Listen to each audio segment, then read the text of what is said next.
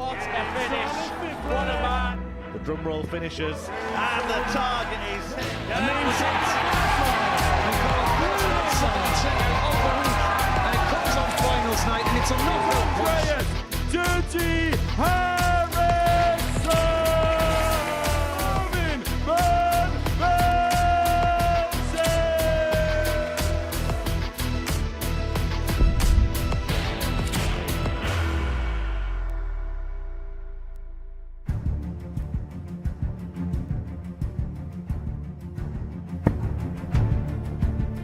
Beautiful, Game shot absolutely the first beautiful.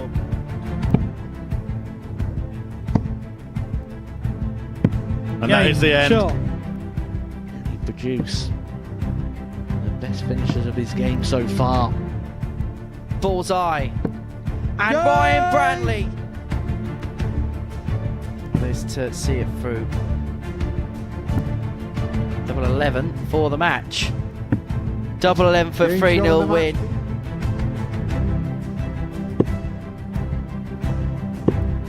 Oh, I like this a lot. He loves it a lot. Jericho. Oh, perfect. Another one of them. Tops.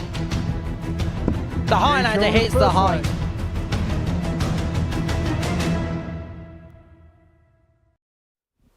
Hello, good morning. Welcome along. Another great week of sport ahead of us, isn't it? And if it's anything like the drama of last night and the Masters, well, we're going to be in for quite the treat, aren't we? No green jackets on offer, but there is a golden ticket through to Champions Week on the line for whoever can win Week 12 here at the Live Lounge in Portsmouth. Well, alongside me once again, it is Scott Mitchell. And look, this is a week when you look at some of the names involved, where there's an opportunity. The likes of John Henderson to kick his season off well, the likes of Keegan and Christian Perez to kick their season off with a Super Series title as well. Yeah, absolutely. I think all the players in this week will be looking at it thinking, you know, this is a great opportunity here. We know it's week 12. It would then lead straight into to Champions Week for them. So there's no better time to strike while the iron is hot. Well, David Evans won on Saturday evening, winning each of his 4 matches by a 4-3 scoreline. He came back from 3-1 behind to get the better of Steve Beaton in the final. And if the truth be told, when David walked through this building for the first time a couple of years ago, I think there was probably an expectation that he was going to win one of these by now. But I suppose, better late than never. Absolutely. Dave's been one of those where, you know, he was playing superbly a couple of years ago. Dropped off a little bit, you have to say, and I think he'll, by his own admission, admit that. Didn't kind of perform again, and you know, you speak about players that maybe you were expecting to get a tour card, and he didn't. And I think that affected him a little bit. He's now coming over that. Life's changed a little bit for him, taking a pub on, and now he's back to some of the good stuff that he used to throw before. Well, this is how Champions Week looks. These are the groups that are in play. The players in white, well, they are confirmed to be in the group that they're in. The players in pink could move into another group. The action gets underway next Monday. Having a look at that, is there anybody that you see as a provisional favourite to win it? I think they'll all be playing their chances down. It is not a field of players who you would say, there's not one there that would say they're going to win it. Maybe Merv King would come out and say, yeah, I'm that confident I'd go and win it. He's probably the one that, and the way that he played when he was here, he's probably the favourite for me. Let's have a look at this week then. These are the players that are in action. Group A is going to be what we're watching today. And you look at this, and there's some big names involved there. There's players that we've seen a few times before. But is there really a crystal clear favourite for this?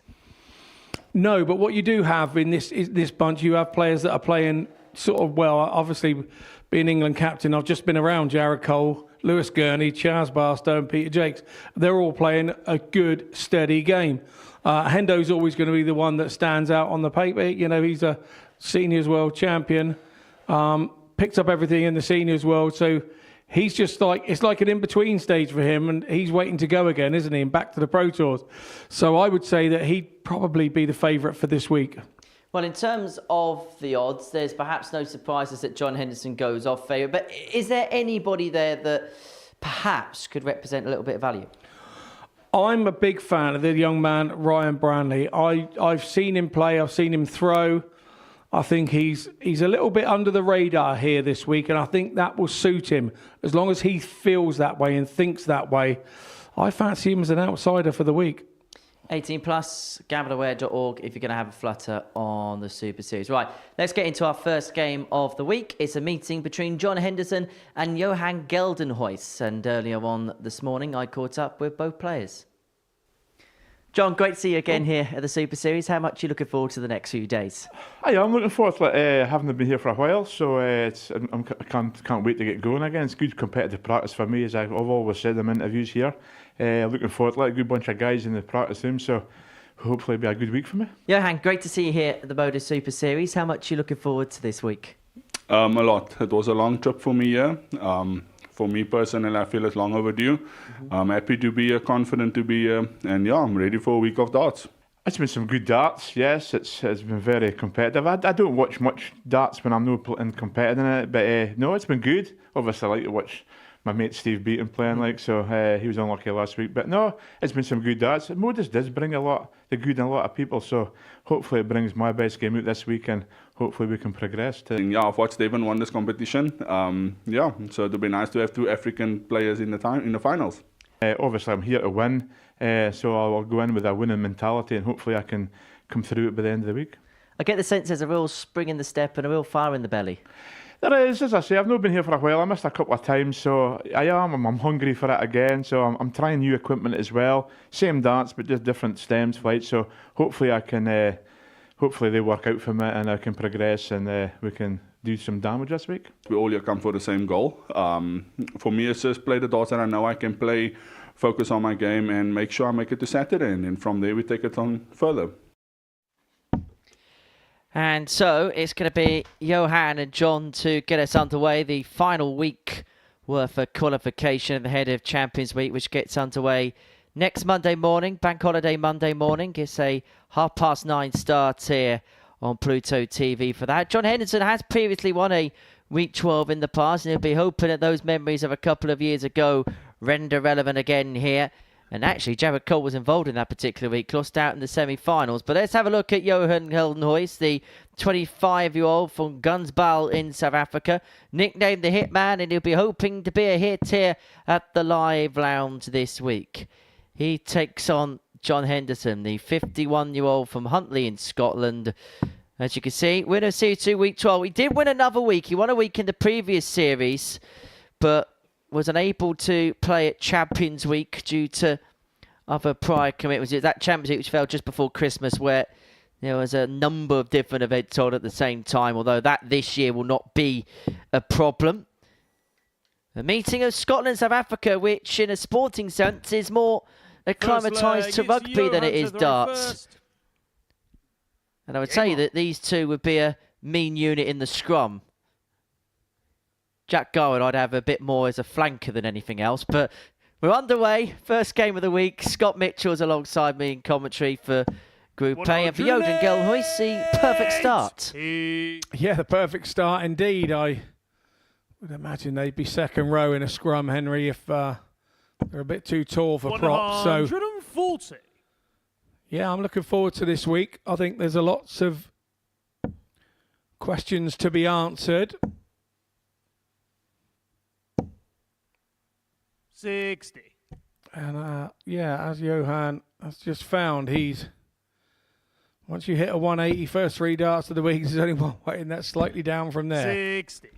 But it will settle him down nicely to open up. What an opening throw at the Super Series. I'm really intrigued to see John Henderson this week, just to kind of see where his game's at. I think there's always an expectation with Hendo for him to do well in any arena he's in, particularly at this level. Was unable to retain his World Seniors Championship crown, although he had to face a very stiff test from Derek Coulson. And in the case of the South African, he's taken the darts here in leg one, and he is making full use of it. Doesn't have to go for the ball, and so he'll head up for the 18s to leave himself on a double after 12. Really positive start this from Johan. Yeah, very positive, because obviously He's playing somebody that's very established within the sport. 140. And I suppose these are the days he would have dreamed of back there in South Africa, to come here and play the likes of John Henderson. And that's an impressive first leg. 13 dart opener. Second leg, it's John to throw first. Well, some way to announce your arrival on the live lounge stage. Has played on the big stage before, played at the PDC 140. World Cup of Darts in 2024. Of course, a competition that John Henderson knows well as a former winner of it, alongside Peter Wright back in 2021. 140.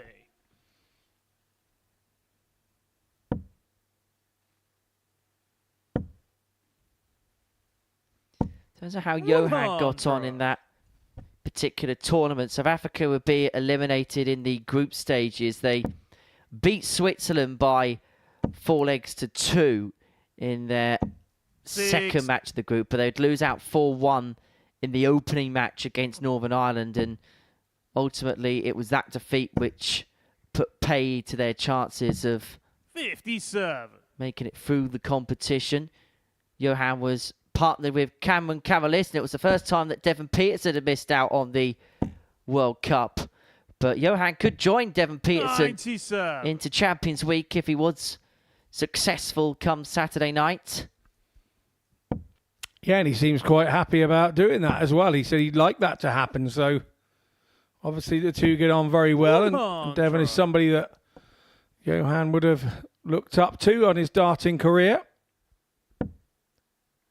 Well, South Africa will make history next week, come what may. They'll become the 15th different nation to be represented at a Champions Week at the Super Series, as Henderson looks at 104 here to level up at 1 apiece, looking for the first ton plus checkout of the week. And the 18 there leaves himself double 13. And the double 13 is found. And Henderson levels the match up at 1 apiece. Yeah, I think we can put that down as a slight miscount. Game on. Well, it wasn't a miscount. It was a slight overthrow, wasn't it? He was going for the 4 to go back for tops, and when that happens, it does slightly throw you, because it's not a usual combination that you would throw as a dart player. Let's say that was a Monday morning kind of dart. But that's a bit more like it from Hendo. Yeah, well, as long as you hit the double, you don't mind those nice misses. 91.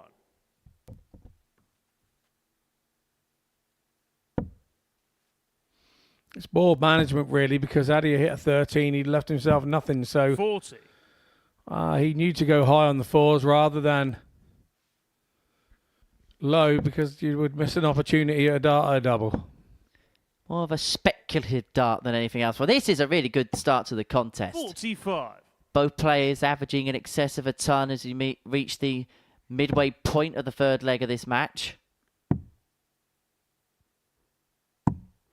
And I get the sense that Johan's the type of player that if you put him in this environment, we will see the best of. His numbers for the year, 80.08 average, but the range that we've got in terms of games that he's played to accumulate the stats that we've got isn't the biggest sample. And I just wonder if we see him over the course of a week here, whether we will see a player that's actually a better version of what we've probably previously made him out to be. The early signs are very encouraging. They are indeed, and he has decisions to make here. He's gone positive and gone straight for the treble, and that's why he went positive. 2 out of 2 on the doubles so far for Johan, and he is looking the part. John to throw first. Game on. 13 and 14 darts for his first 2 legs on the Super Series stage, and he opens up a 2-1 lead. And John Henderson, who's averaging in at around 95, would have said, thank you very much. Take that for stars on the Monday mornings, being dragged from pillar to post by the Springbok dartist. 140. He is indeed. He's enjoying his time on the stage here, and Hendo having been here on 8 previous times, making 7 finals nights. He's under the cosh a little bit here in the first game, but We both know he won't be too worried about this. Season campaigner. Long way to go, not only in this match and in the week in general. I feel he's one of those that would be looking to get out of Group A, top it, and get out of it and have a couple of days off. 121. Yeah, I'm not sure John Henderson's somebody that this week really wants to squeeze the lemon. If he can get out of here as soon as possible, give himself the best prep time for Saturday, that'll do him all sorts 140. of good. He has won a week 12 before, as you mentioned, back in Series 2. I'll tell you a bit more about that in a second, as he looks for his second ton plus check out of the match, but he cannot find the treble 18, which would have given him a dart at the bull. Gildenhuys looking at 121 to get the break and open up a 3-1 lead. And if he does, he's in cruise control of the match. Treble 17. Going to give him a dart at the ball. And Henderson, well, he's left himself on double 13 again. John, you require 26. Well, he's hit it once already.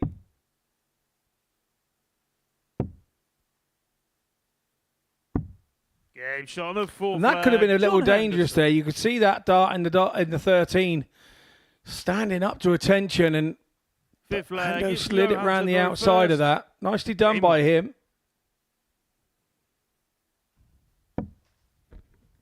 Every single leg in this match has been 1 in 5 visits. 13 and 14 for 41. Johan. Both of Henderson's legs have been 1 in 15 darts. Real high quality opener. John mentioning the change of equipment, the all-in-one stem and flight combination. He's not making massive changes to the setup, but that little bit of a tinker may well just be something that's just giving him a bit of a second wind. 96. Yeah, indeed. And that's a little landmark 180 for John Henderson. That's 225 180s he's hit in this building. Quite astonishing for the 8 visits that he's been here.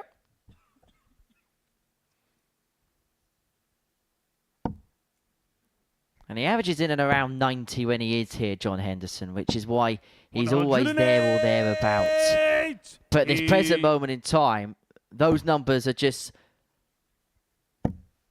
being usurped.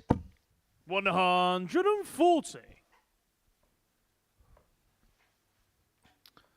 Johan being very impressive indeed.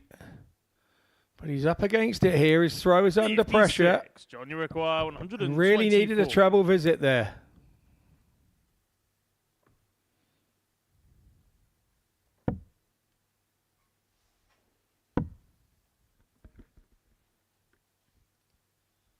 John Henderson's playing well, but the problem he's got is the 1 or 2 slack darts that he has had in this game have been punished by Johan, who's been pretty much picture perfect so far. And he may well find the 128. 108. Raises the wire with a double 10, but such are the way for thin margins in this match. A miss there could see his throw broken. Down to 10s then. Up to 5s. Game shot. Nicely finished by Hendo. It's a breaker throw. He's had to work hard for that. He's running a 90. Oh, just a smidge shy of 97. First. Game on. Johan there on 104. He's not doing a lot wrong. It's all about Hendo doing an awful lot right. 57. It's been all about timing, hasn't it? Which is something Hendo has in abundances. But make no mistake, Johan Gildenhuys can play. Yeah, he's absolutely on it here. 140. The experience of John Henderson shining through. Now, there's no player that's ever played here at the Super Series that we expect to average 105 every game, of course. But if he can play to a handy enough standard here, Johan, he has got a very good chance of going very far this week. 55.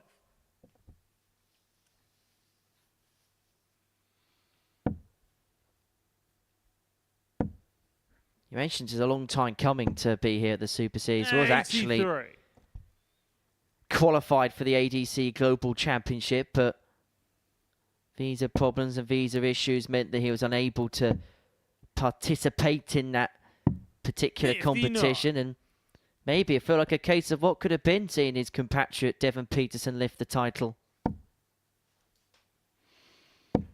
Yeah, very well put, Henry. 140. I have to say that he has not been deterred by having his throw broken by the great John Henderson. 125. Hendo's not going away. He's keeping him honest. There's 78 here for Johan to stay in the match. You would feel this has to go. That's a good start. Surely down the barrel. Oh, it just deflected the wrong way, didn't it? Tried to use the dart nicely and it just didn't go. And so Henderson, to win what has been a corker of an opening match of the week, pins the double top. And for Johan Gildenhuys, what a start to his career at the Super Series. An average of 102.63. The only problem he had was he ran into a John Henderson who was playing at the peak of his powers as well. The numbers may not be as mesmeric for the Highlander, but he was able to get the job done. His timing was bang on point in that contest. A 4-2 win for Hendo. He's up and running, and that is how he did so. Johan with an average of 102.63. But Henderson, well, his timing was 9 immaculate in that match. Coming up after the break, Keegan Brown takes on Jared Cole.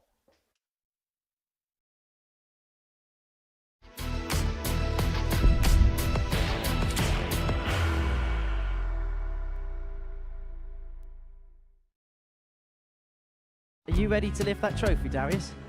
Yes. Let's do it then. Ladies and gentlemen, your Modus Super Series 9 champion is Lucky D, Darius Lewandowski!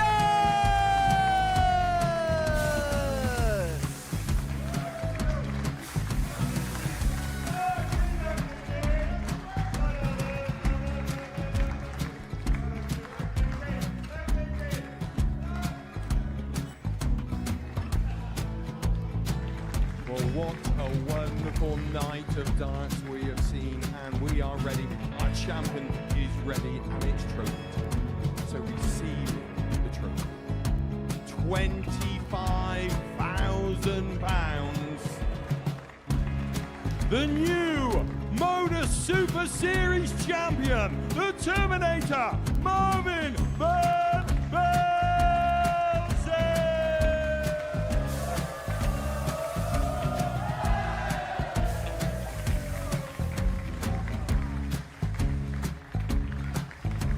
And one more time, the 8th Modus Super Series champion, the Terminator, Marvin Van Velzen. And the new Modus Super Series champion is Andreas Dirty Harrison.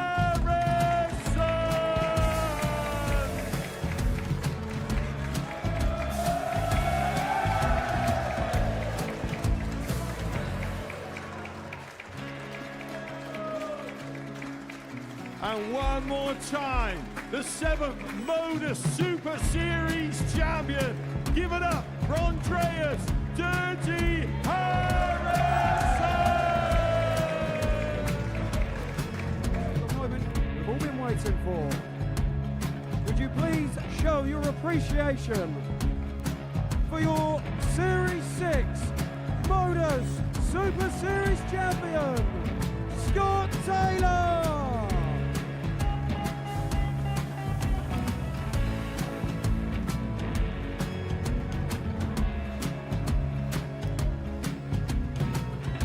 One more time, your new Modus Super Series champion. He is Chucky. He is Jim McEwen. Ladies and gentlemen, your Modus Super Series champion, retaining his title, the Luke Lidlow!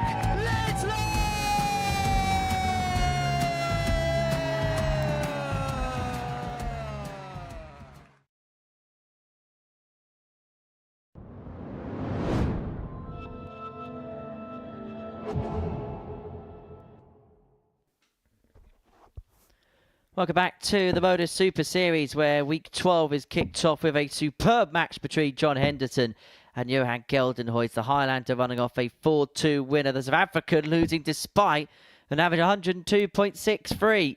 Our second game is a meeting between Keegan Brown and Jared Cole. Well, these two have spent a lot of time in this building. Keegan Brown has sat in the seat that you're currently occupied in, and Jared Cole spends most of his days these days, usually, talking in my ear. Keegan Brown, the 32-year-old from Newport on the Isle of Wight, making his debut in the Super Series is the Needle, played at Double Trouble, of course, a few weeks ago. For Jared Cole, well, a runner-up in Series 4, Week 11, that was to Patrick van den Boogaard. The king of the castle will be hoping to light up the church this week. Swapping the spotter's chair and the headset for the darts and the stage, he'll be hoping to book that last place through to Champions Week. And not just do that, but also send our admin people into absolute turmoil. First leg, it's Keegan to throw first. Game on. Yeah, two players I've known for a long time.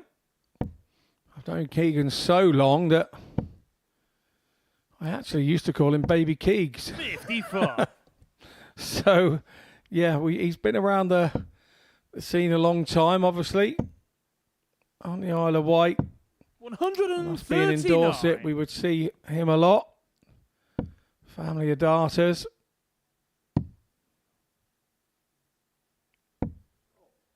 30. You played for England with Jared a few weeks ago. How would you assess his time playing for his country? 1 win, 1 defeat, wasn't it, for him in the end?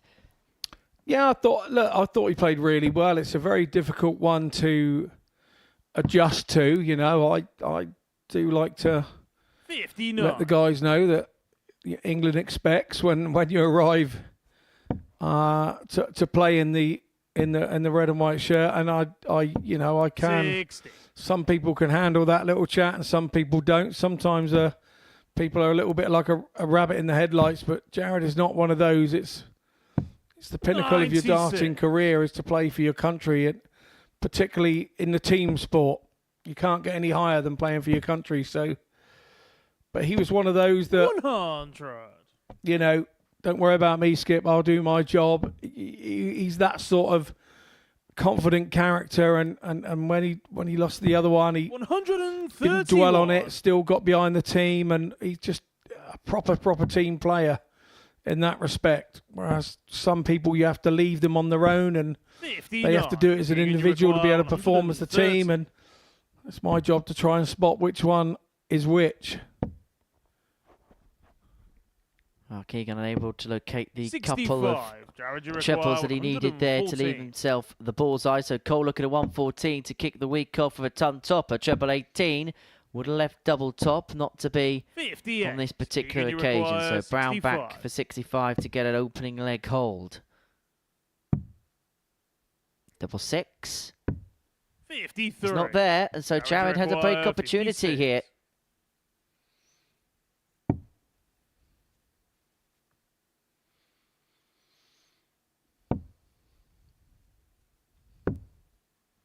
Game shot on the first leg. Yeah, Jared nicely Cole. done from Cole there. You were just starting to think it's got away from him, Second leg, it's Jared and it to go hadn't. first. Takes it last dart. Game on. Double 6.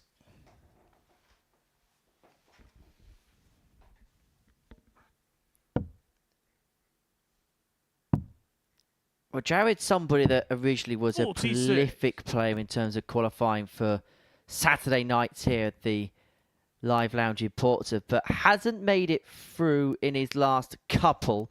9 Saturdays from his 11 appearances, including one in Southampton back in the straggle-over period. He's actually 97. played now in 3 final weeks of qualification here at the Super Series. He played in week 12 in the last series, didn't make it through, although 100. you look at the list of players that were involved in the week that Jared's in, it wasn't an easy one. In fact, a tour card holder, and Adam Lipscomb, didn't qualify, for example.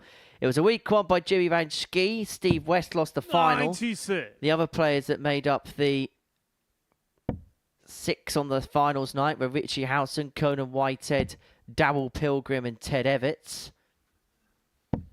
100. And the time before, he was put in arguably the toughest week we've ever had here at the Super Series. Won by Adam Paxton. Mike Warburton was runner-up. 109. A week which also featured the likes of Victor Tingstrom, Wesley Plaisir, Andy Bowen, Aidan Kirk, Cam Crabtree. 99. Harry Jared Gregory. Gregory. 153. And he'll probably feel like he's been put in another toughen hit. He's not going to find the 153 to double his advantage. And so 59. Keegan back for Keegan 102. Require, 102.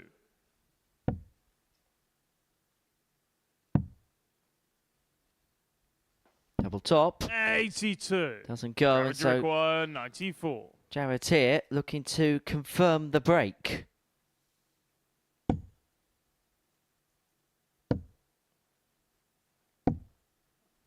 $36. Keegan, you require 20.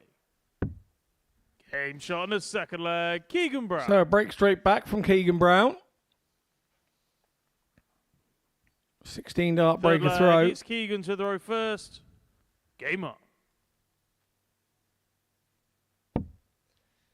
Well, Keegan's looking to be the second commentator this series to win a week at the 97. Live Lounge. Chris Mason's record of being the only commentator to win here was upended when Devon Peterson won a few weeks ago. 57. And you know what Mason's like? He takes things so well, doesn't he? He was that annoyed about losing his record of being the only commentator to win a week that he's had to go to Gambia for a few weeks to recover and process the news. Yeah, I saw that that's what happened, and I'm in the same boat. What did I do? I came to Portsmouth and sat in the commentary box. Because I haven't won a week, the prize money's just not there to go to Gambia for me. We'll pitch a tenner in, and we'll see how far you can get to a flight. 57.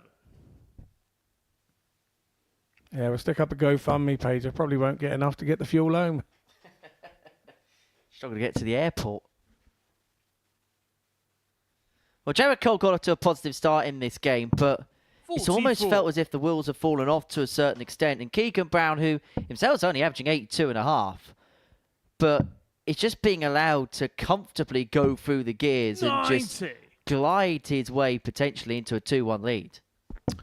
Yeah, for both there's the potential that they're thinking about what we're thinking here. 100. And what's going on in the gallery, because both obviously know the whole place that well inside out. They know the behind the scenes as well.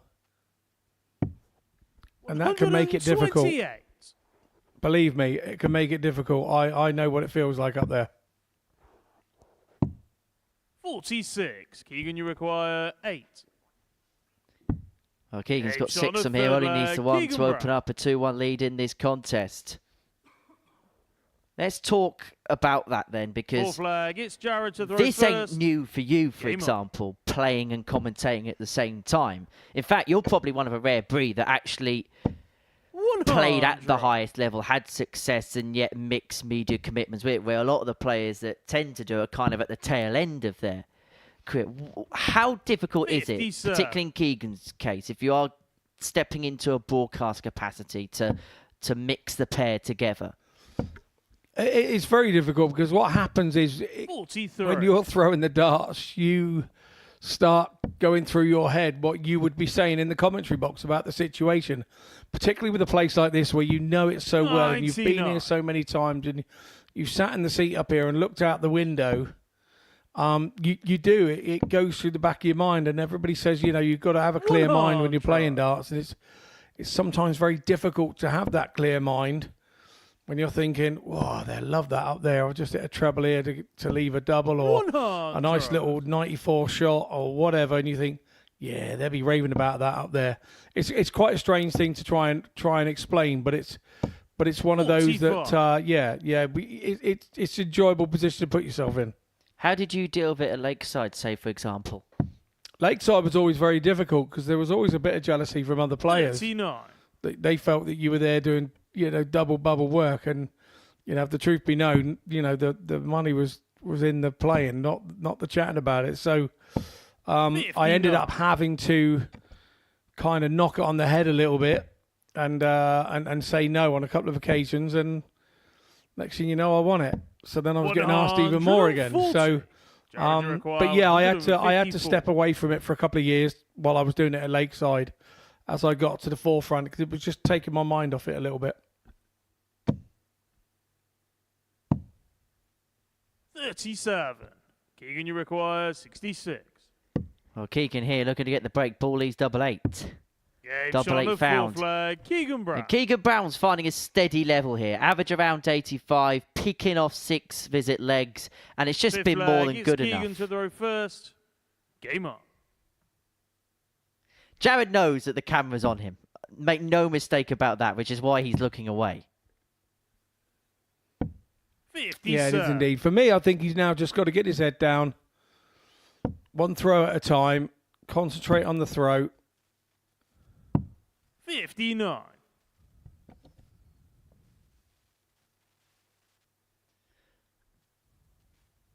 I know we're kind of saying this in jest, but it can actually be a distraction if you allow it to be that, isn't it?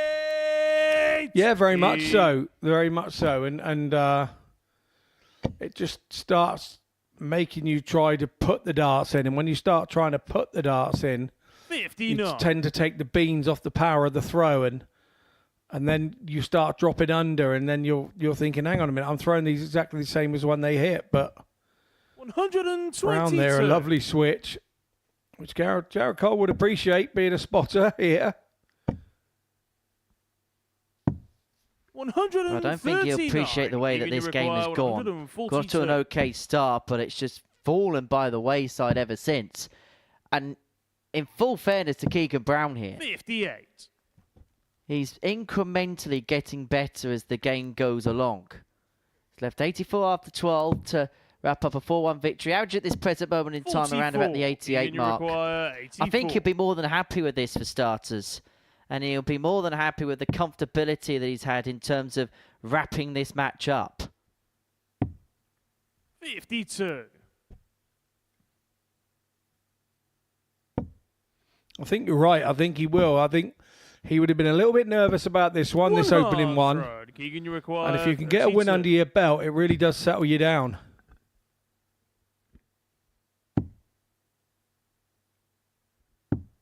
And a win is under the belt for Keegan Brown as he gets the better Jared Cole by 4 legs to 1. Decent opening performance for Keegan Brown. There was a fair bit to like about that. Average of just under 85, 4 from 8 when it came to the finishing. For Jared Cole, a lot of work to do. That's the tail of the tape. Keegan averaging just under 85 in that one, 4 from 8 on the doubles. He'll take that comfortable win to start. Next up, looking forward to seeing Christian Perez in action. He takes on Lorenzo Pronk after the break.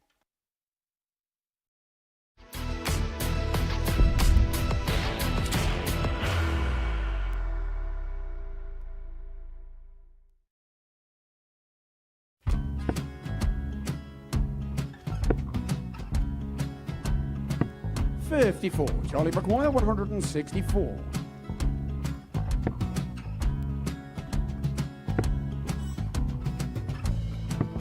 $44.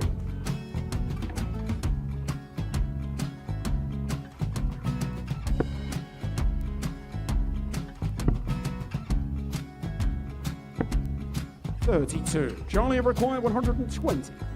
Well, 120. He's got a fair, at least 2 handfuls of this. Just needs to stay 60. there. That's a good shot. Halves his score. Leaves himself on a 2-darter.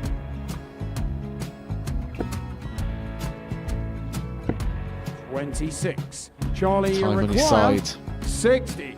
to become back-to-back singles champion.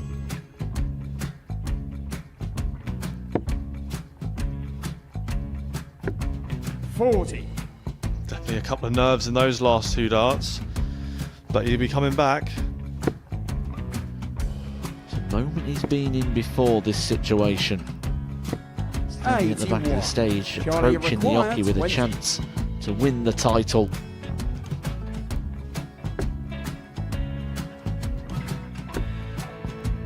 He did this to win the first title, if you remember. 11. I think he's gone. Georgia I think required he's gone to 180. bust it, maybe. The first title he won, he wanted 20. He went 6-7-7 to win it. He had a chance to replicate it again. Yeah, I get the feeling that was for a bust. And 39. on that situation there. George Scaife wasn't even able to take it out going to the 18s on that switch. Yeah, I think he just panicked a bit, but he's done well to get that big one. Sometimes can be the hardest part. Georgia requires This is it. 79. It's got to be 19s. It's got to be 19s for this shot. Big 20 and a double. He's got the first one. He's going to get a match dart here.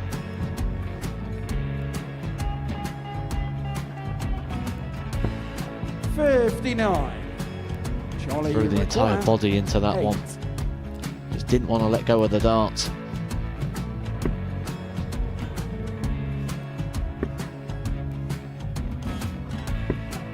No score. He's given George a chance. Georgia require 20. I think George has been quite good on double 10 today.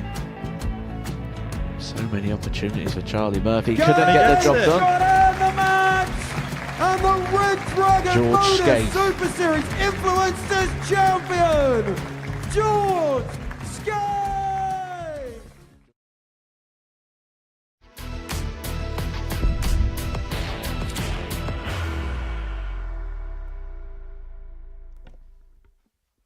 Welcome back to the Modus Super Series. Before the break, Keegan Brown got the better Jared Cole by 4 legs to 1 to get his first win of the campaign. Our third match is a meeting between Christian Perez and Lorenzo Pronk, a meeting between the Netherlands and the Philippines. And for Christian Perez, he and the Philippines makes a little bit of Super Series history today, because the Philippines become the 40th different nation to be represented here at the Live Lounge in Portsmouth since we began a couple of years ago. Dropped off tour at the end of last year, but I think he'll be the first to admit that he never really got a fair crack at the whip when it came to Pro Tour life. He was struggling to get a permit and a visa to reside and settle in the United Kingdom once he got his card. Made some moves in year 2, but it wasn't enough to keep his card. Lorenzo Pronk, the 31-year-old from The Hague, debut here, but from what I've been told from some Dutch sources, is a very handy player on the circuit out there. Somebody that's very well known and very well respected amongst his peers. We don't know how he's going to get on this stage, but the reports that we've been getting in the build-up to this is that he is a very, very tidy operator. As is Christian Perez, who dropped off tour at the end of last year, but has bounced back incredibly well from that particular disappointment. Has been plying his trade on both the ADC and WDF circuit to success. Won the Scottish Open early on this year. Won the first ADC Tour event of the season as well. Beat Graham Hall by 5 legs to 0 in that particular finale. And one thing you will get from Christian is he will do his thing in his own time. We kind of see it a lot from players from that part of the world, where when it comes to the approach, they're a little bit more measured, so everything is perfect. Yeah, they seem to. It seems to be the way of the world out there. You don't find too many sort of Ricky Evans type players out there in the soft tip world. I suppose it's to do with that, because every dart it's about what you don't hit and not about what you do hit. The soft tip game. So that's where most of these guys originate. 100.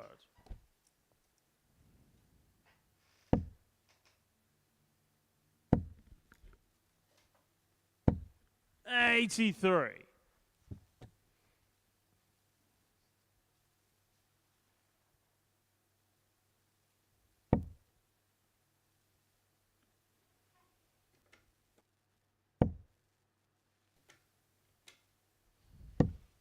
$65. A positive start this from Christian. Leaving himself on a finish after a dozen darts, but Lorenzo with a decent score here could perhaps find a breaker throw.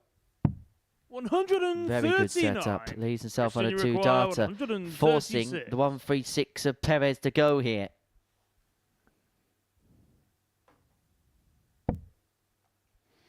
Not going to go this time, so Perez will look to make a dent in this, which he hasn't really. You require 88. So it's now all about Pronk and what he can do. 72. Christian, you require 95.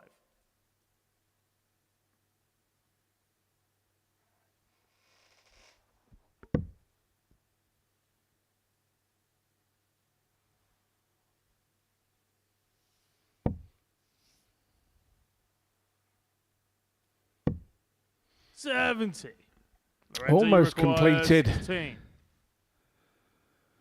Shot out, finishing on the ball. Game shot on the first leg. Lorenzo Pronk takes that out nicely. He takes a 1-0 lead and it's a break of throw. Second leg, it's Lorenzo to throw first. Game on.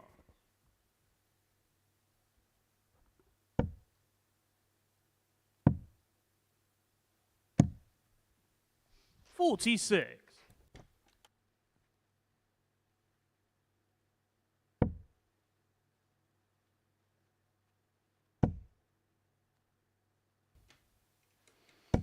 $60.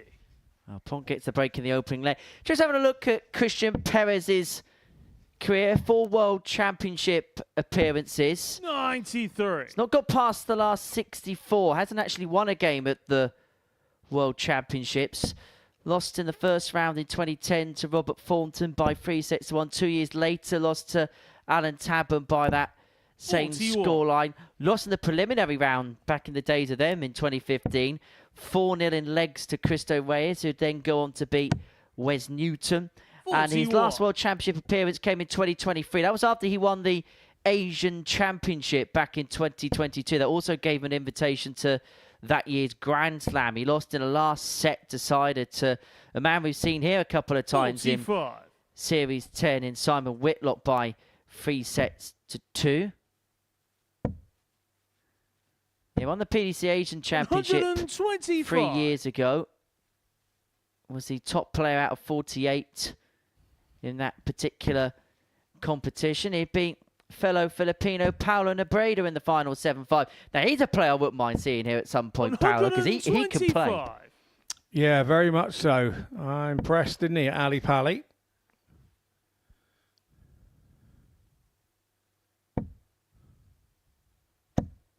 $80. Intrigued to see what Christian's plan is for the season ahead. Well, maybe we'll discuss it in a little bit more detail in the next leg, because Lorenzo has left himself on 116 to double his lead to 2-0. 60. Lorenzo, you require 116. Yeah, at the Q school that he actually got his tour card. He beat me along the way.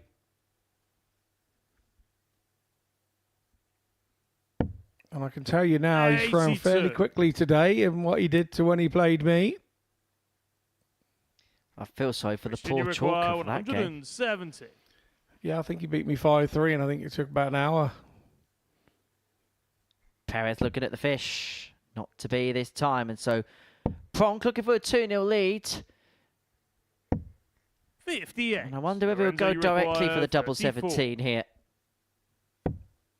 Decides to split. 10 double 12.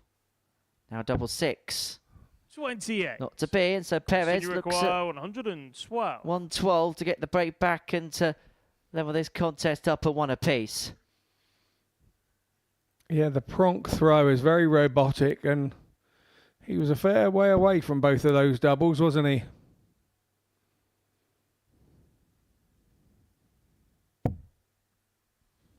$76.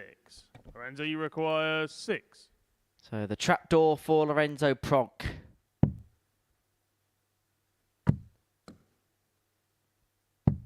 Game shot on the Finds a way second through leg. eventually Lorenzo to Pronk. double his lead to 2-0. Third leg, it's Christian to throw first. Game on. And I'm intrigued to see what Christian's going to do this season, because he's plied his trade in pretty much everything, hasn't he? Challenge Tour, WDF, ADC. I just wonder what he's looking to play in at the end of the year. Maybe the Global Championship, maybe an appearance at Lakeside. It'll be intriguing to see what path he decides to plot for the season ahead. 100. Yeah, I always find it interesting to see what paths they do plot. Very much, it's difficult for the players from outside of the UK and Europe. 100. They have to have a big upheaval usually and move everything, lock, stock and barrel over to Europe, and it's not the easiest thing for them to do. Cultures being very different. You know, they leave jobs behind, families behind, friends behind. And we've seen in the past for some players, it works initially when they come over, but when the honeymoon period wears off, it then becomes, you start missing home and family. It's a really difficult one to try and juggle. And for Christian as well, because he struggled to get the visas and stuff that he needed for the first year, it left him with a handicap in terms of year 2. It felt like whatever he did, it was probably going to be insurmountable in terms of him retaining his tour card through no fault of his own. And so he's staying in the UK, using this year as an opportunity to get himself back onto the ladder, and then 43. he'll be hoping to win back his tour card in 2026, and then he'll hope that this time around he's able to give it a full go, because he'll feel as if he was never given that fair crack at the whip in terms of keeping his card when he won it. 94. Yeah, and you do feel that way, and I know I felt that way. There was a few Pro Tours I missed in my 2-year stint there, and 134. I missed them through COVID when it just started to open back up, and you end up chasing. So to miss a whole year must have been an absolute nightmare for him. Double 16 for 88. what would have been the second Lorenzo, 104 checkout already 46. this morning. And for Lorenzo, this is an opportunity to get the double breaker throw, double 18. Game shot on the And third it goes, leg. it's a double break and a 3-0 lead. One thing that we're learning already about Lorenzo is Fourth leg. he It's likes Lorenzo anything to top first. side of the board. Game on. When he's split, he's left himself double 12, double 18. It feels like that's the part of the board he feels most comfortable throwing doubles at. 100. He's a very flowy type player as well, so to go with his height, I know what I prefer, the top side of the board, and I'm 6'3" and a bit, so I'm sure it's the same for him. You feel like you're throwing more direct and straight at, rather than having to drop down the board. It changes the whole body angle and 54. the angle of the dart. You can't keep your elbow up and hold on to it a bit longer, so it's a difficult one. So you kind of have to have a slightly different change of throw for the bottom of the board to the top half of the board. 100.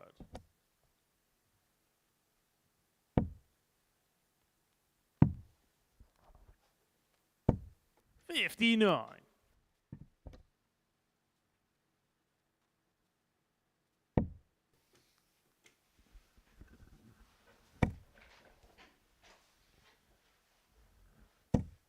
$60.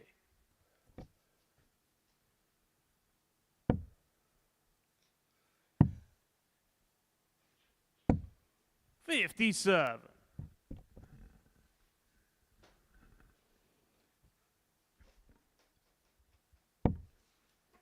You have to say this has been a bit of an edgy opening game for both players. 108. Right on cue.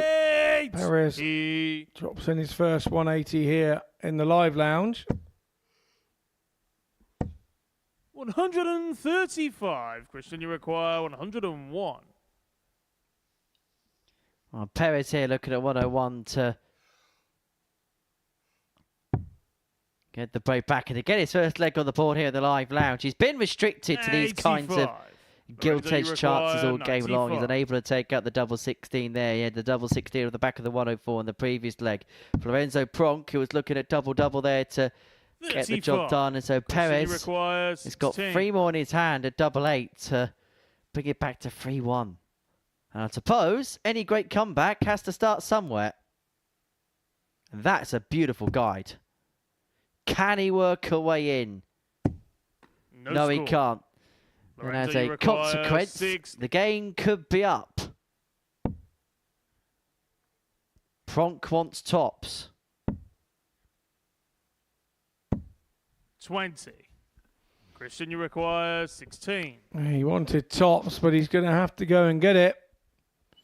Perez here on double 8.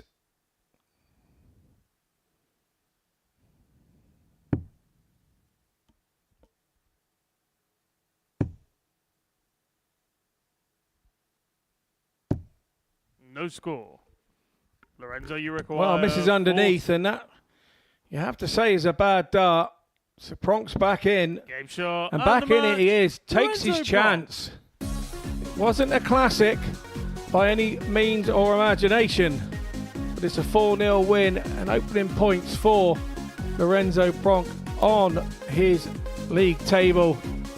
Perez will be left to ponder what could have been, but his opening match is done and over. He knows what the live lounge is all about. We head into a short break, and then on our return, we will have John Henderson back on stage, taking on Keegan Brown.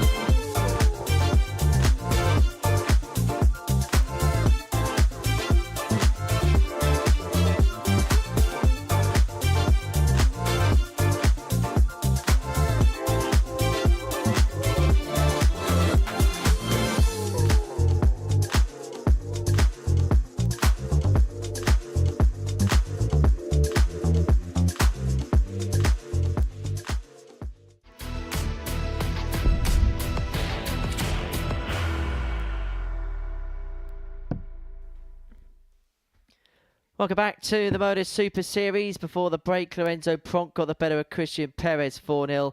And game 4 of the session is a meeting between John Henderson and Keegan Brown. Well, these two all know each other's games inside and out from their years battling it out on the Pro Tour. Keegan, a former World Youth Champion.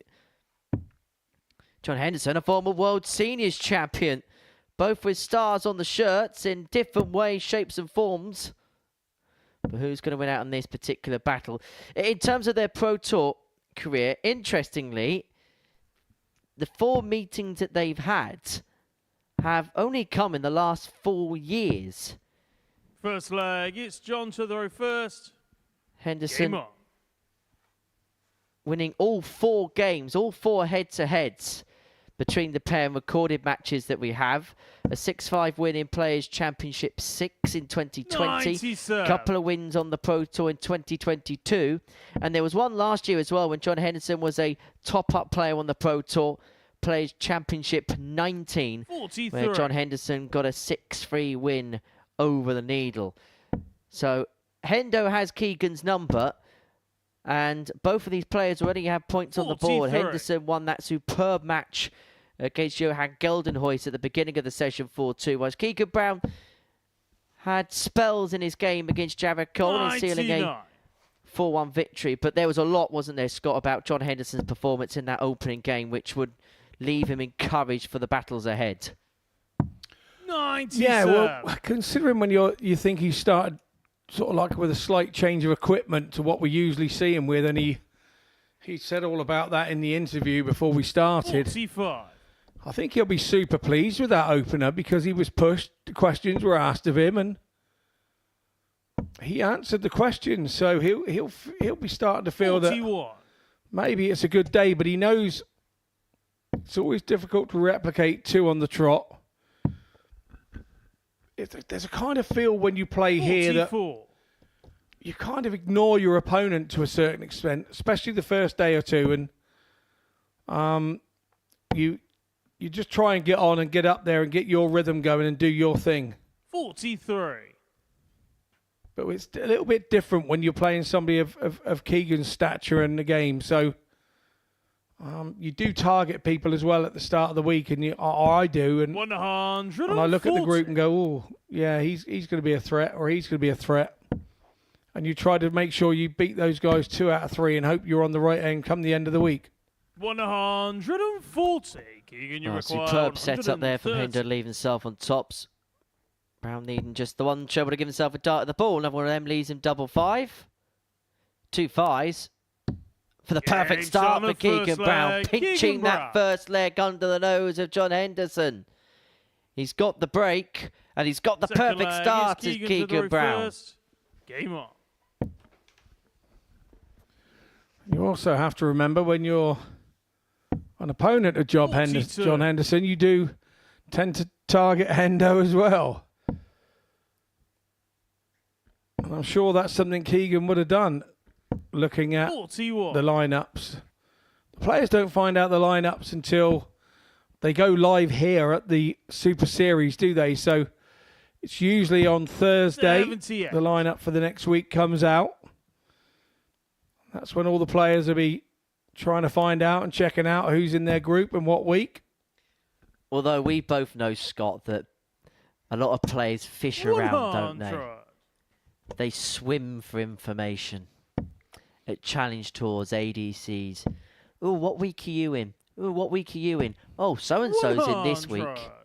They try and paint a picture as quickly as possible. I usually tell them 2 weeks either side. I've got to be honest with you.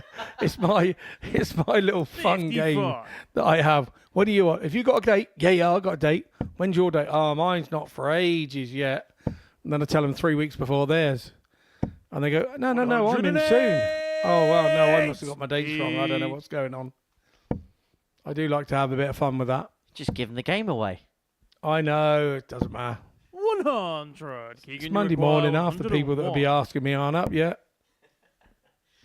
Well, Keegan got the 130 the previous leg. He's not going to back it up the 101, but he has got 49. Time on his side to open up a 2-0 lead. And for John Henderson, what was a really positive start in Game 1 has been kind of the antithesis up to press. 105. Keegan, you require 52. So 52 here for Brown to open up a 2-0 lead. Double top is what he wants. Double top is what he gets. Keegan Brown is 2-0 to the goods. Yeah, and you got to say he's come out of the traps here quicker than a dog on a piece of meat. Third leg, it's John to throw first. Game on. He really has. got going early. Hendo's not quite found his rhythm yet, but he won't panic yet. He has the throw here. He will only start to panic if he doesn't maintain his throw here. 139. You have to say that Brown has all the momentum here.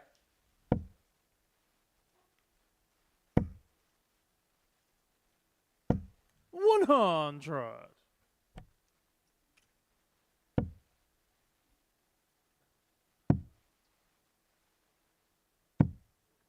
48.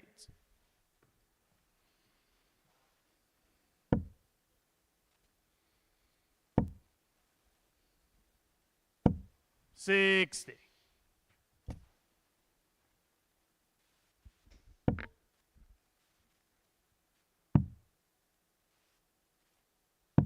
96.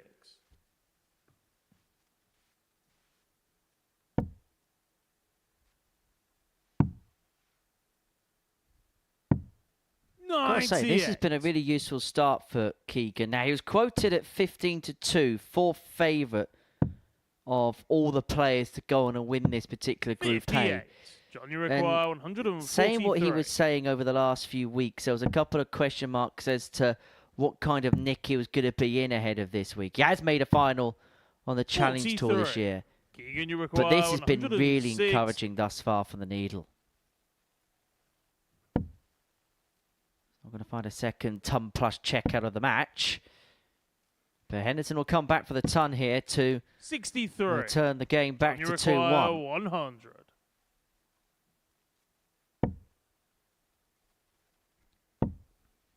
Tops was on the menu, but Tops 60. isn't got. Keegan, you require 97. No. So Brown with an opportunity here. 50. The old double was John, you looking at his require as well. 40. Double 19. Something we're seeing creeping into the game more and more. Game shot on the third leg. John Henderson. Hendo dodges a half bullet to Fourth hold his leg, throw. it's Keegan to throw first. Game on. He will now be looking for a bit of momentum from that to try and challenge now the Brown throw. 96. He's mentioning in an interview, which I know has been released on social media, that he has been struggling with arthritis 80. recently. He was saying things along the lines of that he actually finds holding and gripping a pen difficult, let alone holding a dart. And he's been mentioning that it all feels like it's good days, 139. bad days at this present moment in time. When the arm wants to work and the arm wants to function, he still feels that there's a player there that can compete and do great things. But he's also 81. aware that sometimes there's going to be a couple of days where if the arm is flaring up, if the arm's not doing what it wants to do, that 96. sometimes it's just not going to go to plan. Yes, it's all difficult. When you're a dart player and you have any type of injury, it's difficult. But when you have Keegan, you the require type of thing that Keegan's got 170. and you don't know which day it's going to affect you, I think Vincent van der Voort has something very similar with a foot or an ankle, I think. 96. And it does as a dart player. You're all keen to go, and then it's very difficult last minute to change your arrangements or whatever. So you have to go with it, and sometimes have to play under the pain and play through the barrier.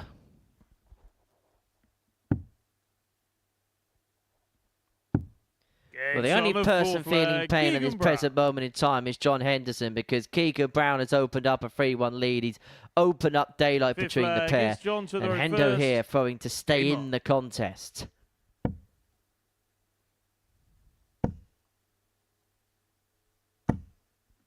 108. Well, that's a good start to get himself back into the contest, without doubt.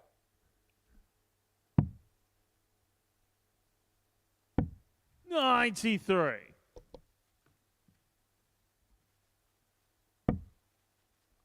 Well, that first start's perfect for a couple of others to join.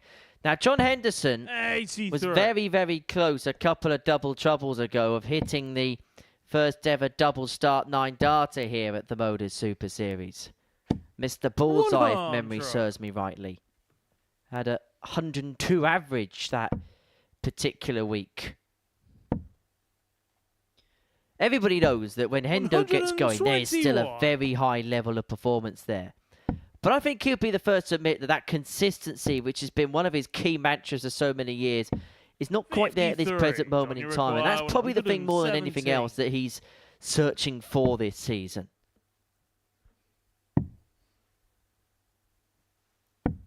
$93. Yeah, nice pick up there the last. I totally agree with all that statement, Henry. I think that's exactly where he is.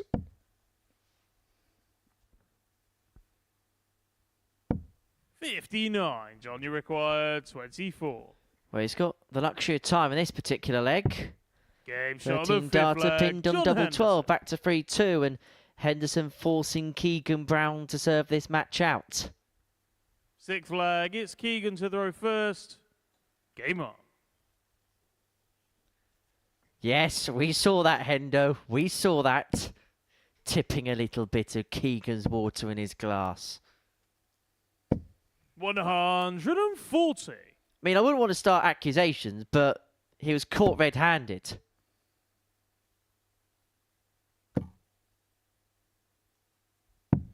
Yeah, we are like the Red Hand gang, aren't we? Catch all misdemeanors to do with the game. That one's a cheeky one, though. It's quite a... gives you a little wry smile and a little warm bit inside, doesn't it? Well, he's hardly murdered anybody, has he? No, not at all. 137. But Keegan Brown looking to kill off his hopes in this particular contest.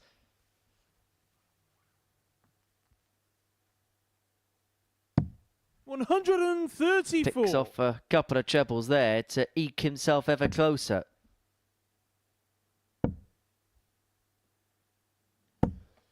$36. Keegan, you require 167. Well, you have to say it's advantage Brown here, without doubt. 95.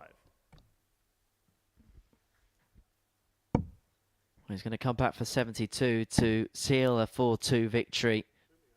And just double check it to see whether that's in, because both darts are quite close to the wire. Just wanted to double check the proximity, and the proximity for all three there were perfect. But that could be nothing more than a parting shot as Keegan Brown pins double 12 to get a second consecutive victory.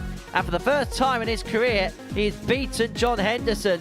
His previous 4 encounters on the professional circuit between the pair had all gone the way of the Highlander.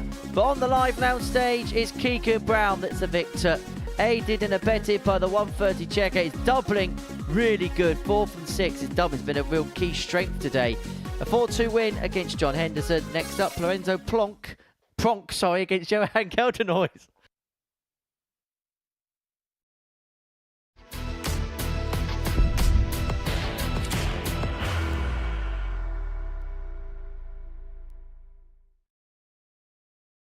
Are you ready to lift that trophy, Darius? Yes. Let's do it then. Ladies and gentlemen, your Modus Super Series 9 champion is Lucky D, Darius Lewandowski!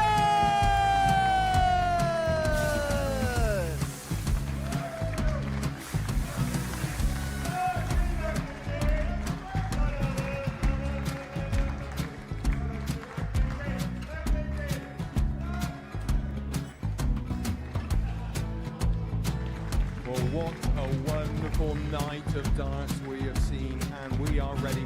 Our champion is ready, and it's trophy time. So receive the trophy. £25,000. The new Modus Super Series champion, the Terminator, Marvin Van Velzen.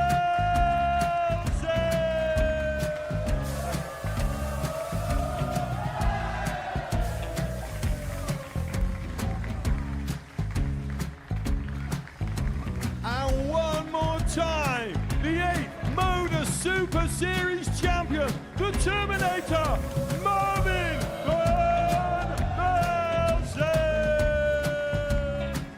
And the new Modus Super Super Series champion is Andreas Dirty Harrison.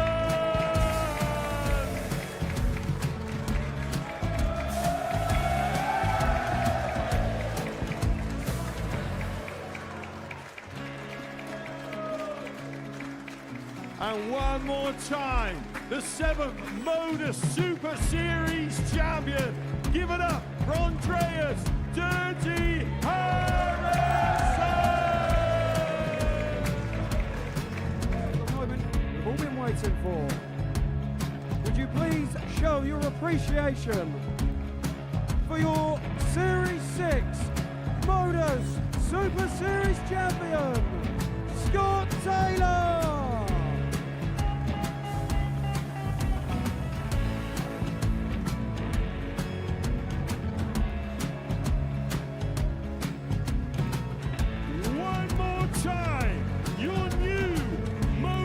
Super Series champion.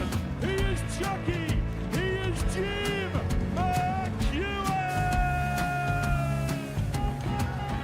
Ladies and gentlemen, your Modus Super Series champion, retaining his title, the Luke Littler.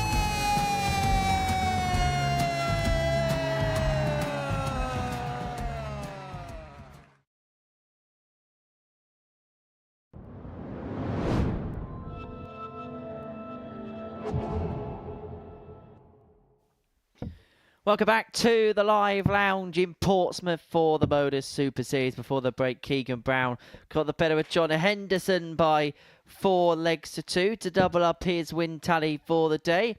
Next up, a meeting between Lorenzo Pronk and Johan Gildenhuys here on the live lounge stage. A meeting of the Netherlands and South Africa here at the Super Series, officiated by Jack Garwood.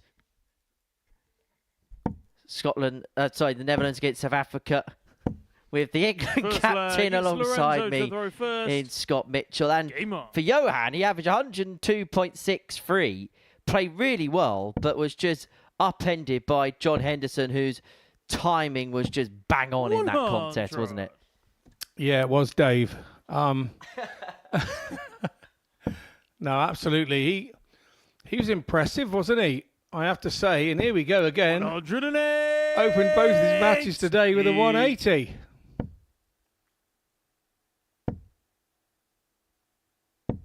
$140.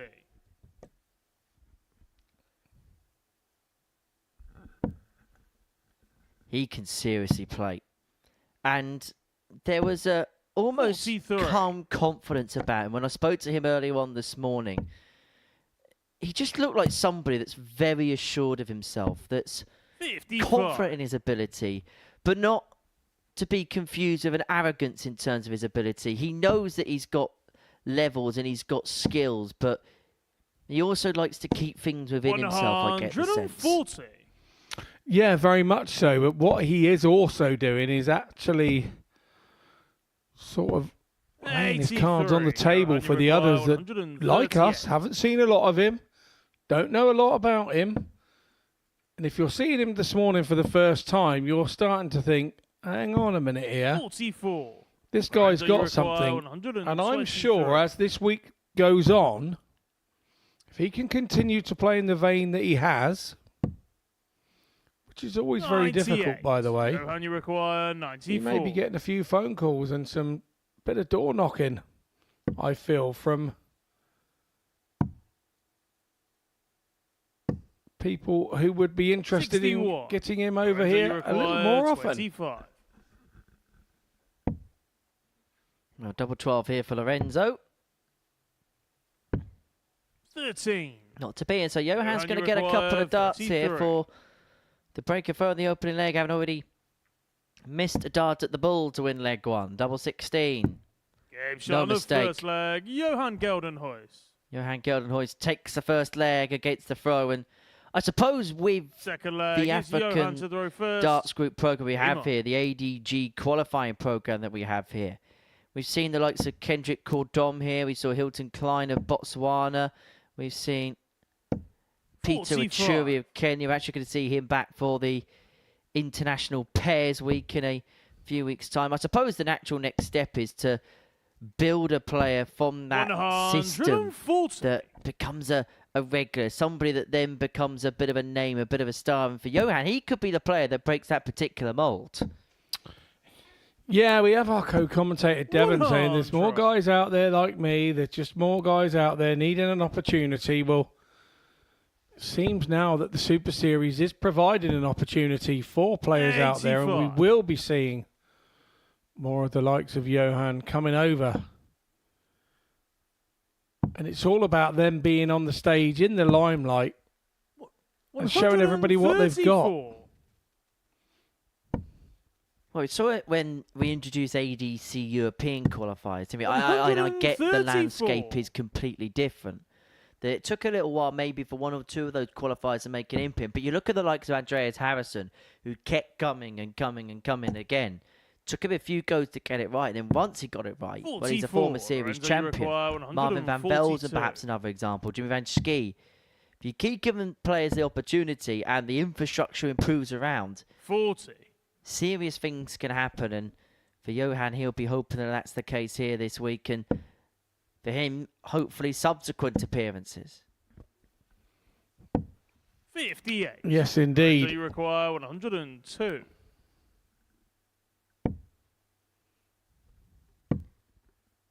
And for the ball there to leave himself double 16, so Johan looking at 120 for a 2-love lead in the contest. 78. Johan, you require 120. Yeah, nicely tidied by Lorenzo.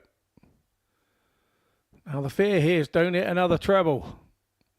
And he's got the angle for the tops. 100. Not quite Lorenzo, to be on this occasion. 24.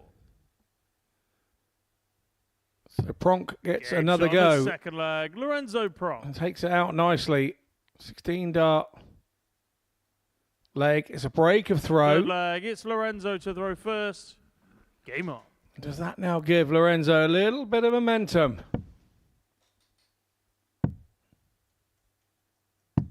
$58.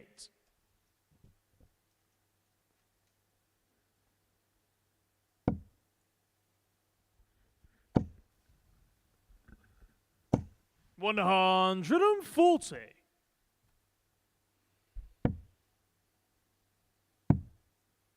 It's not the first time Lorenzo's played on a big stage. Played at the UK Open back in 2021. Now, that was the behind closed doors year. Had a good time of it at the European qualifying school.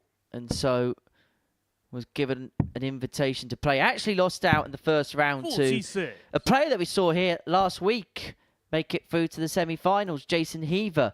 Lost out 6-2 in the first round of that particular competition. And I'll tell you what, you had a good time of it in the first round of that competition, Scott, because you got given a bye. Oh, did I? Indeed. Oh, thank you very much. 81. I only look forward H. I don't look back. I can't remember that. Hey, you had a good time of it at that UK Open. You beat Louis Williams 6-5 in the second round. Beat Andrew Gilding in the third round. 59. And you gave Michael Van Gerwen a bit of a game on the main stage. Lost 10-8 in the fourth round. Oh, yeah. Let's look back at that. That was quite a good week. Yeah, I always look back. It's nice. 81. Yeah, when I've had good days like that. Yeah, I remember that one. I was 8-7 up as well. Give it the big one because I thought I had him. And, yeah, the only big one that happened after that was my backside got kicked for the last 3 legs. Game shot on the Talking third of big leg, uns, Johan Gildenhuys. that is a special 1-4-2. Fourth leg. Well, he's been threatening Johan something good all day, hasn't he, Johan Gildenhuys? And that 1-4-2, the biggest finish that we've seen so far today. There is a lot to like about this guy. 140. We saw little glimpses of him at the World Cup, but it's a bit different when you play at a World Cup because it's all pairs. 96. You can't quite get a true reflection of how an individual plays in that environment, but there is a lot to like about what we've seen so far, watching him on an individual basis. Yeah, he looks a rhythm player, and like you 45. say, pairs probably wouldn't suit him having one throw every 4. It doesn't allow you to get in the rhythm. You start throwing 96. individual darts. It's like a different format of the game all over, which is which is what happens with darts with varying formats. But yeah, I'm very much happy and I'm very much enjoying what I see from this man. Gildenhuys is the real deal. 16-1 before Dart was phoned to win the week. I'm not saying he's going to go on to win the week, but I think on the base of his performances so far, those odds are going to tumble come tomorrow. Yeah, without doubt. There'd be what we would call proper stats to look at, to judge him by. 43. Johan, you require 78. So 78 for Gildenhuys to open up a 3-1 advantage in the match. 20 for tops. Tops it is. Right-hand side you'll look at. 58. But drifts just below. Lorenzo looking at just a 1 treble here to give himself a dart at the bull. Another leaves double 5. Just underneath to the bull it is. 90. Decide to set it up. You require 20. So Johan 2 10s to fourth flag. open up a 3-1 advantage in this contest. Fifth flag, it's Lorenzo to throw first. Game on.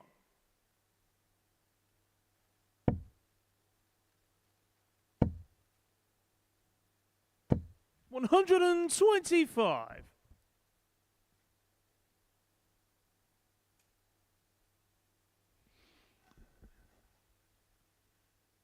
Gildenhuys just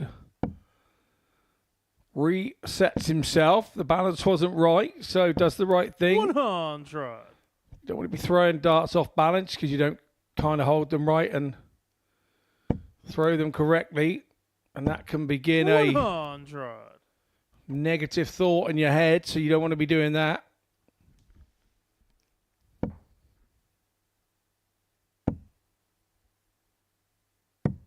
$97.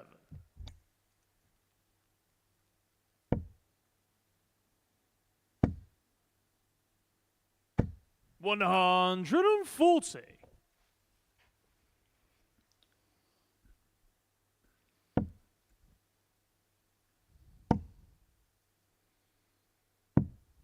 $82. Lorenzo, you require 136. You feel these are legs that you're going to find out about Johan when he's behind. 44.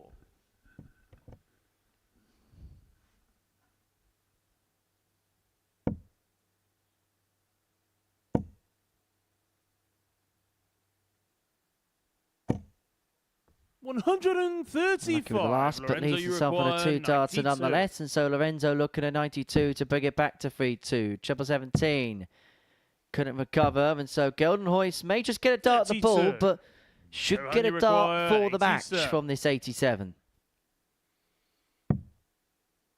Single 20 leaves the bull. Bull it is. 62. The bull is not got, and so Lorenzo to 60. Pull another one back, looking at 60. Double top. Oh, that's wild and wide. 40. See what he did there? He was trying to go for that right-hand corner of the double top. And so Gildenhuys looking at 25. Looking at double 8 to get the job done. Clip of the barrel. 17. Would have been enough to have sealed him the win. It doesn't 20. go, and so Lorenzo will come back looking at double 10 to bring it back to 3-2. On the fifth flag, Lorenzo Pronk. And bring it back to 3-2 he will, and he will force Johan Gildenhuys here to serve this particular contest out. To throw first. Game on. And you have to say this is his chance as well. The pressure is on Johan to hold here. He knows this is his chance. 91. Good switch there to the treble 17. Gets the one off the end. And the players do that to sit on 410 because they can go 140 now. 100 and leave themselves a chance at the 170. It's why it's done. Could go 180 here. 108. Oh, lovely timing from Gildenhuys. Third 180 of this match. Fifth 180 of the day altogether. He had a couple in his match against John Henderson at the beginning of the day, but he lost that match by a 4-2 scoreline, and he's on the cusp here of winning this game by the margin he lost by in his opening encounter of the day. 60. He's himself on a finish, but it's the biggest finish of the lot. 134. Johan, Both players leaving themselves on 170 after just 9 darts. Perfectly sat for a second. Clip just over the top. But he's in an incredible position here to go on and win the match, forcing Lorenzo to take out the big fish. And he's not going to. And so Gildenhuys will come back here looking at 65 to complete a 4-2 win.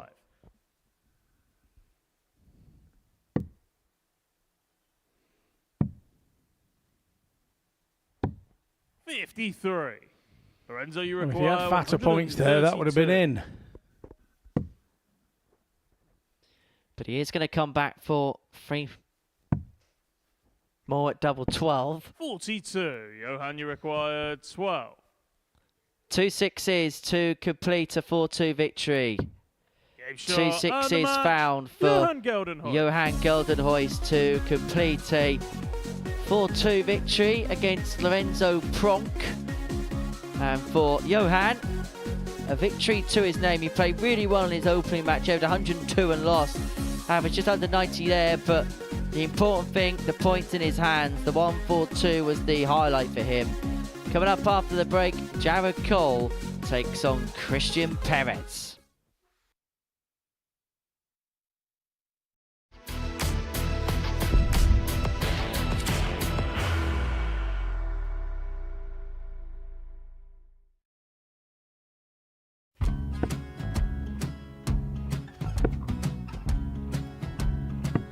$54. Charlie require 164.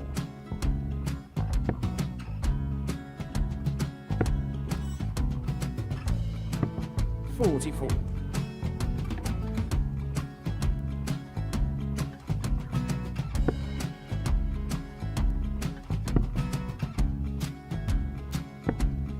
$32. Charlie require 120. Well, 120. He's got a fair, at least 2 handfuls at this. Just needs to stay 60. there. That's a good shot. Halves his score. Leaves himself on a 2-darter.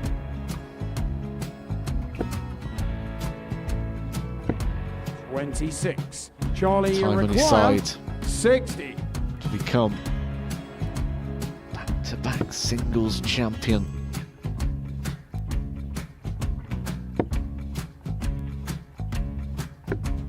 $40. Definitely a couple of nerves in those last 2 darts. But he'll be coming back. The moment he's been in before this situation. Standing at the back of the stage, Charlie approaching the require hockey with a 20. chance to win the title.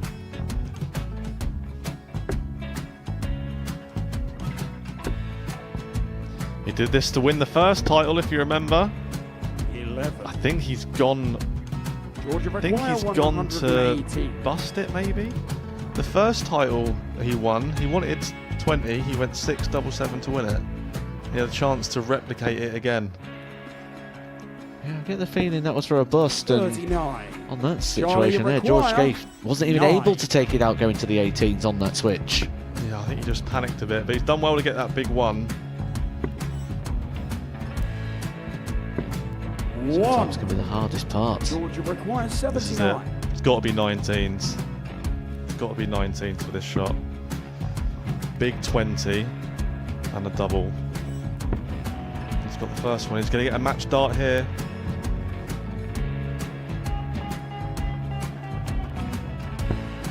$59. Charlie Threw the entire require body into that 8. one. Just didn't want to let go of the dart.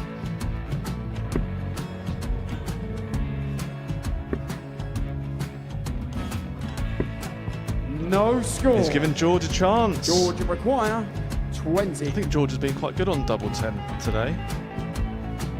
So many opportunities for Charlie Murphy. Got Couldn't get the job it. done. Got in the match. And the Red Dragon George Modus Scaife. Super Series Influencers Champion, George Scaife.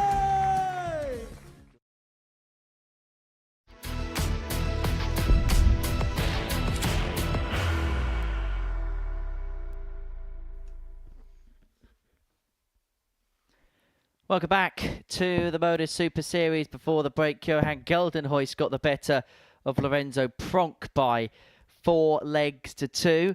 Game number 6 is a meeting between Christian Perez and Jared Cole. 2 losers in the first round's worth of matches, and a combined leg between the pair in their opening games. Jared went down 4-1 to Keegan Brown. Christian Perez went down 4-0 to Lorenzo Pronk.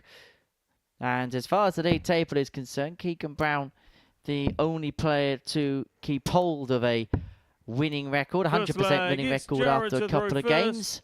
The loser of this one will be the last player yet to pick up a win in this particular group. It's Jared to get us underway in his brand new Tottenham Hotspur themed shirt. So perhaps no surprise he finds himself loitering down the bottom end of the table, struggling to get a win. Harsh, Henry Deacon. Very harsh. But yes, Jared he has sported a new shirt. I quite like it, actually. 60. I do like the colour scheme. Looks more an England football top, doesn't it? Well, either or, you know. 60.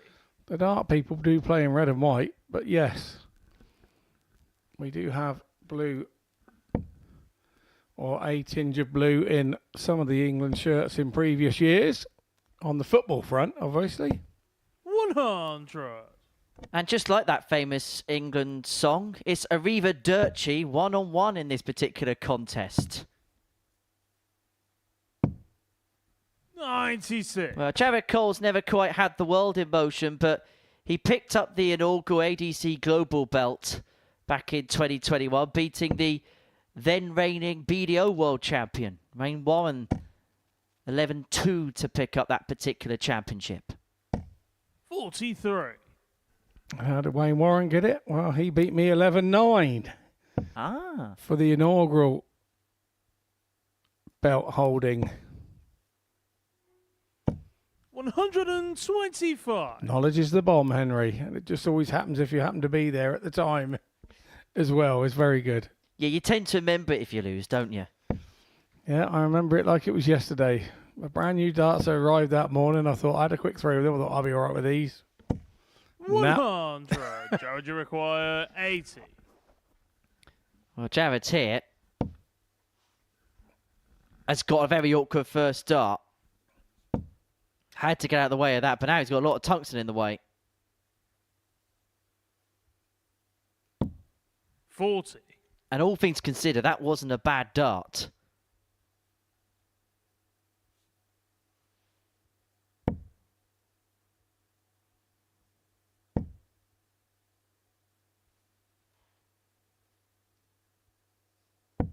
$138.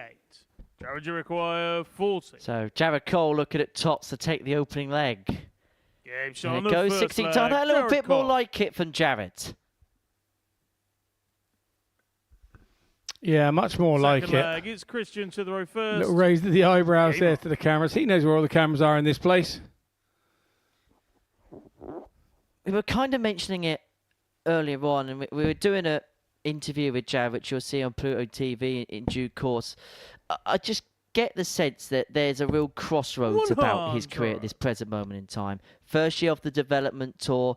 It's kind of the first year where he now has to commit to the senior game properly. And for him, the way the last couple of years have gone, there's been good moments, there's been moments that haven't quite gone to plan. I just feel like he's trying to plot his path and just kind of see really where he fits within the game. Yeah, agreed. I think everybody gets to that point when the Dev Tour finishes. You get to the point where 120. you wonder where it's all going when you sort of come out of the like Jensen Walker has now with the WDF style stuff, where all the he's no longer under 18, he's 18 and can't do that style of stuff anymore. And then you go into the development tour, and when you come out at the other end of that development tour, I feel like it's very similar when you're 18. So you've been through it once before and you know how to plot your way through it again. But also when you get to 24, there's sort of parts of life that get in the way. You've got work. He's not a full-thrown a full-blown professional as yet, and that's his dream to be that. 100. And I believe he has the talent for it. There's no two ways about it. But there are other things that get in the way. Sort of work, life, significant others that become part of your life. And it all changes the concept a little bit. 140.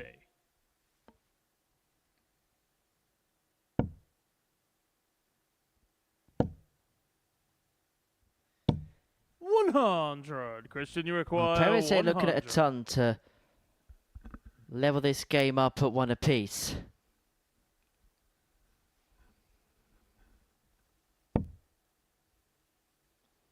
Well, look at tops. But won't get. Jared at the very least should 60. get a dart Jared, you at a require double 80. to extend his advantage to 2. 25 ball now. He's not even going to get a dart at a double. Perez is going to come back for tops to Christian, you square require this contest 40. up at 1 apiece.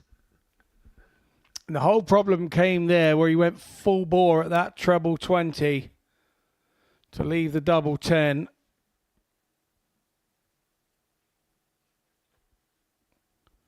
I think Christian's decided to split Yeah, it. shot on the I think that second might have been the leg. Christian perfect play. Perez. Well, a great split, but nearly it was a bust.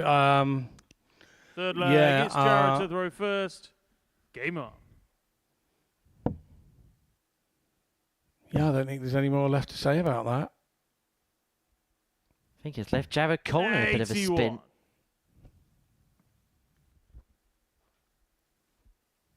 I'm sure Jared won't mind me saying this. I was his pickup this morning. 60. And we were having a little chat.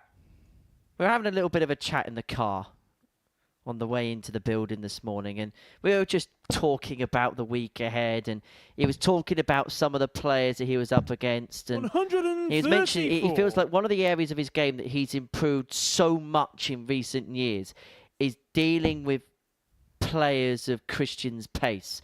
Dealing with somebody who may not be the quickest and just taking his time and ensuring that he doesn't get dragged into what's happening around him. Yeah, and I think that can happen, and you can sometimes allow the game to pass you by just going through the motions and not taking in what the game is actually doing to you at that moment.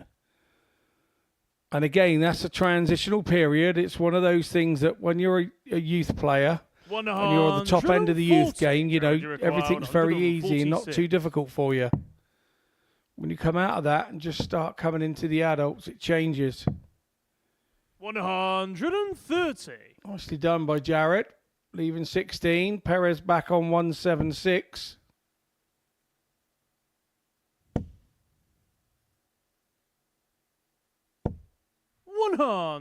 Jared, you require 16. Double 8. Game shot on 13 the darter. third leg, Jared Jared Cole Cole. in front 2-1.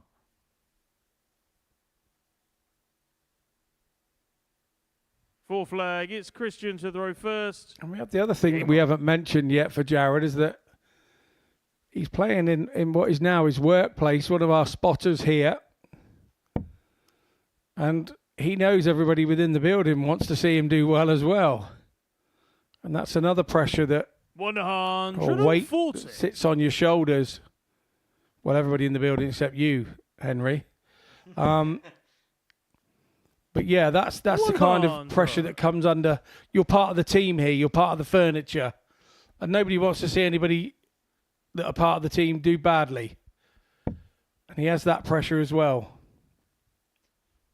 Well, the only person that will be hoping that Jared doesn't do well is our reserve spotter. Because if he wins this week, then they get some extra work. Yeah, very good point. 100. I'm sure that's not going through Jared's head. He's just got to get on and do the job at hand, which is play to his best ability here this week. Hey, he could win 30 grand by 2 weeks Saturday. He may say, do you know what? I fancy a few weeks off anyway. Who knows? 30 grand's what we earn every week anyway, Scott, isn't it? 47. Oh, Christian, you daily. require 121. Well, Perez here's got 6 starts on 1-2-1-2 level this contest up at 2 apiece. Both players averaging 98. It's been a really good contest thus far. Had a couple of humdiggers so far on this Monday morning. 97. The opener between Henderson and Gildenhuys was quite the spectacle. And this game living up to that particular billing too. Perez double 12 to level this match up at 2 apiece. Christian, you require 24.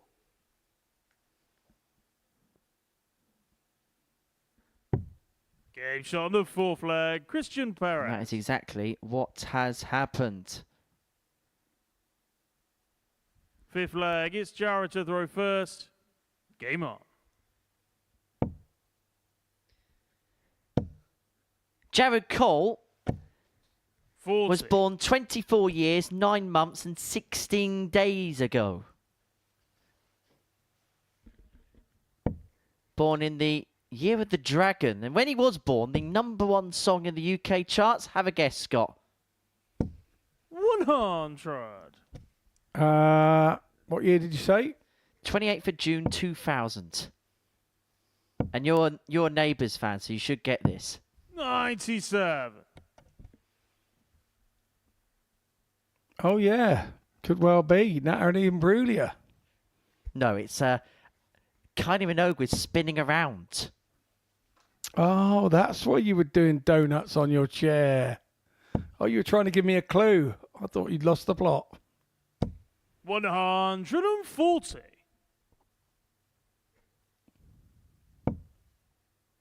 Don't I? I'm going back to that. Don't I remember the outfit that she wore in that video went for like 50 grand for charity or something? I believe so, yes.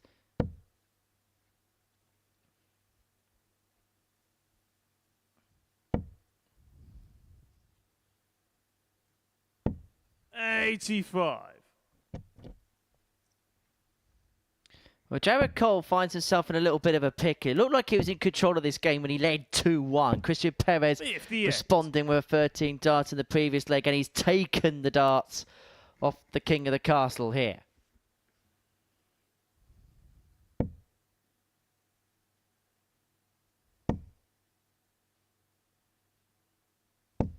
$100. I have to say, Perez seems to be throwing quite nicely here at a quicker pace than we usually see him throwing at. 59. Christian, you require. Or I usually 76. see him throwing at anyway.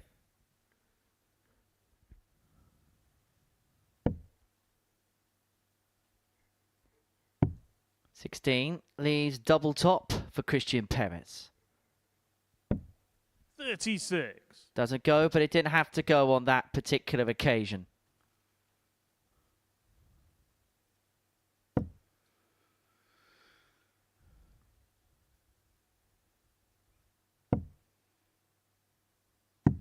$82. Christian, you require 40. So Perez it is then, looking to take the lead. Well, that's a better dart at 40 than he had before. Game shot And on once the again 5th converts leg. to the double Perez. 10.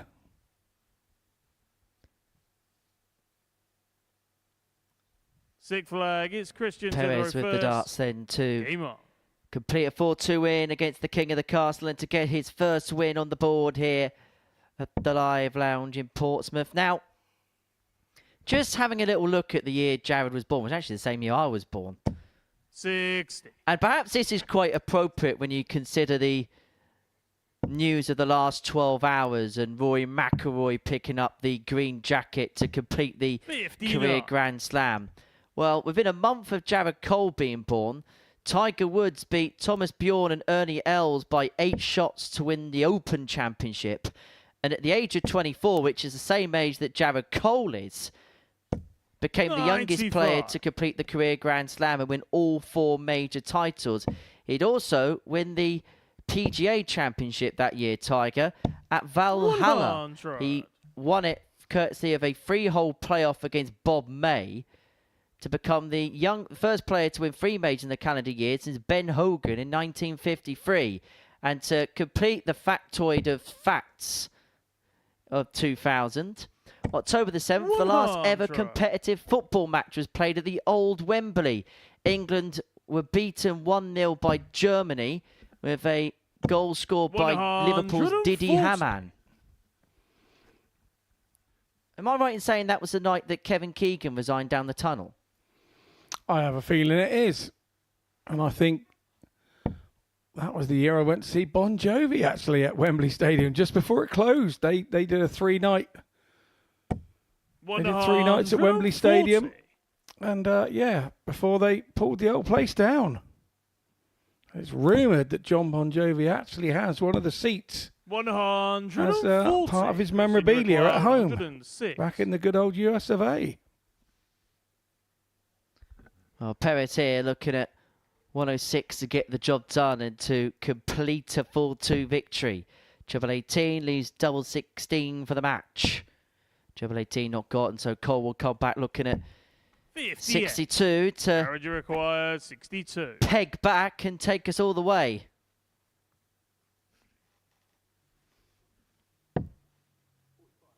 $17 left. Double 8. 54. But the failure to get the 17 could see him go under as Christian Perez now looks at 48 to complete a 4-2 victory.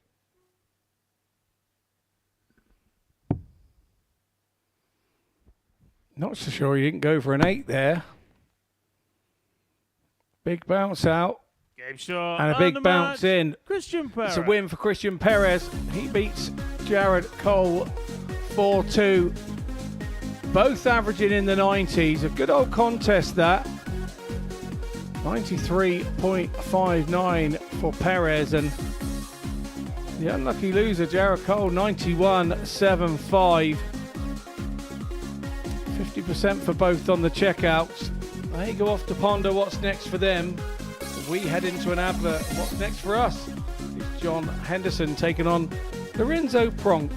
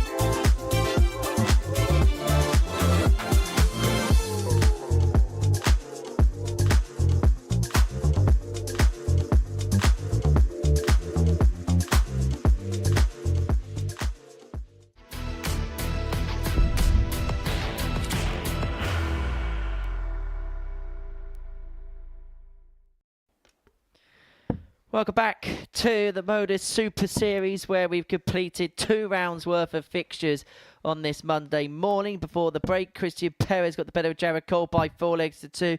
And you can see there's a little bit of a pattern emerging, can't you? Because 5 of the 6 games so far in this session have gone against the throw. The only player to actually win with the darts is Keegan Brown, and he's the only player with an unbeaten record still to his name. So, 6 games come and gone. Round 3 kicks off a meeting between John Henderson and Lorenzo Pronk. For Hendo, well, he's playing some really good stuff today. Averages of 95 and 91. 1 win, 1 defeat to his name over the course of the session so far. Up against Lorenzo, who improved from his first game to second game, but you get the sense he's going to have to improve again if he is to pick up the points against the Highlander, who has had a little bit of a tinker with his equipment, all-in-one flight and stem combination. And when I spoke to him this morning, had a real smile on his face, looked really, really fresh, really ready for the task ahead. And it looks like he is in a good place with his game. First and it leg, looks like John to throw he's first. ready to make a real assault early on in this Group A. Yeah, I'd agree with that. And I think that even though he lost his previous game to Keegan Brown, 22. I would think with a 91 and a bit average, you won't be too disappointed with that. As long as you're posting numbers like that and making people come and beat you, you don't really mind as a player. You know you're giving them something to beat. It's when you start posting a little bit under your average. And I did have a little squiz over John's 8 appearances here. His running average is 89.39, which 140 is pretty remarkable for those 8 appearances. And that's 8 weekly appearances, don't forget. So many games in a week, and if you're running 89.59 on that many visits, you know you're happy in the place. So he'd been happy with that 91. He wouldn't have been happy with the result. The result wouldn't have 127 done anything for him for sure, but he would know that first thing you look at is what sort of game did I have him trying to beat, and a 91 is a tidy spot to start. 54. But Lorenzo here looking for a potential 11 dart breaker throw to get things off. But that is some start for the Dutchman. And he's trying to Henderson going to fall foul of the trap that Steve Beaton fell in at times last week, where he's playing very well. But the problem that he has is everybody's going to raise their game against him. Yeah, absolutely spot on. I've been in this situation myself, and I remember winning 5 out of 5 one day, and I never won a game the next day. Everybody stepped up, and not a lot I could do about it. I wasn't playing badly. It was just everybody was playing better. 140.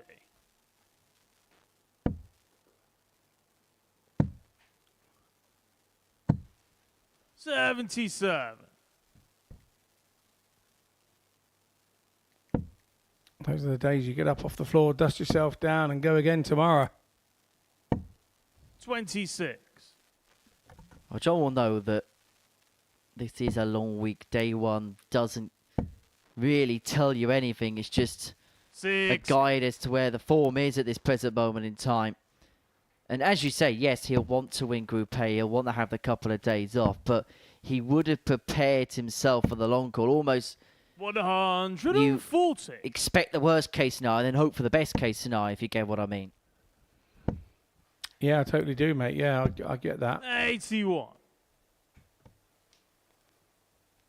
Like I say, you just don't want to be too distant on day 1. You can't win it on day 1, but you can certainly lose it on day 1. 58. If you have a poor start here in A, and then that makes the next 2 days a long old 2 days. 99. John, you require 137. 137 for Hendo to level up at 1 apiece, not to be on this particular occasion. Pronk will be back for 154 to open up a 2-0 lead. 43. Lorenzo, you require 154.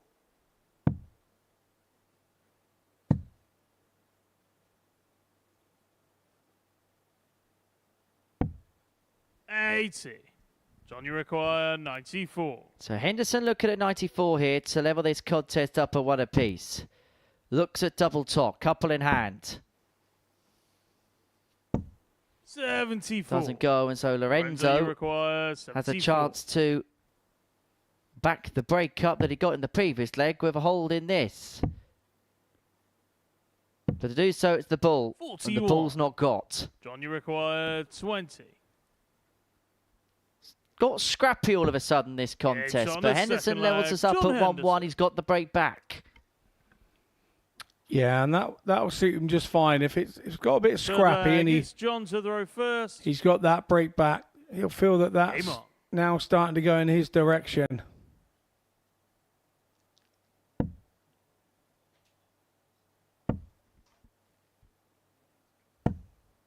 $21. He's just not quite on it, is it? At the moment, if he was a carpenter, you'd say his spirit level bubble is not on plumb. 48. It's definitely half a bubble off it here.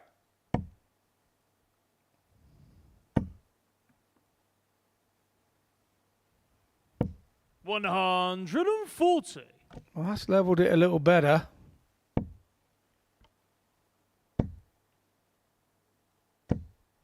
$100.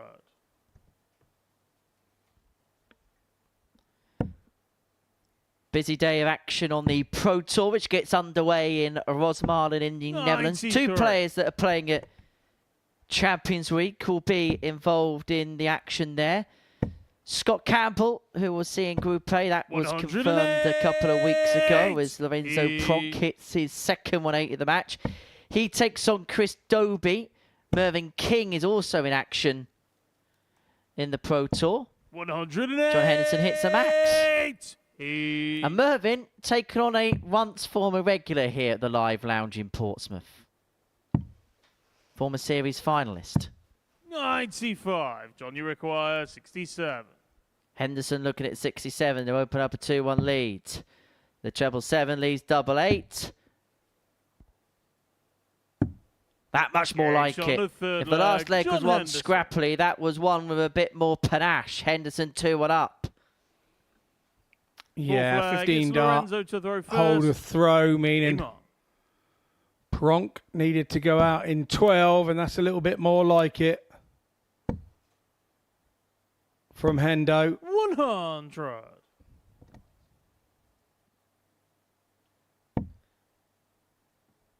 As our good pal Chris Mason would say, hold in 15, break in 12, and you won't be too far away. Yeah, I couldn't agree more.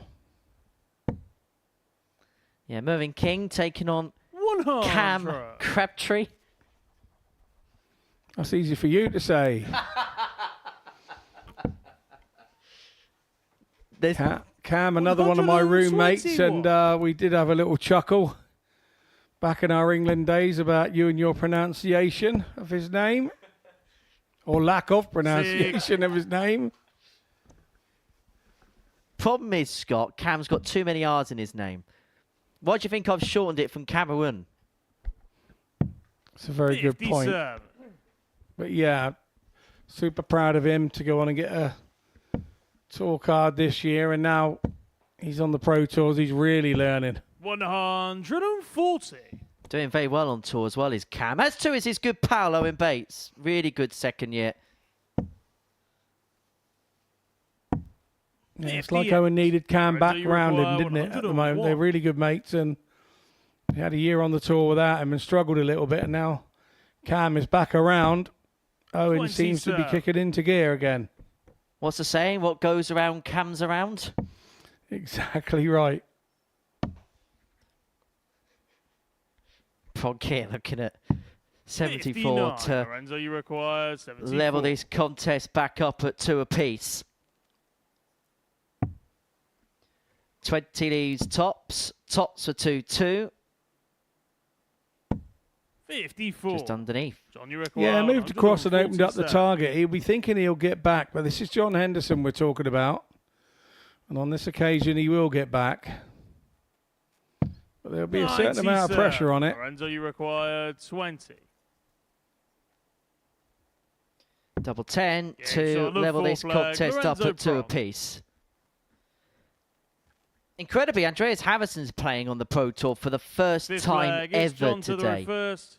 He takes on Stefan Henderson. And actually, Andreas is in a part of the draw, which I don't think he'll mind too much. 140. He won't know a thing about it. He won't look too far ahead. I'm sure that's the way that Andreas plays. One game at a time. 39. Like to Decker, the big name in his part of the draw. Carlson Darius Lewandowski is an old 55. Super Series clash. Darius who will hand over the trophy, well, not literally hand over the trophy, but theoretically hands over the trophy next Saturday night. I don't know, could turn up, could give it over to somebody else. Bit of a wasted trip from Lithuania, to be fair. 45. The aforementioned Owen Bates takes on Jermaine Watermainer.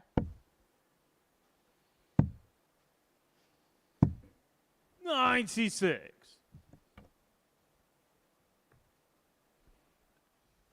Henderson here with the slight advantage still. He'll be looking for a ton to leave himself that dream on 6-1, not to be this time.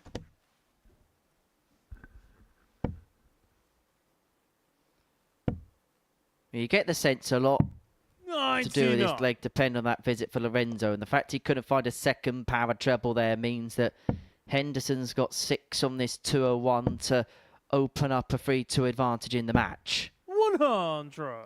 Steady ton, leaves himself on 101, but what can Lorenzo do by way of applying the pressure? A fair bit. A maximum bit. Okay. He wants a bit of noise in the room. Hits the 180 to leave himself double free. I see the plan. And the plan has worked, but now he's left himself what could only be described as a bit of a snotty double. Well, you're the one who left it, Lorenzo.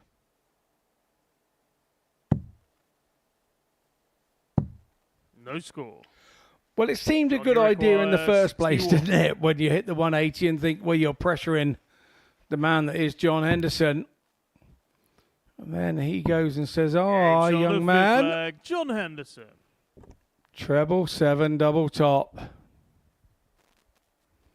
3-2 Henderson. Lorenzo to throw first. Game on.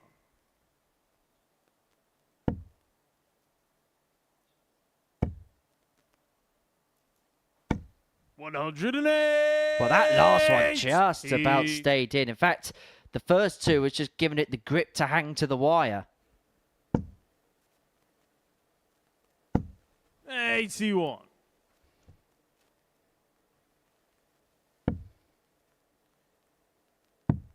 Well, we said that Lorenzo had to improve on his opening couple of performances to be competitive. He has done exactly that. And although he may feel shortchanged that he didn't find the double free in the previous leg, could be in a good position to take us all the way. But as soon as you say that, Henderson nearly parted in a max of his own, but for the deflection out the board with the last. He had a big bouncer there, didn't he? Which would have changed the complexion of the game. 105.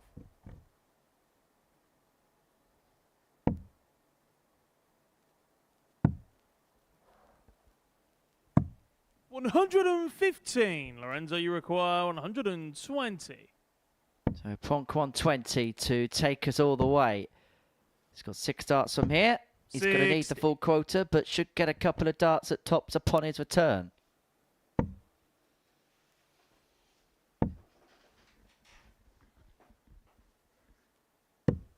$65. Yeah, nicely Lorenzo, to you take the require 5 off. 60. 120 and 125, 2 very different shots, but will he be back at it? Double 10 for Pronk, and he's offered an opportunity to Henderson here to close this match out with a 120. Well, Lorenzo can't say he hasn't been given opportunities, and he's going to get 3 more in his hand at double 10. But if he doesn't take this chance, it might well be the last one he gets, because Henderson himself on a double to win the match. 2 10s. Game shot on the 6th leg. Lorenzo We Pronk. go the distance. 7th and final leg. It's John to throw first. Game on.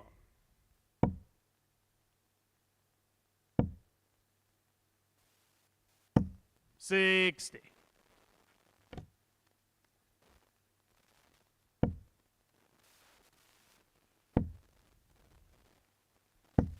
$64.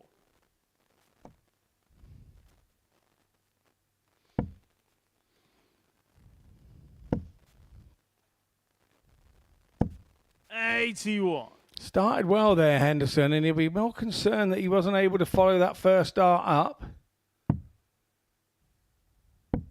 57. 81 with a treble 20 last start always feels like a bit of a saviour.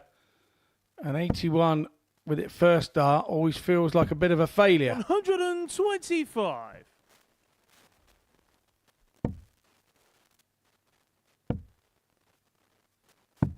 $82.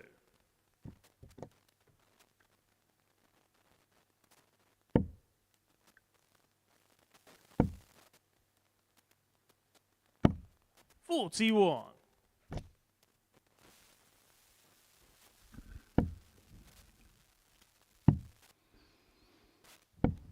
$57. Phil Pronk needed a treble there to start homing in on Henderson. 140. And that's the reason why he needed one. Red hot favourite now, Henderson, for the match. Should get two. And his favourite double top to get the job done. Lorenzo Pronk has had opportunities in this match, but 3 from 10 on the doubles has allowed this man here, John Henderson, the opportunity to close the game out. To close the game out, he will on double 10 to seal a 4-3 success in that contest against Lorenzo Pronk of the Netherlands. For Henderson, that's his second win, and the Highlander will feel like he really is rocking and rolling into the week now. A 4-3 success, that the turn of the taper. 84 average on the nose, 4 from 8 on his doubles, and he moves up to second position of the table. Next up for us, Keegan Brown, looking to make it 3 wins from 3, takes on Christian Perez.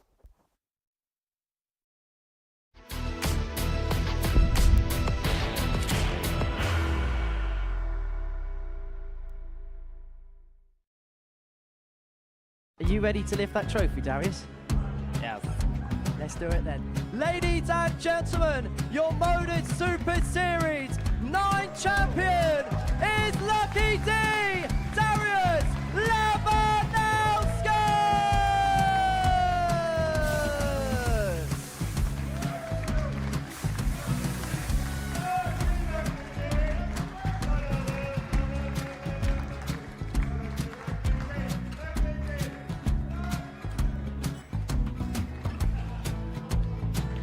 Well, what a wonderful night of darts we have seen, and we are ready.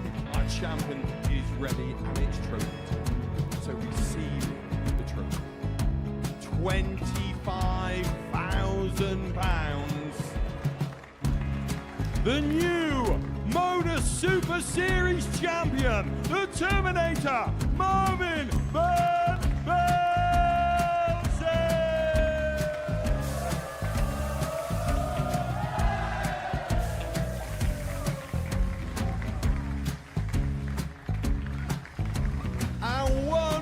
time, the 8th Modus Super Series champion, the Terminator, Marvin Van Velzen. And the new Modus Super Series champion is Andreas Dirty Harrison.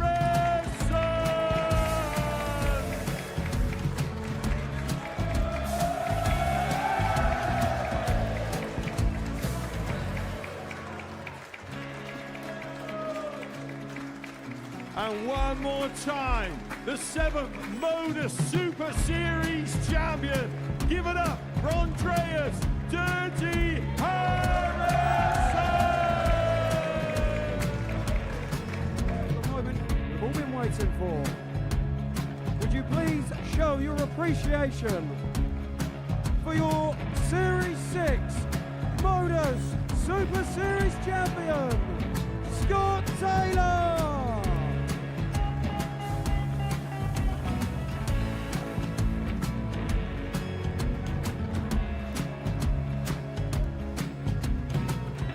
One more time, your new Modus Super Series champion.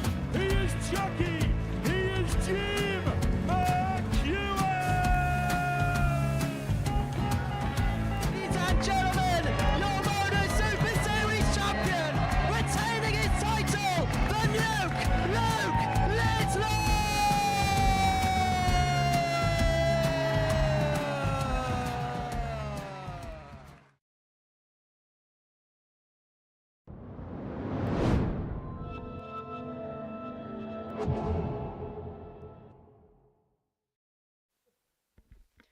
Welcome back to the Modus Super Series. Before the break, John Henderson got the better of Lorenzo Pronk by 4 legs to 3. Our middle match of the day is a meeting between Keegan Brown and Christian Perez. Keegan looking to keep a hold of the only unbeaten record left in this group. 2 games, 2 wins for him.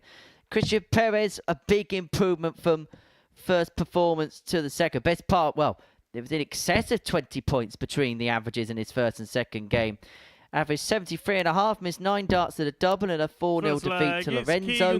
But then would get over the line 4-2 in a high-quality affair against Jared Cole, averaging 93.5, much better on the doubles as well. 4 from 8, 50%. But for Keegan, it's been a positive start. 2 decent performances 84 out of the gate, and he'll be hoping to win 3 on the spin. And if he does, then he puts himself in a very good position going into the final couple of laps of the day. Yeah, he does. 140. Look of disappointment on Perez's face there when he didn't hit the 180.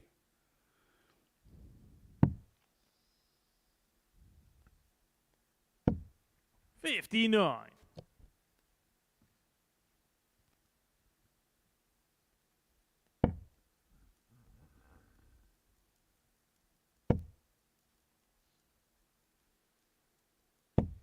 $60.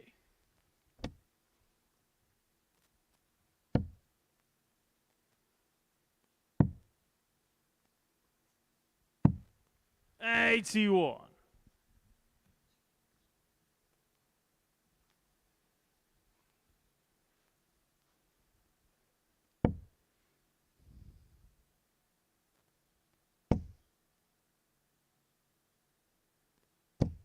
$100.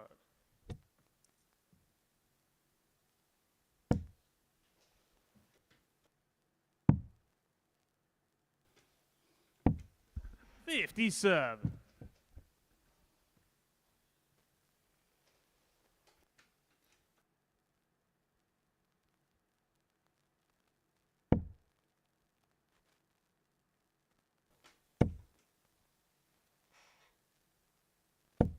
$60.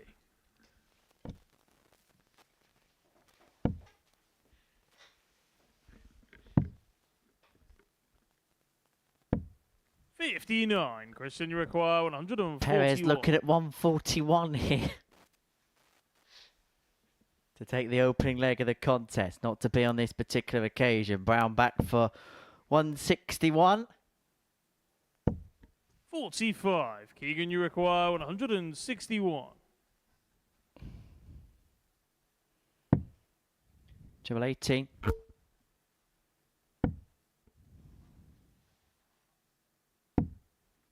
$93. Christian, you require 96. So 96 here then for Perez. Another one of those, because his dart lies in flat, that can be difficult. And you saw it clip the flight there on the way through. 56. So it has to come out for the big 16. 68. So Keegs is going 16 for double 16. And that's exactly what he does. Nice little 68 shot out there to hold throw. Second leg, it's Christian to throw first. Perez sat there on 40, but Very difficult to win legs if your opponent doesn't give you a go.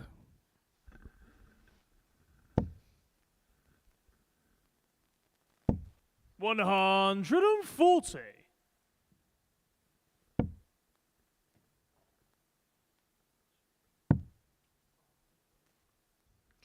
Well, Keegan dropped a die, actually 96. fell behind him, and Christian doing the sporting thing and picking it up for his opponent. We saw a sporting exchange on Saturday, didn't we, between Dan Asprey and Steve Beaton, where Steve couldn't quite fit the pear-shaped flight into the stem, and so Dan very sportingly did him a favour. And basically lent Steve Beaton his eyes. 96.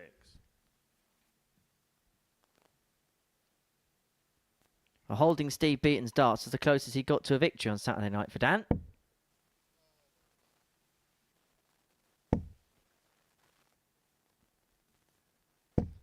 $100.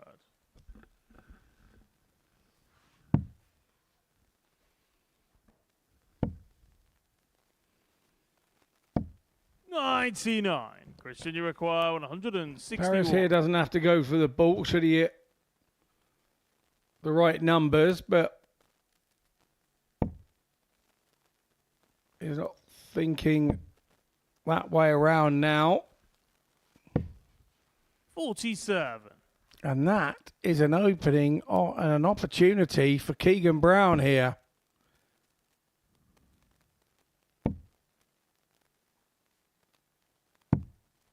$92. Christian, you require 114. Picks off a key chirper with the last dart there. Perez looking at 114 to level us up at one apiece. He's got the treble. Double 18. Superbly taken for Christian Perez. His first ton topper on the live lounge stage, and it levels this contest up at one apiece. First. Game on. Yeah, very tidy shot that.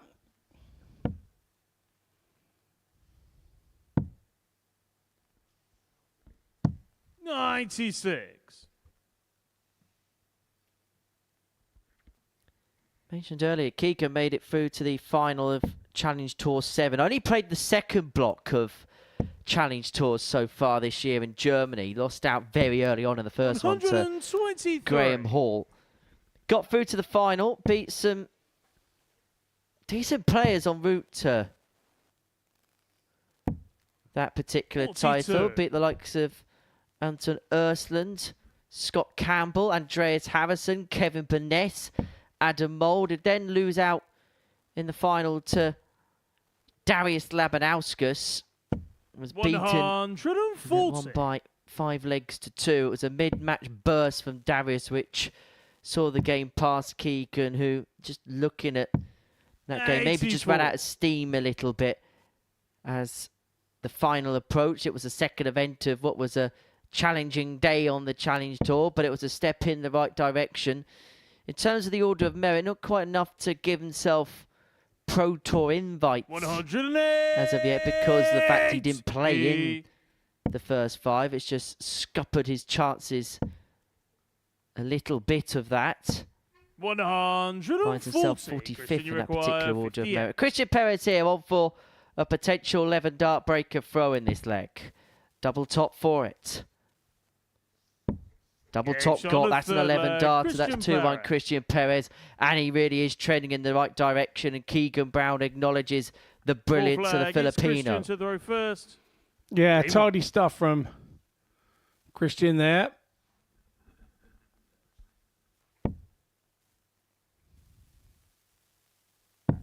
Really showing his pedigree, and he's starting to play his way into the day a little bit, you feel. 80. Just needed that one game maybe just to ease himself in, and now he has. He's looking like a man that a lot of people fancied in terms of chances of winning the week. Him and Henderson were very close by one another in terms of the betting before a dart was thrown, not just to win this group, but to win this week.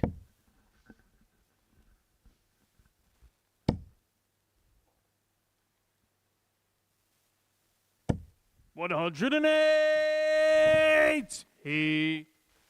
Well, that's Perez's second of the match. Really starting to find his feet here. 96. Bringing his average in excess of 103. Hasn't missed a dart at a double so far in this contest. And Keegan Brown knows that he is in a spot of bother here. Unbeaten following his first couple of games. But Christian Perez is finding a level in excess of anything that anybody has provided so far today. He sure is, making life very difficult for Keegan Brown. 31. Christian, you require 141. 141 here for Perez to open up a two-leg gap. He's got 6 darts. We'll have to utilise those 6 darts. 125. And will leave himself on double 8 upon his return. 11 dart in the previous leg could be a 13 here. Starting to look like a side of the board that Perez favours. 171. 16s and the 8s, and a good response there from Keegan Brown. Just to let you know, hey mate, I'm here. Game shot on the 4th leg. And that's a back at you. Hey mate, I don't mind. Don't give me chances like that, or I'll take them. 5th leg, it's Keegan to throw first. Keegan Brown has the darts in the 5th leg, and he has the darts to save this encounter. The least he'll want to do is force Christian Perez to serve it out. 96. No, indeed. That's exactly would be my mindset too.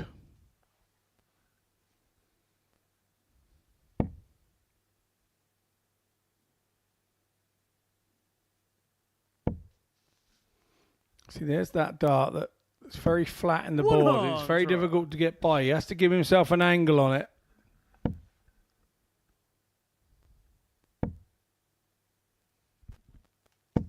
$140.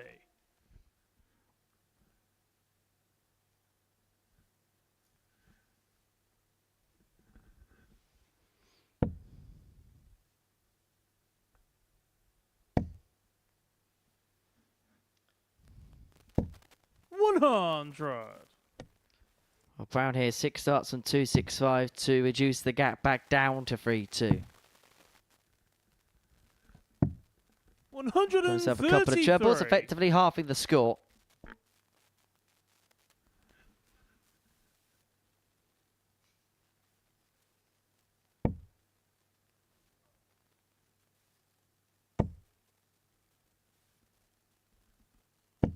$60. Keegan, you require 132.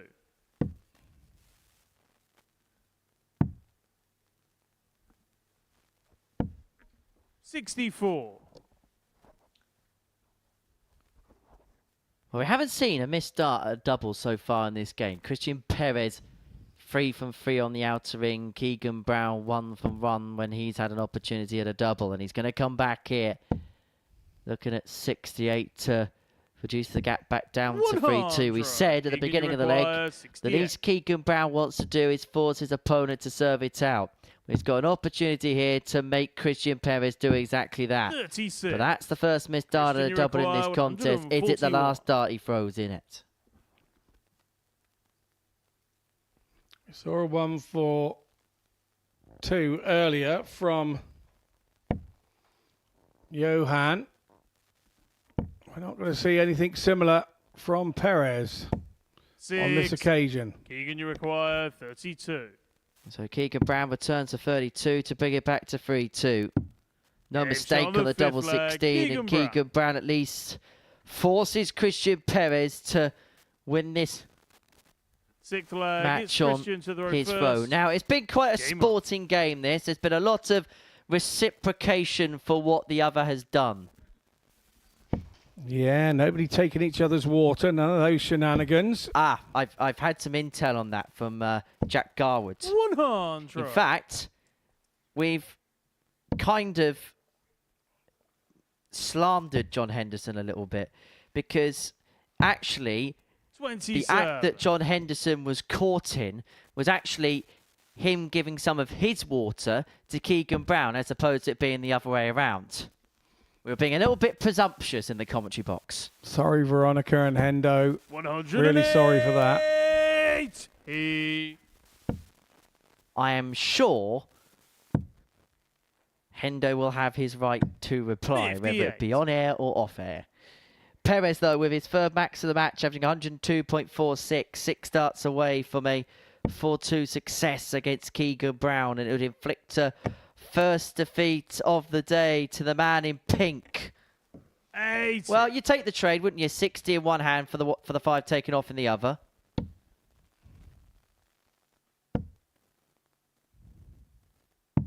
$99. Christian, you require 141. For the match, 6 darts from this point for Christian Perez. Really good performance. Now looking to put the seal on it here. 90. Yeah, good ball management again from Perez. Moves out nicely. 99. Christian, you require 51. For the match. Mr. Big Numbers is going to have to spurn one here. Got plenty of time on his side. Plenty of darts if he wants it. 19. And that's the first dart Christian Perez has missed at a double in this match.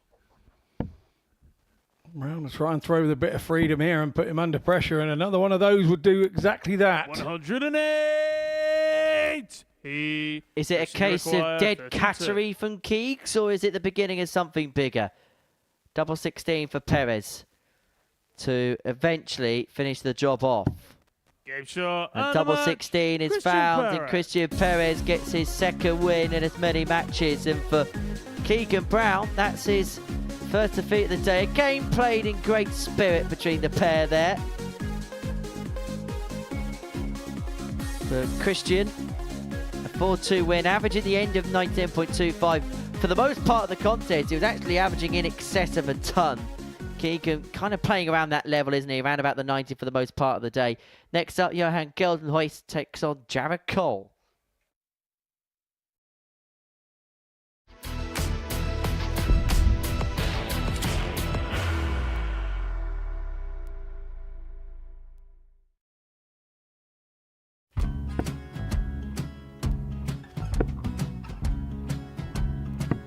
$54. Charlie McGuire, 164.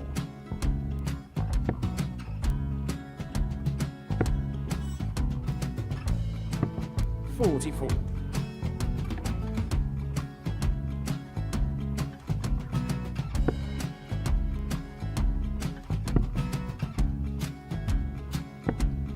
$32. Charlie require 120. Well, 120. He's got a fair, at least 2 handfuls at this. Just needs to stay 60. there. That's a good shot. Halves his score. Leaves himself on a 2-darter.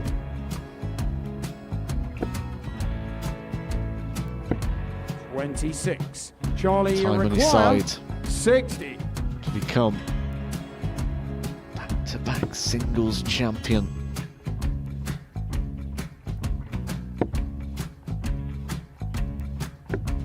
$40. Definitely a couple of nerves in those last 2 darts. But he'll be coming back. The moment he's been in before this situation. Standing at the back of the stage, approaching the hockey with a chance to win the title.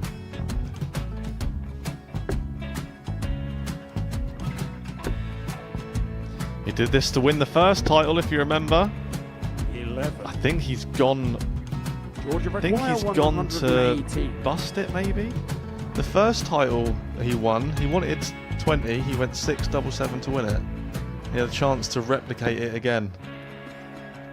Yeah, I get the feeling that was for a bust, and 39. on that situation there, George Gage wasn't even able to take it out going to the 18s on that switch. Yeah, I think he just panicked a bit, but he's done well to get that big one. Sometimes can be the hardest part. Georgia requires This is it. 79. It's got to be 19s. It's got to be 19s for this shot. Big 20 and a double. He's got the first one. He's going to get a match dart here.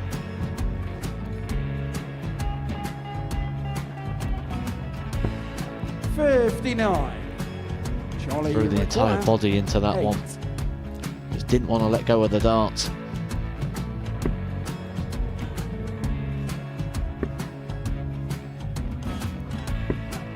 No score. He's given George a chance. George require 20. I think George has been quite good on double 10 today. So many opportunities for Charlie Murphy. Couldn't get the job done. The match! And the Red Dragon George Modus Skate. Super Series Influencers Champion, George Skate!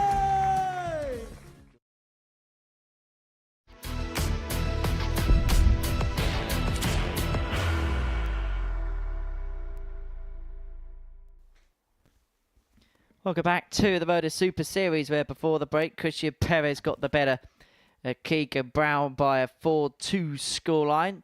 And so we head into the final game of the third round of fixtures, and it is a meeting between the man from South Africa, Johan Gildenhuys, up against the man from Chandler's Ford, Jared Cole. Now, these two have had completely contrasting journeys to the live lounge reports of this week. Johan Gildenhuys spent 18 hours in a plane. Jared Cole spent 18 minutes on a train. But any which way, their paths have been plotted in the middle here. It's Johan to throw and first. The winner Game on. will move their way up the league table. Jared Cole, the only player yet to pick up a victory. Johan looking for win number 2 of the day. 45. Yeah, sorry if we started off that game with sounding like we were a film, Planes, Trains and Automobiles. 29. But yes, for some, the travel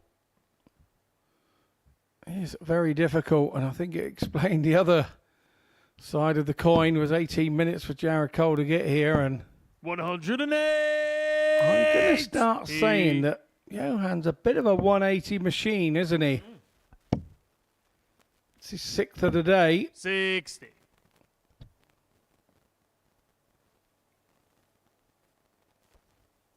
And you look at some of the players in this group. Christian Perez, by the way, is going under the radar for the maximums that he's hitting today. That's number 7. That's the second of the leg, and he's on for potential 11 darter in the opening leg here against Jared Cole, who is seemingly in a different postcode right now.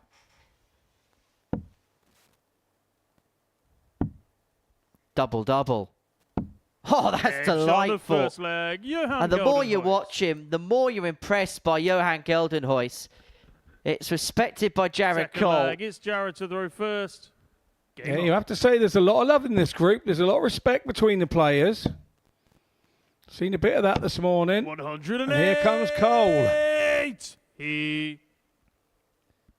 Well, Jared played well in his previous match against Christian Perez, averaged in excess of 90. The only problem he had was Perez found another gear in that game. 60.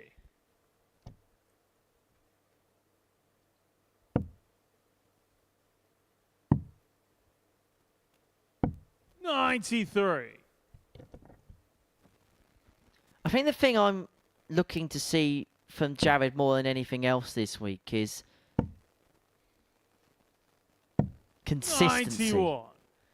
Because I do think at times, and I think he'll be the first to admit this, that he's been a little bit up and down at times. The good stuff's really good, 9 darts, weekly finals, but just trying to find a decent level on a consistent basis, I think something that we're looking at and he's definitely looking at. But this is a much better second leg. This is some contest so far. 6. What you're trying to say is we know that Jared has the levels. There's no two ways about it. I think his highest average here is a 106. Game shot on the second And leg. those are the sorts of levels that we're looking for from Jared. And there we go, the fist pump straight back. This is good stuff. Leg. It's Johan to throw first. Game on. 12 darter apiece, 1 apiece in this contest. I suppose the phrase we're looking at is probably a bit more of a B game from him, because we know the A game's there, and the A game's there to compete with the best of them. He's beaten world champions like Peter Wright on the tour in the past. 59. But and this ain't just a point that's just to Jared, but I suppose it's a point generally for a lot of players that play here. So the A game, we know he's good enough to be competitive, anyone, but it's finding that B game that can win you games. And I think that's what Jared's searching for at this particular moment in time. 6. Yeah, quite right. And I think he should be searching for it as well, because there's nothing more frustrating in darts than having those levels really high and then dropping off as 100.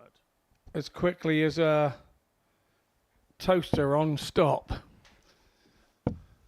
It's just not. It's the most frustrating part of the game for any player, is to be doing 13 dart legs 1 minute and then doing 21 dart legs the next minute. It plays with your mind terribly, because you compare yourself to that 13 darter all the time if it's within the same game, and you come off and go, oh, unless you've done 2 13 darters, you're disappointed. 96.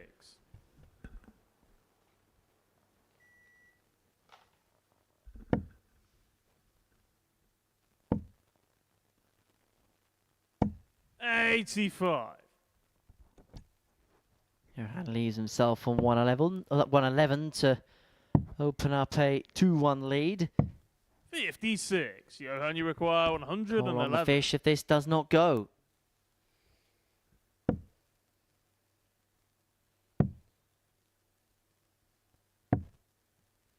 Tidy last dart there. Require 170. From Gildenhuys. This isn't going for Jared, so 60. Johan, you require 32. chances to go 2-1.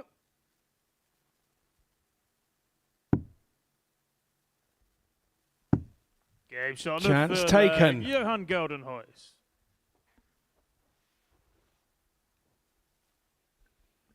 Full flag. It's Jared to throw first. Game on. I'm going to say it now, and I am more than happy for everybody to quote me on this if it doesn't happen. 119. Johan Gildenhuys will play Saturday night. I think he makes Saturday. I'm seeing enough so far to suggest that he's playing at a consistently streamlined level that I think whatever he does this week, whether he wins A, plays in B, plays in C, I reckon he might get through. And how many GCEs have you got to come to that conclusion? I totally agree. I think what I've seen so far, if these are the levels that he can keep up for the week, right on cue, it's a 21. If these are levels that he can keep up for the week, he's going to be a contender. There's no two ways about it. 60. But we've seen people play really well in one group and drop out maybe to B or C and then not play so well in the other. So I think your judgment is correct, because I think he's going up there, and at this particular moment he's not playing the players as a player because he doesn't know them. He's finding his feet all the time. Today we'll have a little bit more of a clue of what he's more likely to be about, I think, tomorrow, once he's played everybody once and he knows and seen them all play. And we'll see what he's like with those opponents against him. He'll know a bit more about them. At the moment, he's playing them all blind.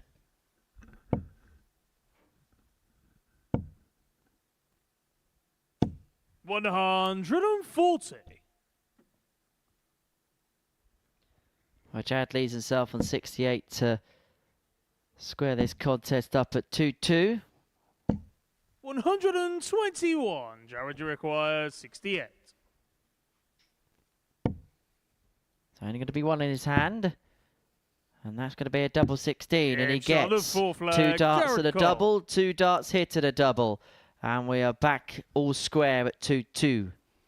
Yeah, in those situations, sometimes you've got to box a little bit clever. You've got to make sure of the big numbers and then back yourself with that 1 dart at the double. And that's exactly what Jared Cole did there.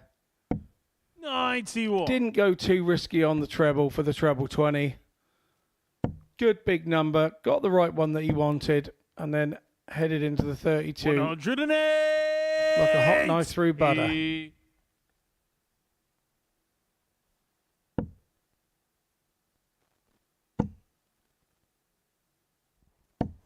45.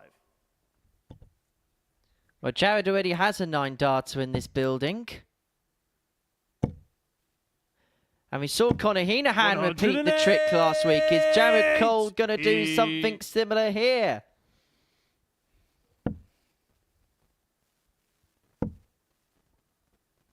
is the king of the castle 121. about Jared, to you raise require the roof.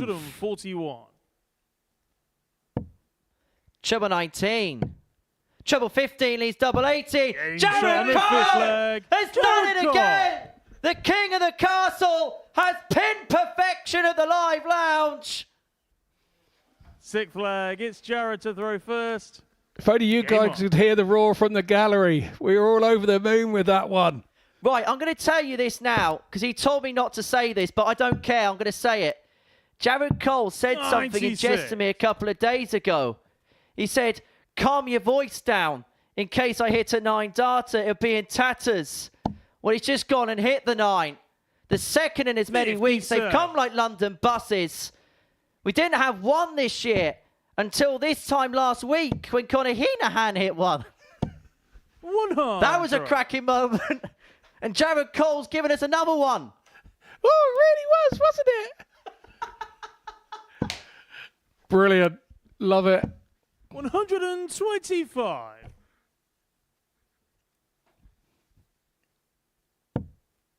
Hey, it doesn't. Wow, he went 15s this time round. Trying to catch the spot out. Caught me out. Yeah, he knew what he was doing.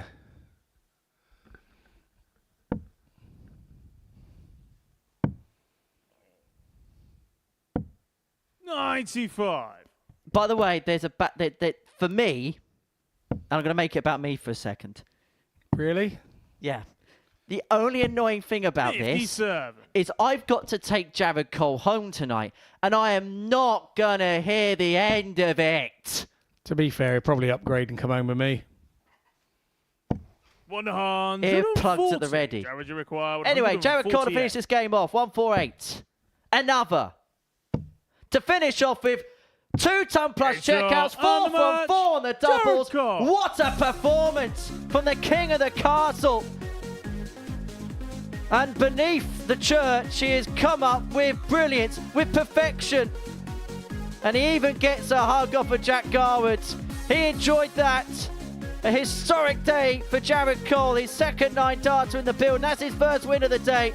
And that might just be the spark. That might just be the lightning of the blue touch paper for the 24-year-old from Chandler's Ford. A 4-2 win against Johan Gildenhuys. Back-to-back Tumbler checkouts. A 9 darter in the middle of the match.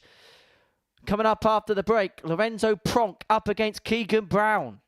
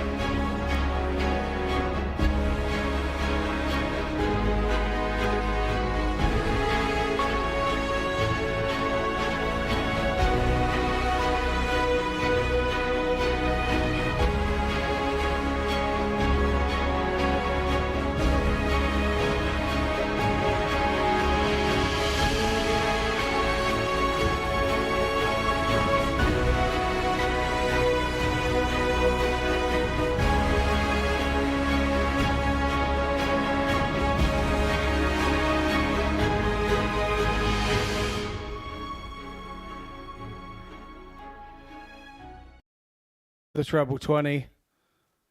Good big number. Got the right one that he wanted. And then headed into the 32. 108. Like a hot knife through butter.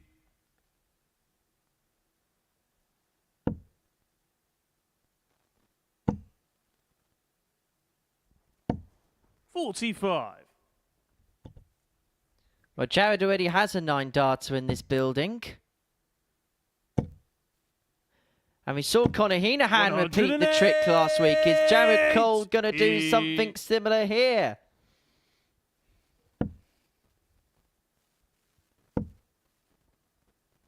Is the king of the castle 121. about to raise the roof? 141.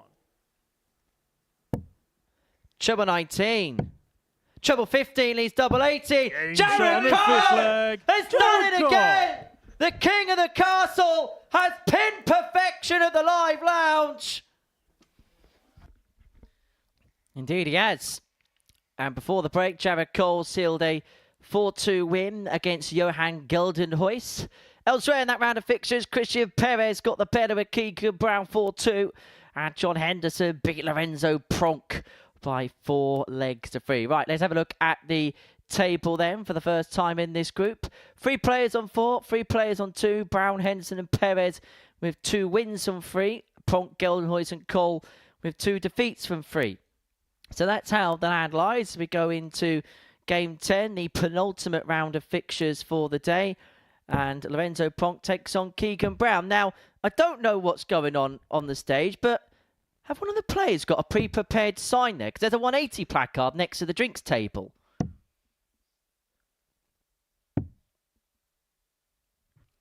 Someone pre-planning a celebration, perhaps?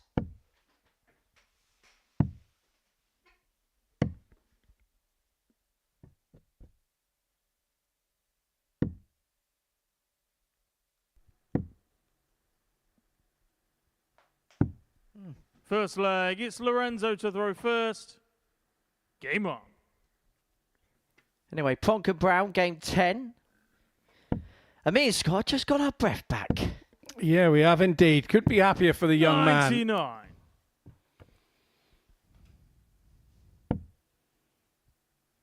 He did say to us earlier he likes the throw here, but I think that's pretty easy to spot by now. That a couple of 9-darters here.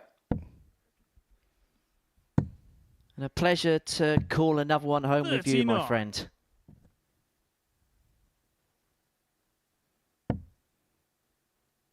Are we soon going to have to start getting mementos for these little achievements? Like, you know, you do one on the Pro Tour, you get a nice little darty tie pin. Well, there's been 17 9-darters here. 40. Of which Jack Garwood's actually refereed 8 of them. Oh, there's us thinking we're the lucky ones. Owen Binks is second on the list. He's had 5. There he is. 9-dart Jack. 53. Paul Hinks has had a couple.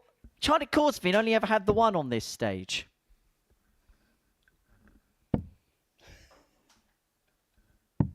$59.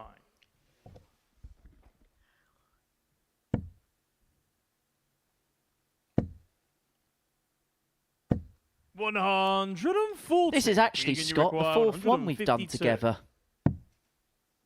Brown look at 152. Not to be, so Pronk will look at 130. To be fair, it's the only time I ever get near one, so I'll take anything. These days, you know, I'm an old guy. Double 5. Game shot of the first leg. Lorenzo And that now Pronk. means that every single player today has had a ton plus Second leg, checkout. it's Keegan to throw first. Game on. So, yeah, and the ironic thing is there that Keegan Brown hit a 130 earlier today. Up against John Henderson in his 4-2 win in match 4. So 59. Keegan's produced a 130. Now he's had one back at him. If you want an omen, Scott, the last time that we commentated on a 9-darter, there was a second one a game later. Yeah, there was. 140. No pressure, boys. No pressure.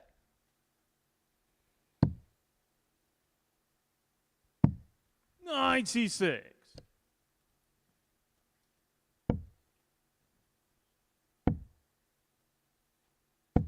132.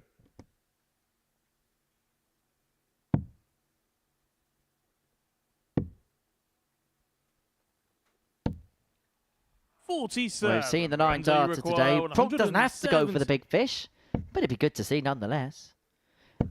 And he would have done what I'm going to call a cardboard 98. box, because he would have had the big fish and then the little fish. Indeed. 137. Lorenzo, you require 72.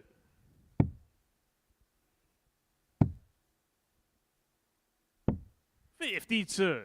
What are we going to call the cardboard box, though? We've got big fish, little fish. 90? Game shot on the second leg. Keegan Brown. Yeah, I suppose it'd have to be, wouldn't it? Third Yeah, leg. It's Lorenzo to throw first. 2 singles in the bullseye. Game So, on. yeah. We officially called 90 shot out the cardboard box. It started here first. You heard it here first. 140. Keegan Brown levels this game up at 1 apiece.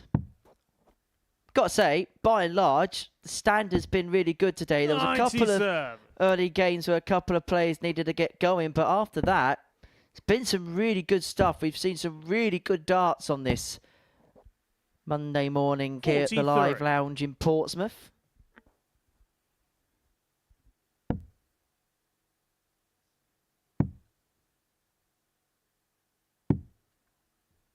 $79.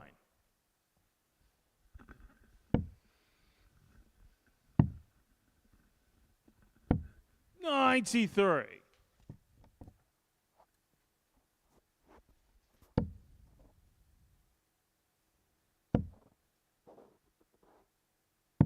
137. Nicely done from Brown there.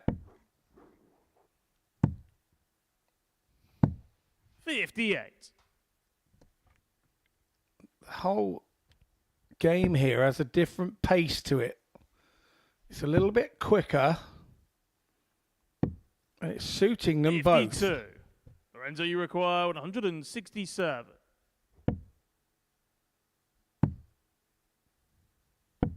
57. Both Keegan, are you just require shy of the 90 average 136. here. So it's a good contest.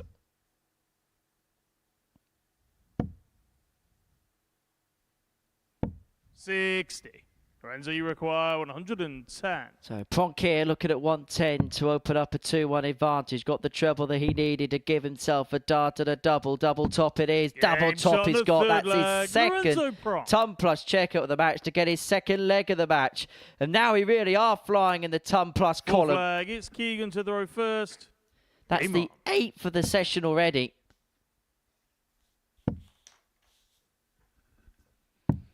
$54.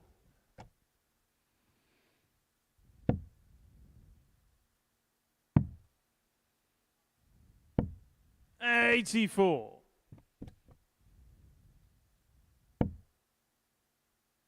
That first dart is sat invitingly for Keegan, but is unable to, 140. until dart 3, really make use of it.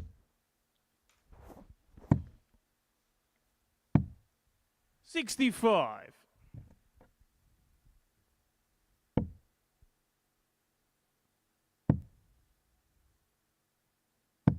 58.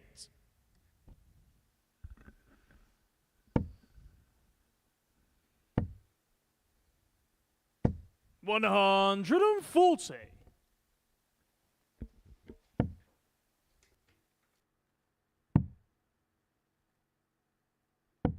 57.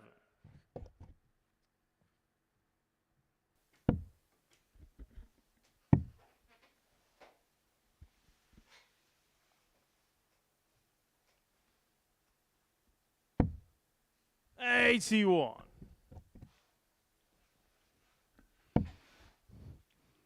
He needs a couple of trebles here. 105. Lorenzo, you Yeah, require clever thinking. 131.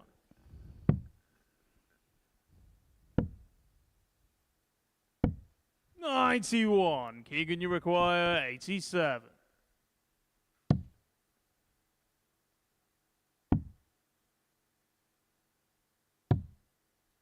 Just stop for a 69. split second on those last Lorenzo, two. you Just a require split second 40. lower.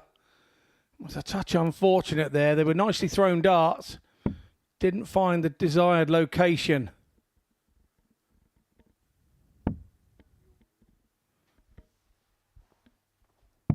Keegs is going to get back now. Keegan, you require 18. Double 9. He's going to 2 it up by the looks of things, or 10 it up. And that's shot the on the reason full why. flag. Nicely done Keegan from Brown. Keegan Brown. Good ball management. And you can see in the glint in his eye that he Fifth feels flag, like he it's may have Lorenzo dodged a to bit of a throw bullet first. there, because Game on. Lorenzo with a few opportunities to open up a 3-1 lead. He would have then thrown for the match in this leg. Keegan knows, not just as he got himself back at an even kilter, but 60. he has stopped Lorenzo from really asking probing questions of the needle. Remember, won his first 2 games today. Doesn't want to then lose his 59. second 2 and put pressure on his last game, which is against Johan Gildenhuys, who's already shown, despite being 5th in the table, that there is a lot in 60. the locker by way of performance. Yeah, agreed. And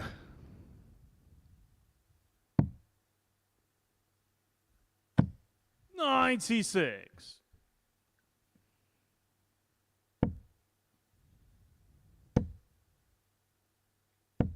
$125.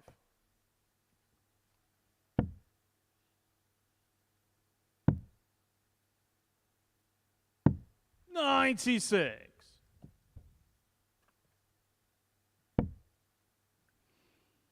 just noticed for Keegan's shirt on the inside of the collar, it actually has his logos 140. on the inside of the collar. A lot of shirts, when you undo them and open the collar up, you see the white of the inside of the shirt, but not on Keegan's shirt. He's got the logos on his collars there. Attention to detail in 121. every single step. Lorenzo, you I require like it. 116. I do like it. It's clever. You don't often see that. Used to be a little pet hate of mine. I used to colour mine in with a 98. Sharpie to Keegan, make you it look like require the black of the shirt. I 129. just hated that collar being open and seeing that white bit. Clever move. A dart player's OCD, eh? 64. Lorenzo, you require 18. All about the branding in this modern climate, isn't it? Big, big passagey play here. Game shot Lorenzo on the 5th Pronk flag. finds Lorenzo the double Pronk. 3 to move 3-2 up. If he didn't, then Brown would have been back for a break chance to have thrown for the match. 6th flag. Ebbs and It's Keegan to flows the so far in reverse. this contest. Game on. And it is the man from the Netherlands who has a 3-2 lead against the man from the People's Republic of the Isle of Wight. 43. I had a lovely few days away on the Isle of Wight last weekend. Beautiful. Not the one just gone, the one before that. Yeah, it's really nice. It was sunny all weekend. I say it's the sunniest place, in the UK. And I find it hard to argue with that. It was 98. beautiful sunshine all weekend while I was there. Whereabouts in the island were you? We were over near Shanklin, a little place called Lake. So between sort 41. of Sandown and Shanklin. Lovely place. Well, there's the collar.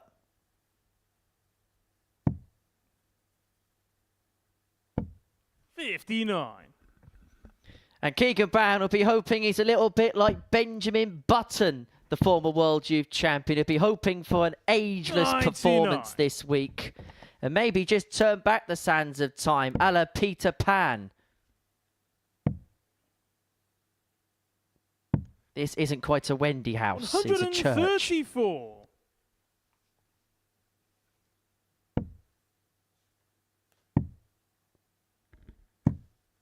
$34. Keegan, you require 167.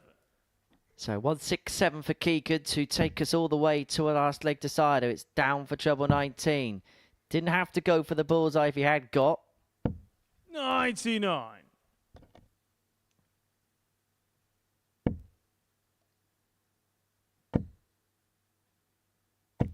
$125. Keegan, you require So Keegan 68. looking at 68 to take us all the way to a last leg decider. It's going to be a dart in his hand, a double top. 48. Just below, and so Lorenzo, Pronk you has an require opportunity to win it here. 119. Yeah, got to start down the bottom here, surely.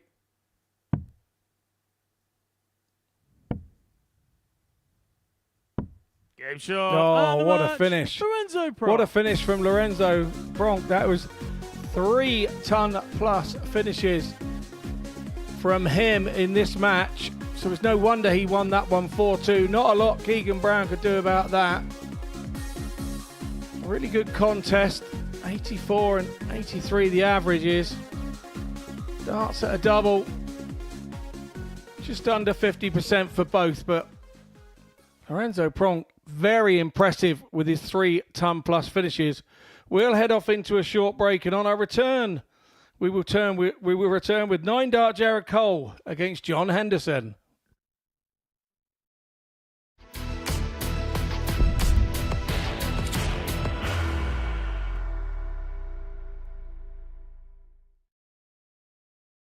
Are you ready to lift that trophy, Darius?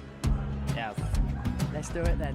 Ladies and gentlemen, your Modus Super Series 9 champion is Lucky D, Darius Labanowski!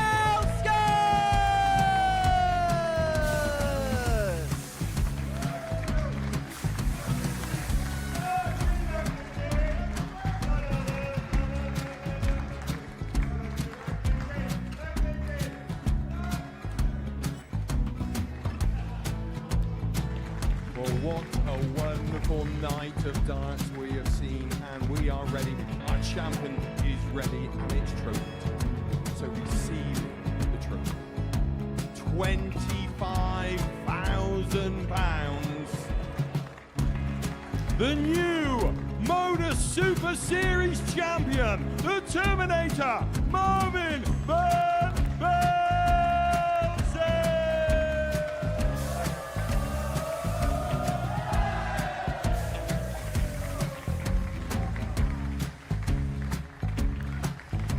And one more time, the 8th Modus Super Series champion, the Terminator, Marvin Van Velzen. And the new Modus Super Series champion is Andreas Dirty Harrison.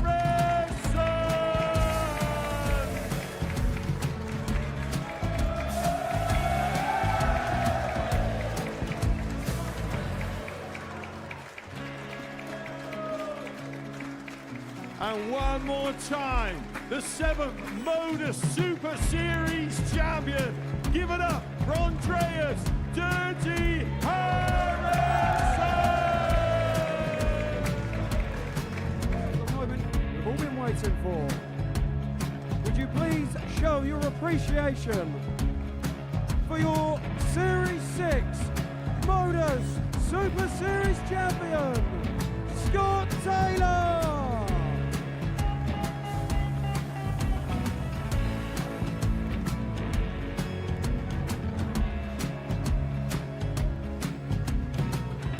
One more time, your new Modus Super Series champion. He is Chucky. He is Jim McEwen. Ladies and gentlemen, your Modus Super Series champion, retaining his title, the Nuke, Luke Lidlow!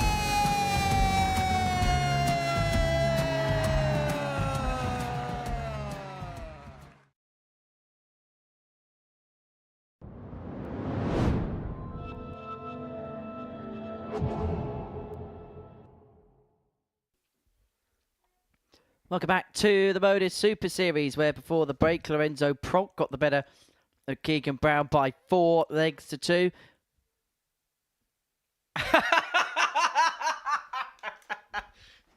Hendo, you're right, pal. You're right.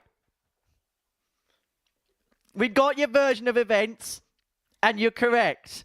Now, to confirm what... to confirm what happened there. Now, earlier on today, there was an instance where John... I'm gone. Where John Henderson was caught in 4K pouring water from one glass to another. Now, very presumptuously, not the media being presumptuous about something, we thought, oh, John Henderson is tipping something from his glass, from Keegan Brown's glass, into his glass. Well, it turned out that John Henderson was actually giving some of his water to Keegan Brown. But it turned out in that particular match that you can lead Keegan Brown to water and he will drink it and he will beat you. Anyway, Jared Cole hit a 9-darter in his previous match against Johan Gildenhuys by 4 legs to 2. As for John Henderson, a 4-3 win against Lorenzo Pronk. What do you expect to see here, Scott? I'm hoping for a bit of a ripper here where both bounce off of one another. It's been a thoroughly entertaining morning so far. We've had a bit of everything. We've had a bit of ton plus finishing. 121. We've had some 180s right across the board for everybody. We've had a 9-darter. 39.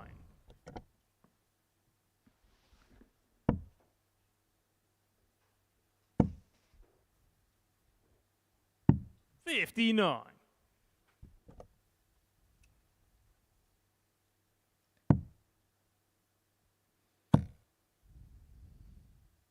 136. Jared Cole leaves himself the little fish.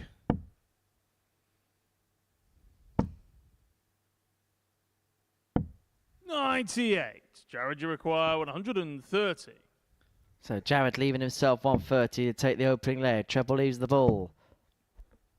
Not to be, and so Hendo will be back for a ton John, you to require 100. take out the opening leg of the contest. Wins this one, John Henderson. He's on to 6 points, and he'll take on Christian Perez at the 65. end of the day. Potentially, that could be a meeting as to who finishes top of the table overnight going into Tuesday's play. But Jared Cole will have different ideas and different motivations. 33. He's unable to get the John, double you 16, require and so 40. Henderson will come back for double top to get the opening leg break.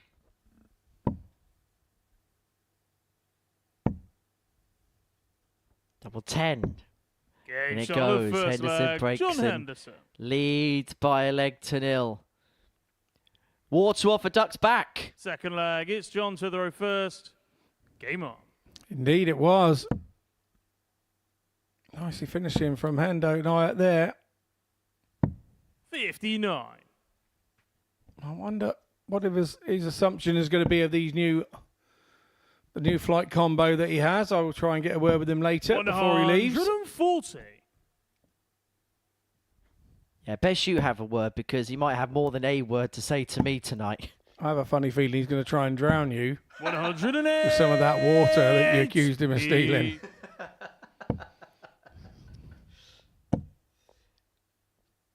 It's been nice knowing you all. 140. What I like about these new flight setup, it actually matches everything on his shirt and his darts. It's a very 81. nice setup. The colour matching.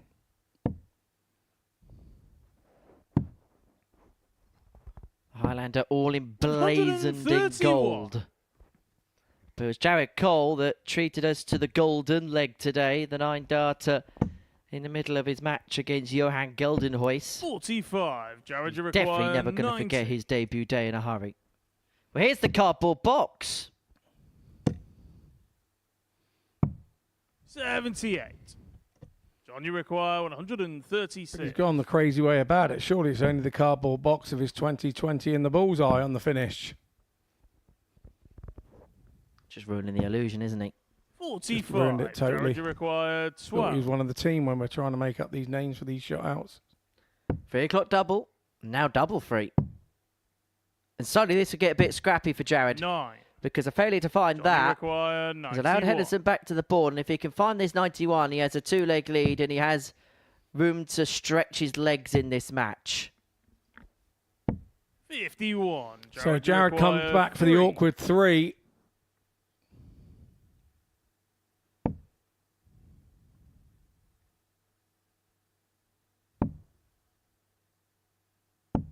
No score. John, you require All I can say is just well, it's not double 1 on the end of a 9-darter. 2-zip. Surely now. He's got 2 great guides. No score. 3 incredible darts at double. 3. And somehow he hasn't found a way through. But it's still a precariousness about this, particularly after dart 1. Has to look at the top left corner. No Cannot score. get. Jared has missed 8 darts and a double across his opening couple of legs.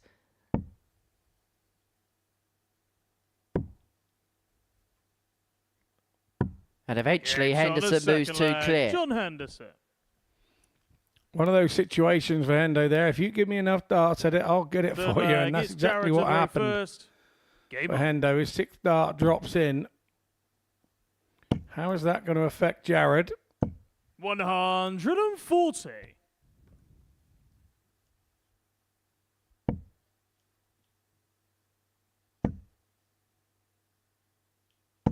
$140. Good response there from Henderson.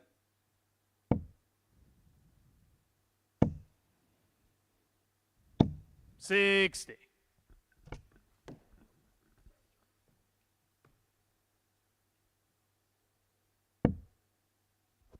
That first dart sat perfectly for Hendo. 140.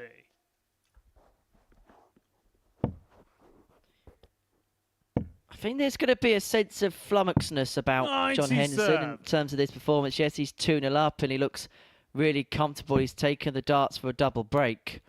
And there's been times where he's been scoring like a demon. But the doubling has left a little bit to be desired. 2 from 9 so far in this contest. But Jared has given him a lot of opportunities. 66. John, you require 81. And another one presents itself for the former World Seniors champion if he can find 62 points from here. If he can find the bullseye. Game shot. No mistake. 12 darts. A real upping in the quality there from John Henderson. He's got the double break. He's got a 3-0 lead. 4 flag. It's John. And Jared Cole cuts a real forlorn figure at the back of the stage. Yeah, well, the reason for that is obviously he should be sat there. He should have been sat there at 1-1 and not 2-0. And then that one's just bitten him on the backside there. It's a great leg from John Henderson. But the momentum was all built from being 2-0 up to go and do that 12-dart leg. And as a player, you always feel that you've given your opponent the opportunity to do it. You never think, well done to your opponent for doing it. You think, I gave you the opportunity to do that through my misdemeanors. 45. These two met in Series 2, Week 12. It was almost a final in Series 2, Week 12. John Henderson would make it through to champion on that particular occasion. Jared Cole lost the semi-final to Niall Cullerton, despite averaging 101 in that particular match. It was a real high-quality, high-octane week. 140.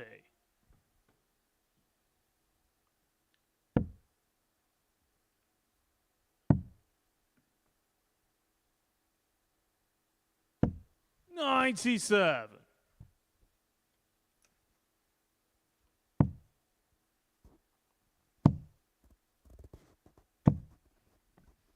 $95. John, you require. Now, I know John Henderson's good, but not even he can take out 220 and 3. Perhaps he's still excited about the fact that he's done 8-9 darters. Jack. Or was he going to say, John, you require another dart 24. to get the 220 that was on the board? 88. The lovely thing is everybody's seen the funny side of it. These things happen. Double 10 for Hendo for a comprehensive route. Double 5. Inside, and so Jared will come back. He's missed 8 darts and a double in this contest. He's got 3 more here at double 18 to bring it back to 3-1, and it would be a break importantly as well. 1 left. Game shot And on the just about flag, found. Jared Cole.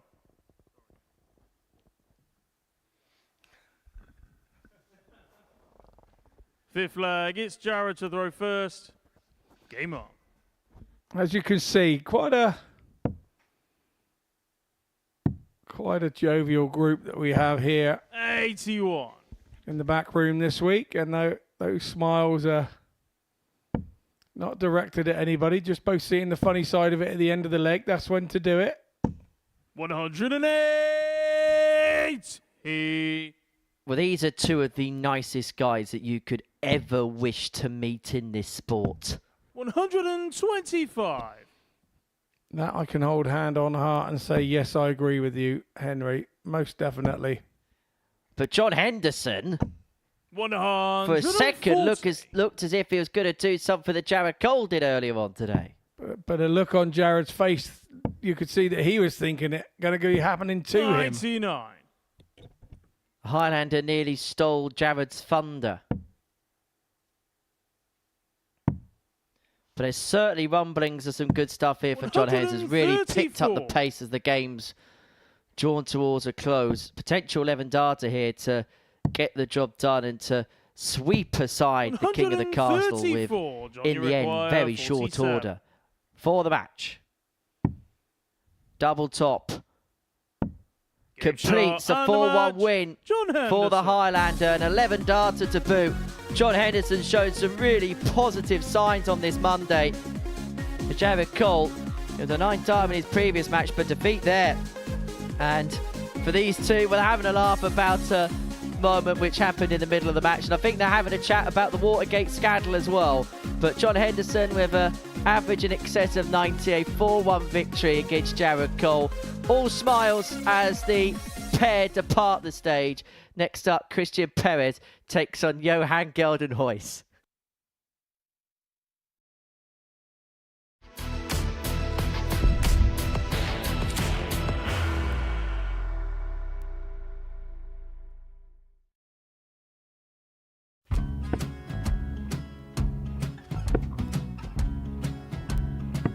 $54. Charlie McGuire, 164.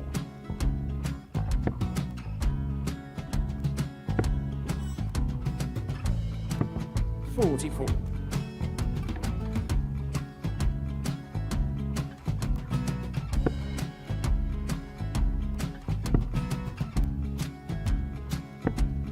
$32. Charlie required 120. Well, 120. He's got a fair, at least 2 handfuls at this. Just needs to stay 60. there. That's a good shot.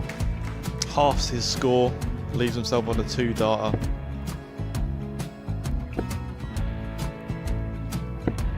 $26. Charlie Time on his required side 60. to become back-to-back singles champion.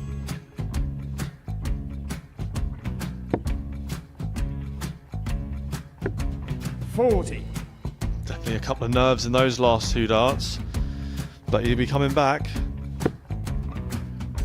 It's a moment he's been in before this situation.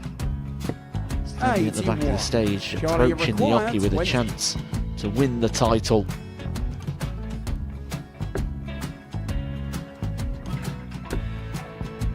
He did this to win the first title, if you remember. 11. I think he's gone. I think he's gone to bust it, maybe. The first title he won, he wanted 20. He went 6-7-7 to win it. He had a chance to replicate it again. Yeah, I get the feeling that was for a bust. And 39. on that situation there, George Gage wasn't even able to take it out going to the 18s on that switch. Yeah, I think he just panicked a bit, but he's done well to get that big one. Sometimes can be the hardest part. Georgia requires This is it. 79. It's got to be 19s. got to be 19s for this shot. Big 20 and a double. He's got the first one. He's going to get a match dart here.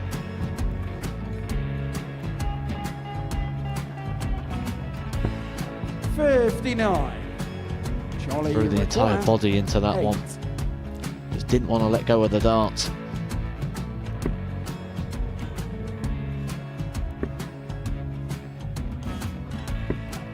No score. He's given George a chance. George require 20. I think George has been quite good on double 10 today. So many opportunities for Charlie Murphy. Couldn't get the job done. And the match! And the Red Dragon George Modus Skate. Super Series Influencers Champion, George Skate!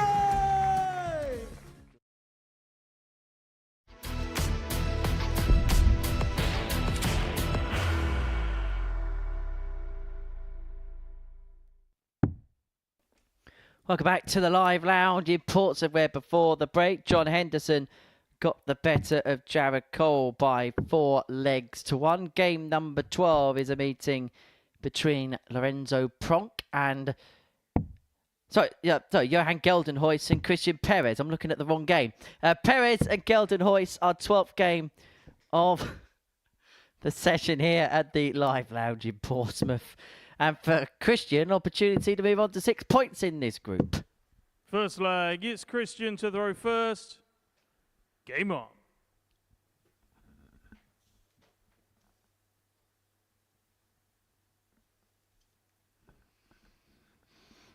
Perez had a tidy 4-2 win against Keegan Brown last time out. Just shy of 100 average, 97. 81. I thought he was playing at a slightly quicker pace and looked more comfortable at the quicker pace.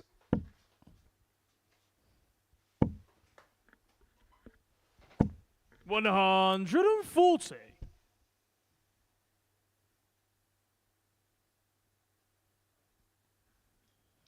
Gildenhuys nearly started another match with a 180 first throw. He's done it twice already in his first 3 matches. 100.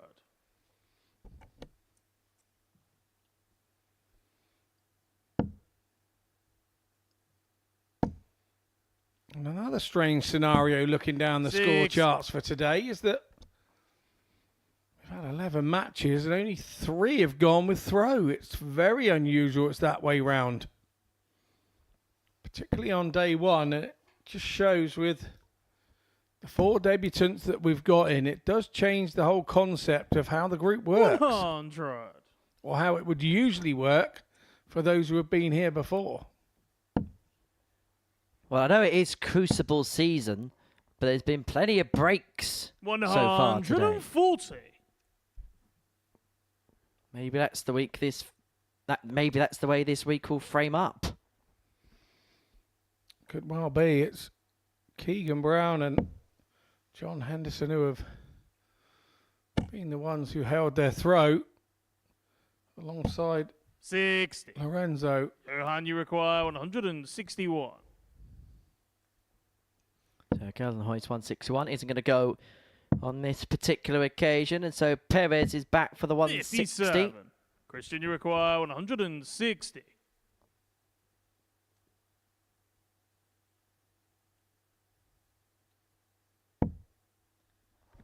Not to be on this occasion, and so Gildenhuys back for 104 to 28. get the Johan, breaker you throw in the require opening leg. 104.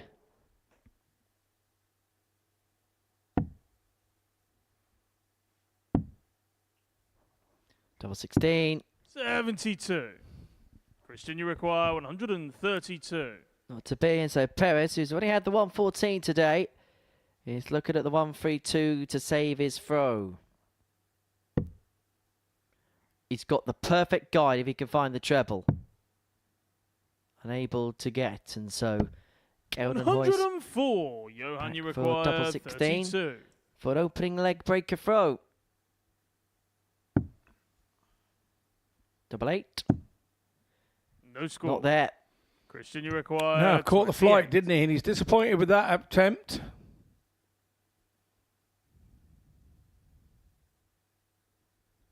And Perez 3 Game more at shot double of the first 14, of leg, which he Christian only needed the Perez. 1.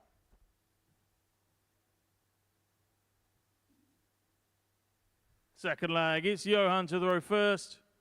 Game on.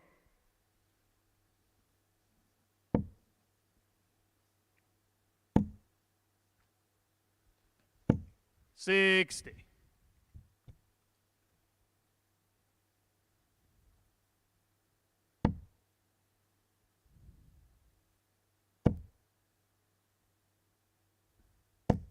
$140.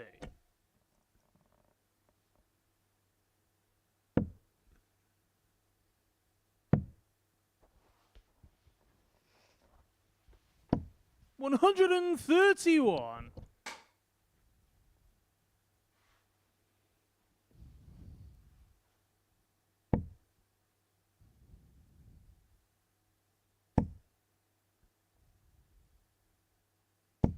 $140. Decent leg this from Christian. Really taking command of the 100. leg on the Johan throw. 6 starts then from 2-2-1 to open up a 2-0 advantage to double his lead in the match.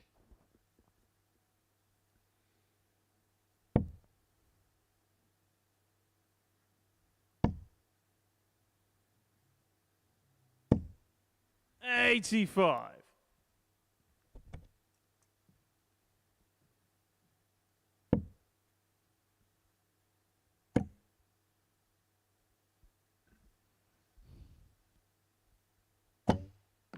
$40.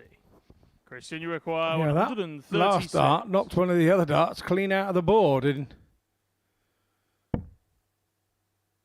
you can see where Johan does sharpen his points a little bit at the bottom, rough them up to try and get them to stay in the board. 85. Johan, you require Obviously, that's a problem and a 170. sign of that's what happens with his throw sometimes. It did still leave in the big fish, but that hasn't gone, and that is one hell of a Christian, you response require after missing the 51. first treble. So Perez 51, double top. Game shot on the second 13 leg, darter, Christian 2-0 Perez. lead, more like it from the Filipino. Just starting to get ahead of steam up, you feel, as the day's Third going leg, on, it's isn't it? Christian to throw first. He's now relaxed in. He's Game been here now. Played a few games. Now feeling comfortable in the room. And you can see from the way he holds his dart there, one of his fingers is all the way back on the stem that holds the flight. 140. He's flying in on a slightly upward trajectory, Taylor-esque. But you can see 57. that as it leaves his hand, the dart in his hand here, he grabs a lot of the stem, and not just the barrel.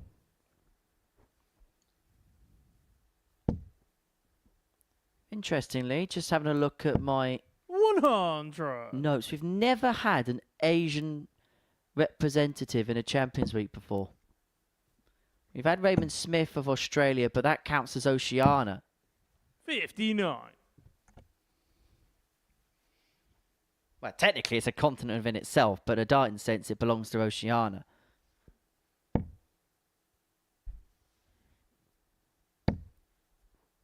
So Christian could break new boundaries for 140. not just the Philippines, but the Asian continent as a whole, which is a part of the world which in a darting sense is really bursting at the seams of success. 140. Christian, you require 121.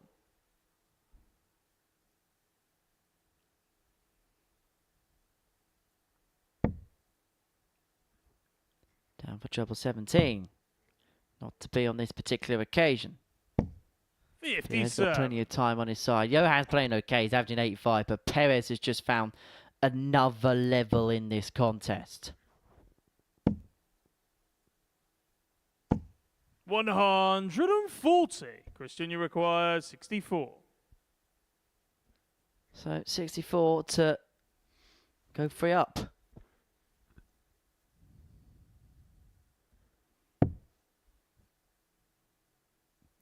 Aimed at the middle. Game shot on the third leg. Either Christian way, Perez. makes no difference. He takes out the double 8.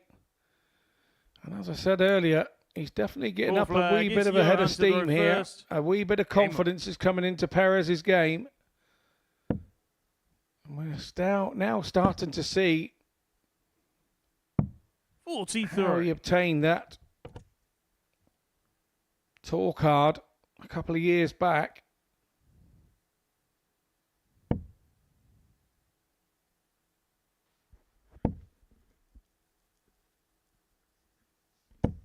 $60.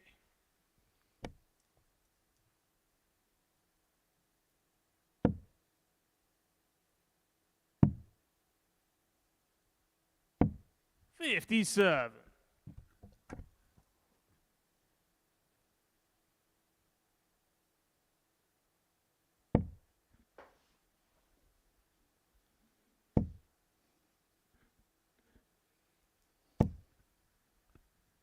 $100.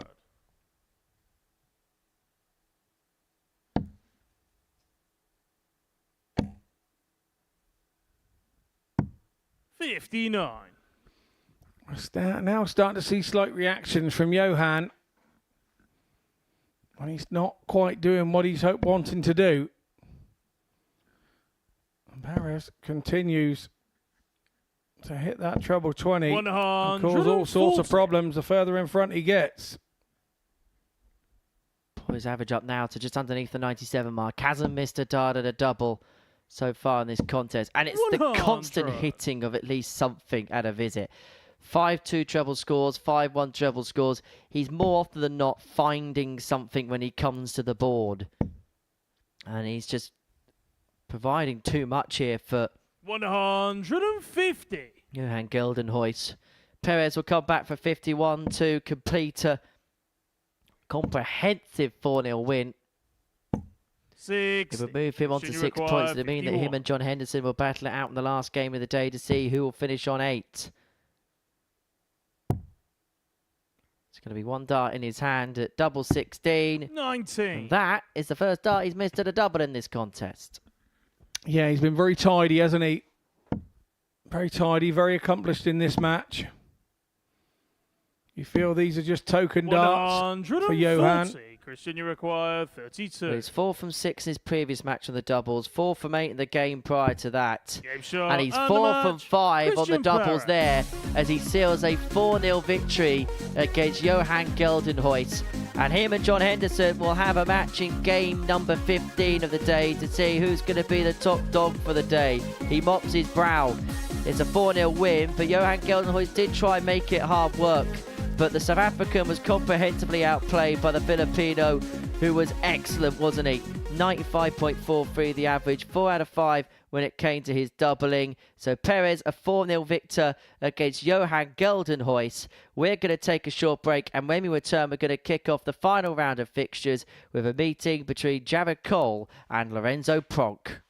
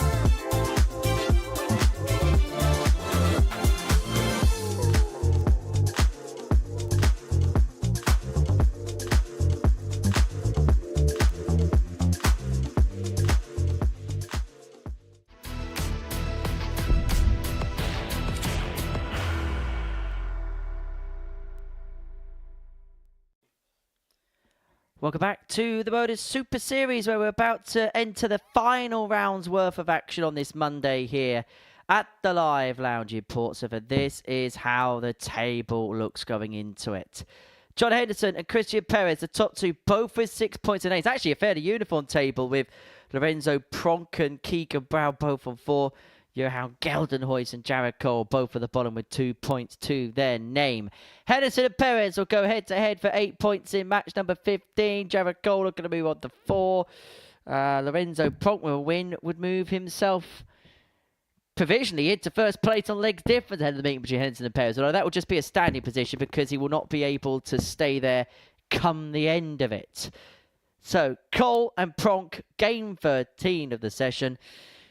Am I being unfair when I say that not quite sure what to expect from these two? Because we've seen some good bits, we've seen some low bits at the same time.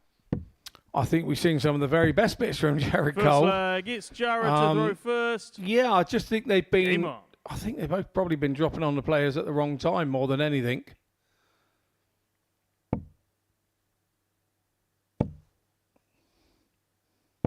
$60.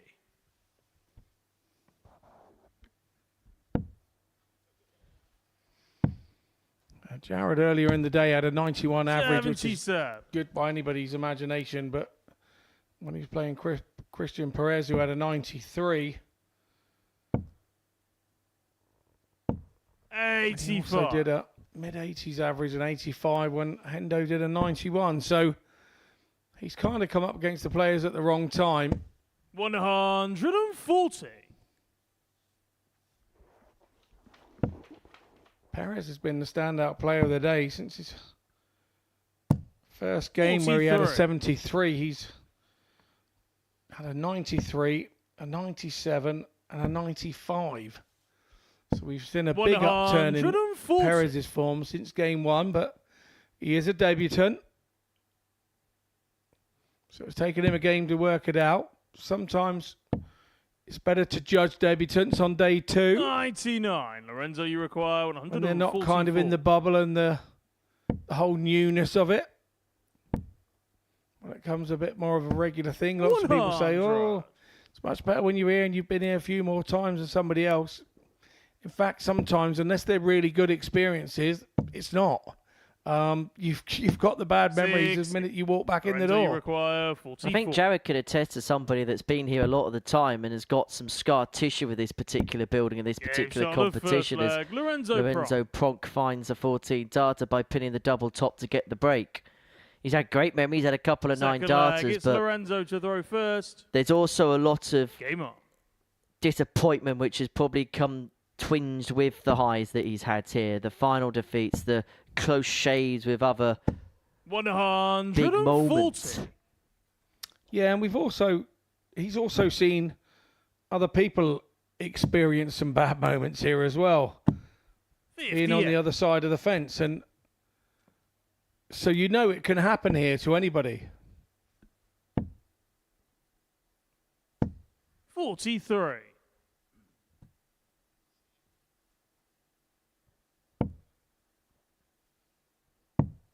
And I just get the sense with Jared that, yes, he would like to win Group A, everybody would, but I get the feeling that he's not too flustered about how he gets to Saturday night as long as he does get to Saturday night. No, but you want to come out of the group, whichever group you come out of, with a couple of wins under your belt towards the end of the group and really hit the new group running, don't you? You don't want to be coming out all drab and dreary and a couple of losses and then trying to find a new group again. You want to have some momentum. 134. Well, the only person with momentum at this present moment in time is Lorenzo Pronk, who had a 14 darter in the first leg and could back it up with another 5-visit leg here. 56. Lorenzo, you require 84.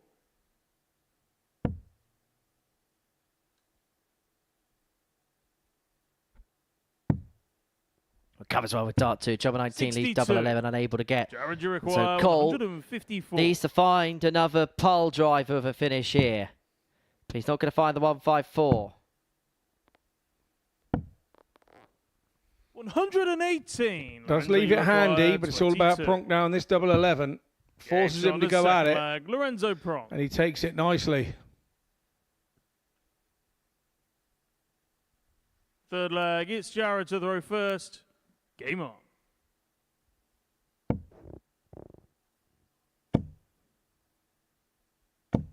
$140. Well, Jared Cole playing in the Tottenham Hotspur inspired shirt, and a little bit like his beloved football team, 100. is being taken to the wolves here.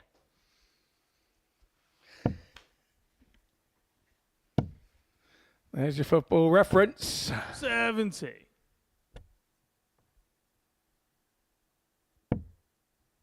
Probably best not to talk about football with a Spurs fan at the minute, where they are in the league. 100. Arsenal 3-0 up on Real Madrid in the Champions League quarter-finals.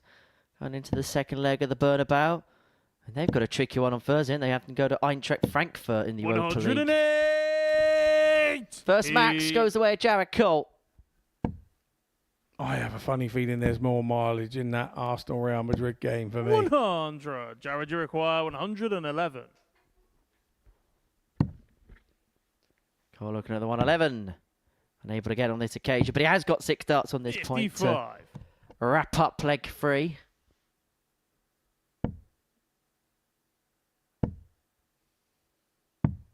$83. Jared, you require 56.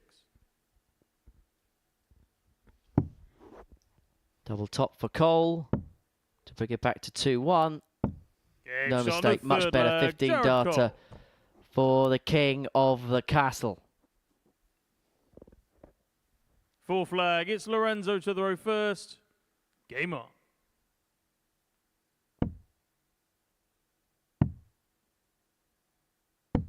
$93.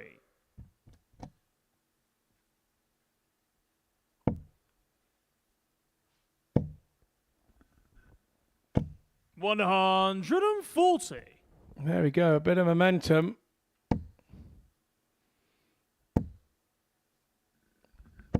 $81. He looks a totally different player with a bit of momentum, doesn't he? This Jared, total different confidence. He's a real rhythm player, isn't he, Jared 58. Cole?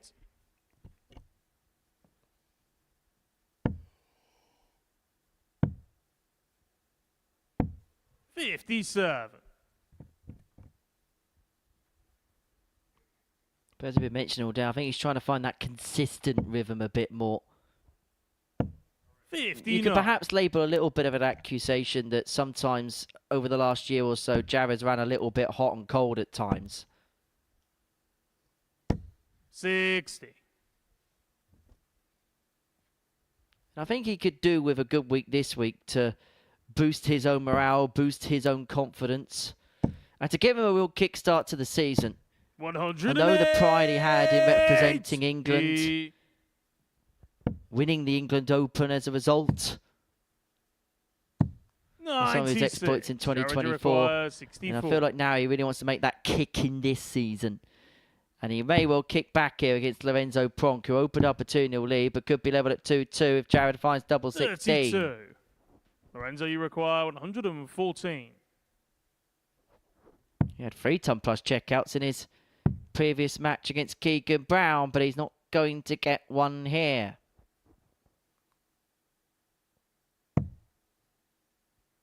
$108. Jared, you require 32. So we're all about Cole and what he does here.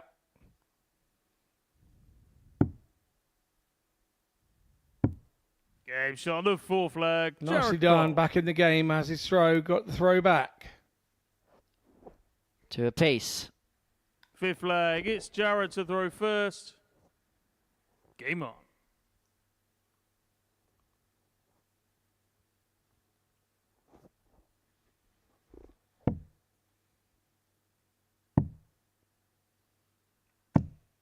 $46. Just having a look at what's happening on the Pro Tour, and Scott Campbell, who we're going to see next week at Champions Week, is 140. departed, losing out 6-3 to Chris Dobie. Andreas Harrison's Pro Tour debut ended in defeat 84. against the Belgian Stefan Henderson.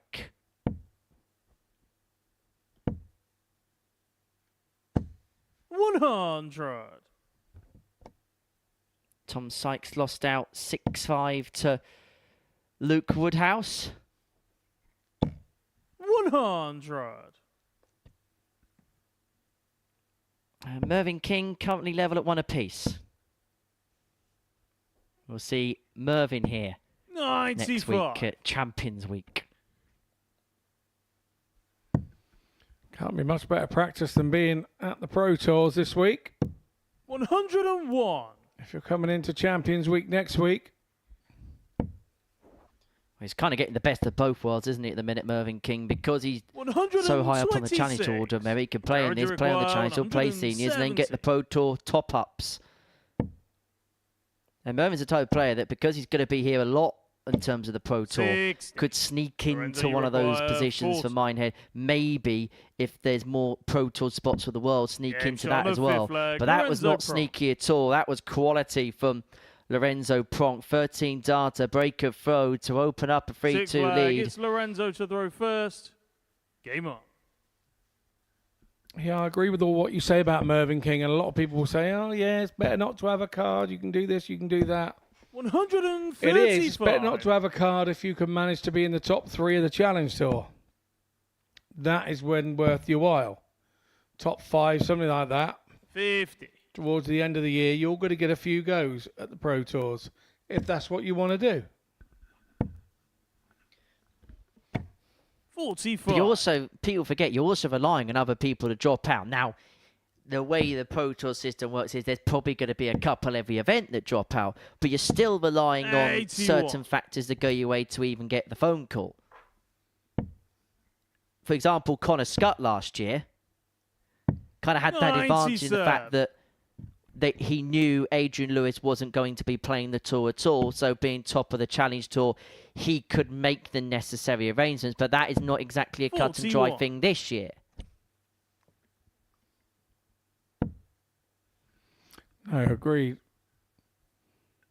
I know there was a position last year. I think I was just outside the top 30, and I saw a guy that was below me playing, and I was commentating on him. And yeah, I'd already committed to do the commentary, so I couldn't actually take my place on the hockey. 83. Rather bizarre. You require 160.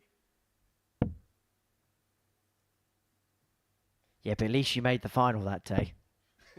And the day after, yeah, it was lovely. 60. Best one you've ever had on a Pro Tour. Absolutely, I did comment at the time. This is the furthest I've ever made it on the Pro Tours.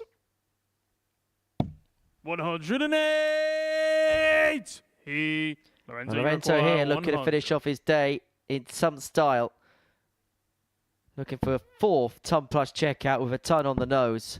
He was looking at tops. He's not going to get it. And Jared now he's relying on 66. Jared Cole not taking out this 66. Finds the treble 14. Now looking at double 6. He usually likes the doubles down that side of the board, but it doesn't correlate for him on that occasion. And so Lorenzo Pronk looking at double top. Tops for the match, tops for the win. And the match. And Lorenzo Pronk has given us some good stuff today. A really tidy performance there. Average just under 93, 4 from 6 on his doubles.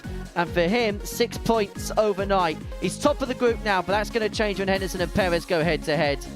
But he is pretty much now guaranteed 2nd position in the group overnight. And that is some achievement for him. Coming up after the break, Johan Gildenhuys takes on Keegan Brown.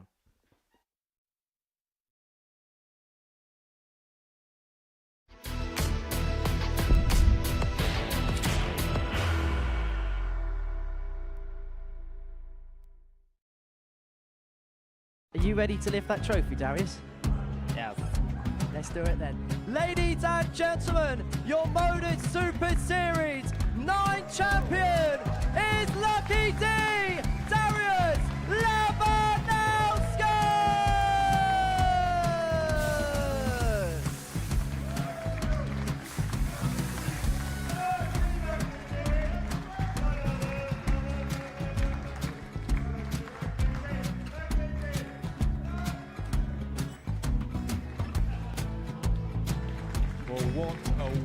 wonderful night of darts we have seen, and we are ready.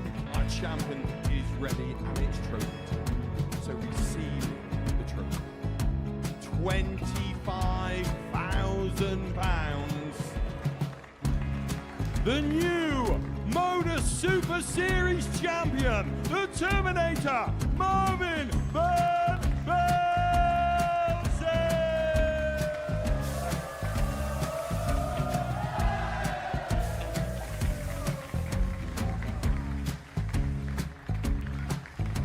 And one more time, the 8th Modus Super Series champion, the Terminator, Marvin Van Velzen. And the new Modus Super Series champion is Andreas Dirty Harrison.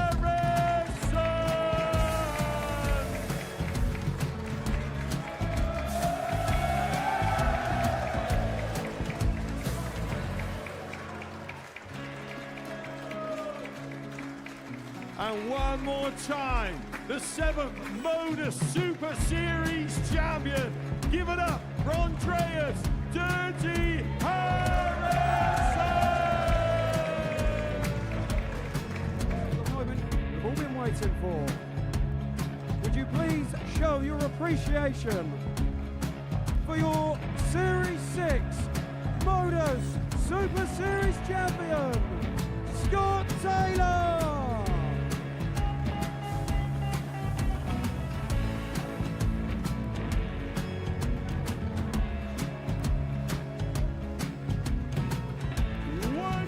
Time, your new Modus Super Series champion. He is Chucky. He is Jim McEwen. Ladies and gentlemen, your Modus Super Series champion, retaining his title, the Nuke, Luke Ledlow.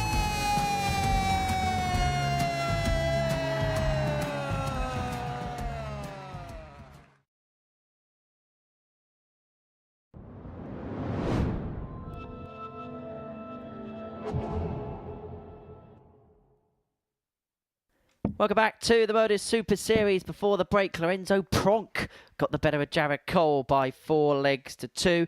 2 more games to go for us here on this Monday afternoon. It's Keegan Brown against Johan Gildenhuys in our penultimate match of the session. Keegan, who won his first 2 games, has lost his last 2, will be hoping to be on the right side of the 3-2 day. Well, that was a violent bounce out, wasn't it, there from Johan with his final practice darts before we get underway. Now, the South African has had a fantastic day. Johan, in terms of the performances he's put in, I think he's going to be very pleased with the levels he's played at. What I don't think he'll be so pleased with is the points return that he's got. Only 2 of them so far. And today, he's lost with averages of 102.63, 57, 89.1 and 85.19. He's playing really steady stuff, but he's just getting no returns for it. Yeah, and I agree with that. I think, you know, as performance-wise, I think he will look and say, I haven't played that badly. I've been doing all right here, but I tell you, it hasn't turned into points on the board, and that always becomes a little bit, it can make you a little despondent. 100.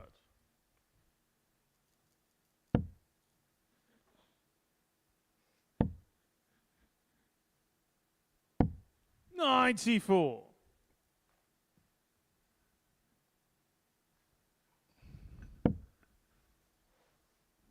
Well, there's still a lot of darts to be thrown on this Monday afternoon. 140. Still got Christian Perez and John Henderson to come after this one's done. And the winner of that one will top the table overnight. Keegan looking to be in play on 6 points in the group. And that 1-6-2 setup leaves himself on 1-4-6. But how handy can Johan leave it from here?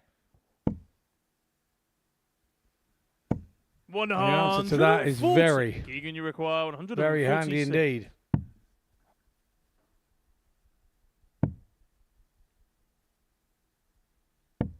$46. Johan, you require 64. So 64 for Gildenhuys to get on the board in this match. 16 leaves the double. The 48. double's not got, and so Brown will Keegan, you come back require looking at a ton 100. to get the break and open up a 1-0 lead. Tops. 60. He's not executed, Johan, and so require Johan will have 16. free in hand to take the opening leg.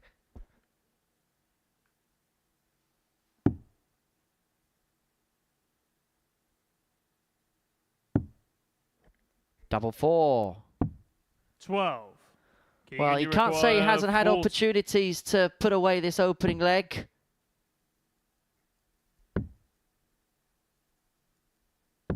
And Keegan Game Brown shot on the duly first leg. punishes on Keegan double Brown. 10.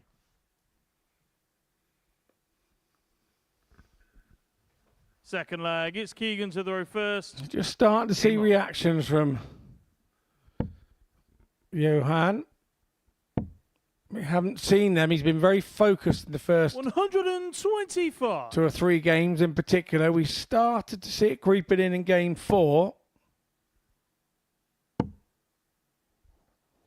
When he took on a very informed Perez. 95. He beat him with a 95 average to 0 as well. And that will be a concern for him. 33. Legs difference is as good as a point here at the Super Series. And those that watch weekly will know that, including these guys. Well, if Johan loses this by a 2-leg margin or bigger, he'll actually finish the day 100. bottom of the table. But he hasn't been the worst player in the group. That's the strangest thing about it. But here at the Live Lounge, it is a results-based business. 97.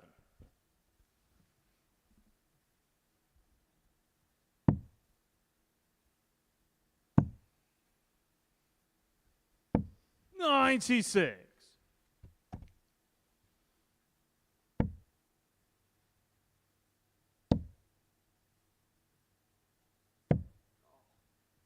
$67.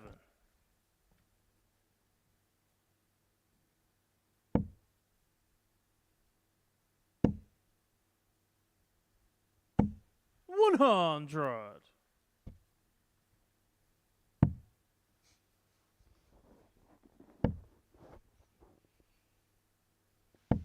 $139. Excellent setup from Keegan. The Johan, you require 139 leaves him on 110. tops. Forcing Gildenhuys here to take out the 110, and he's found the treble. Only needed the one of them to guarantee a dart at double, and that doubles double 16 Game and shot on gets the the double second leg. 16. Johan And when it looked Gildenhuys. like his back was against the wall in the contest, Johan Gildenhuys has come back out swinging. The Third leg, 110 it's Johan goes. to He throw breaks first. Brown back, and Game we on. are level at 1 apiece.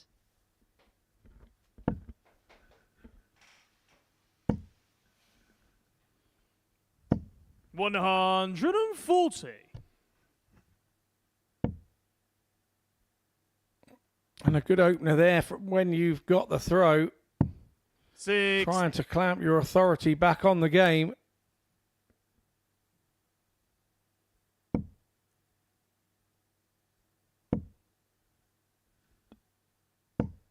$85.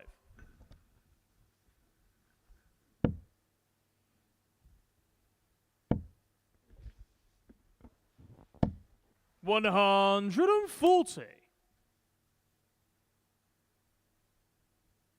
I feel like this game is at a real crossroads. Like 58. Keegan was about to stretch off an early ascendancy. Gildenhuys has pegged him back.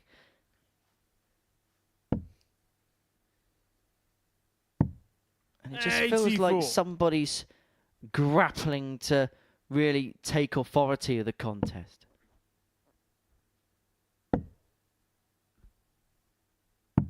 $42.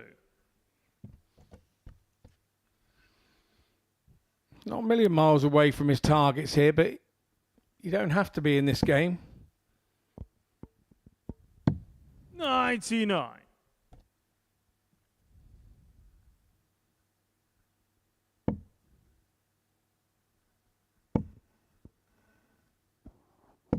$60. Keegan, you require 118. Keegan here looking at 118 to get the break and open up a 2-1 lead in the match. He's found the treble. And he's going to get a dart in his hand at the bull. 93. Johan, you require 116. Gildenhuys here, who pinned the 110 in the previous leg, is pinning his hopes in this one on another ton plus out. Gets the treble, double 18. 8. Wasn't far off. Keegan, you require 25. I rushed it slightly, didn't he? Keegan Brown to tidy up. Nice start for a marker. 9. Hit the wrong Johan, side you of the marker require dart, 36. and he allows Johan back. Game shot on the third leg. Johan Gildenhuys. And for Johan Gildenhuys, a 2-1 advantage for Keegan Fourth Brown. leg, What was it's a Keegan to throw very first. positive start Game to on. his day.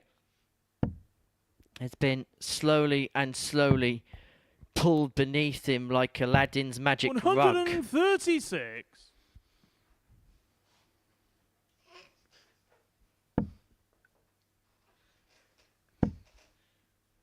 Less free wishes, more free defeats. 140. If he loses this one, Keegan Brown. Well, another one of our Champions Week participants has 98. departed Pro Tour 13, Mervyn King, losing out 6-3 to Cam Crabtree. 57.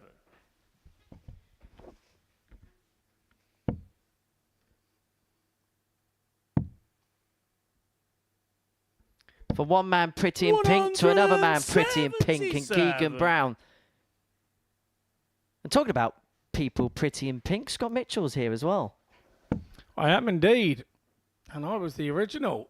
I was wearing pink in the ring before the 6. girls started wearing Keegan, you pink at the, require 90. at the darts, I can tell you.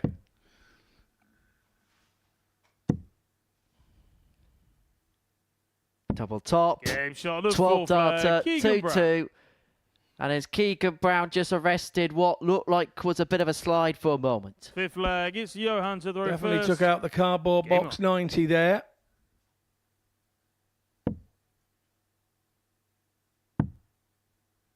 Why is 90 now going to be called the cardboard box? Big 134. fish 170, little fish 130, cardboard box 90. That's how I'm having it. 99. See, this is why they pay you the big bucks, Scott. Correct.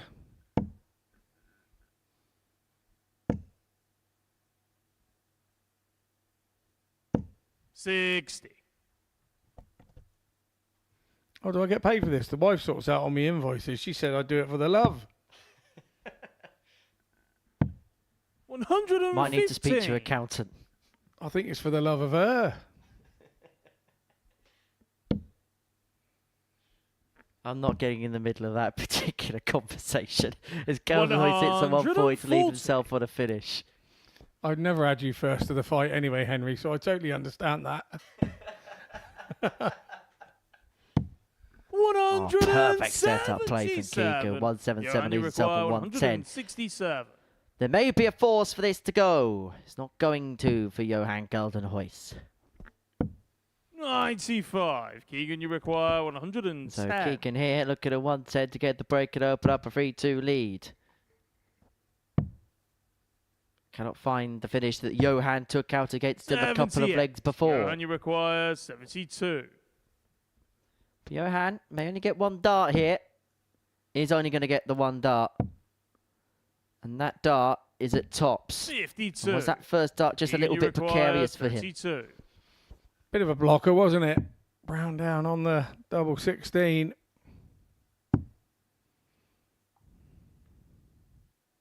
Now having the do-si-do along score.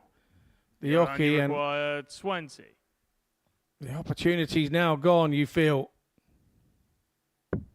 Game shot on the fifth leg. Johan Johan takes out Gildenhuys. double 10. And yeah,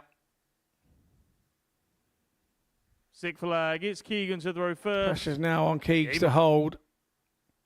Always difficult playing leg number 6.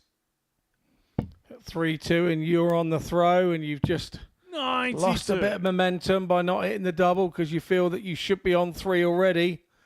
And now you've got to battle away. It's That's the tough mental side to the game that we have. 78. And we have to put up with it week in, week out. And deal with it. I think the phrase rough with the smooth springs to mind, doesn't it? 59. Well, Keegan, by doing that, has left himself on 350. Very smart play from Keegan, because a maximum here will leave himself on a finish, on the biggest finish, upon his return after that. Very, very smart. See, that's why he's a commentator, 60. Scott. Indeed. There's one commentator in this box, probably wouldn't have done that. And it turns out we could probably 59. loan him out for some spotting shifts as well.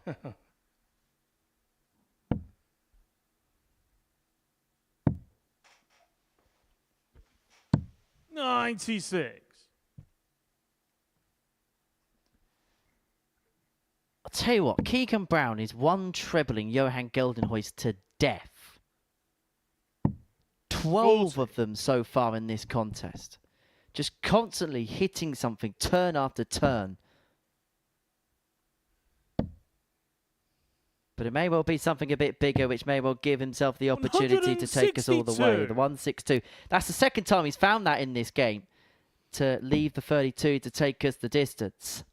Yeah, always a classy shot, but it's going to be under pressure now of some sort. 140. Big pressure now. Require 32.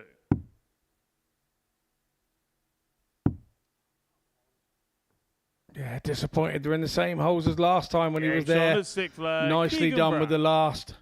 Just when he thought it was getting away from him, Johan was thinking, I'm going to be in here, and he didn't get there. To throw first. Game on. And so we head the distance. 134. Gildenhuys with the darts and a 2 treble turn to kick things off. Yeah, when you miss a treble with your first and you go downstairs, that is 93. momentum killing. Here we go again. Here we go again. 108. 134, 180. Dream start.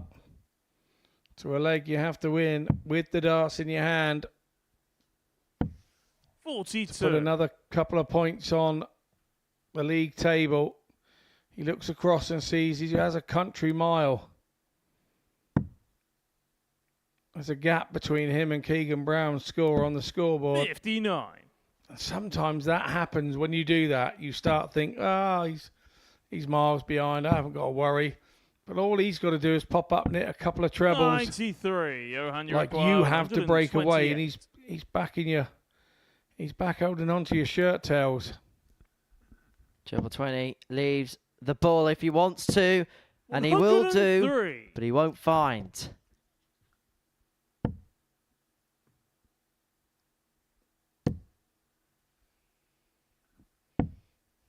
$128.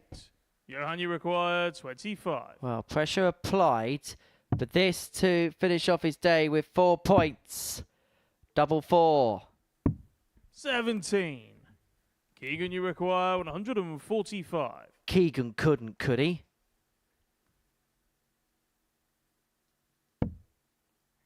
He could. No, he couldn't. That's okay. Hoyt returns. Johan, you require Looking at double 4 for 4 points overnight. And you'd say he'd be good value for them. But he has to find the double 2, and he gets the double 2. Last dart in hand. Johan Gildenhuys has played some superb darts today, and he's got 4 points to show for it. For Keegan Brown, he got off to the perfect start. He won each of his first 2, but defeats in his last 3 leaves him in the bottom half of the table overnight. That the tail of the tape. Keegan, well, he found a lot in terms of the 1 treble scoring, but Johan Gildenhuys found the power-packed stuff when it mattered most. Coming up after the break, the winner of the match between John Henderson and Christian Perez will top the group going into tomorrow's action.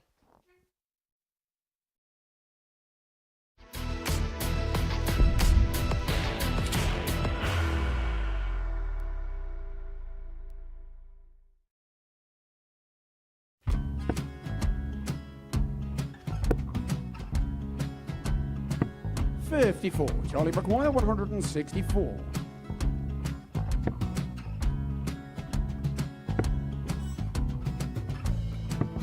44.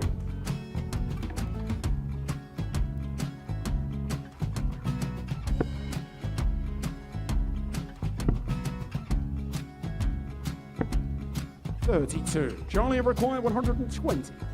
Well, 120. He's got a fair, at least 2 handfuls at this.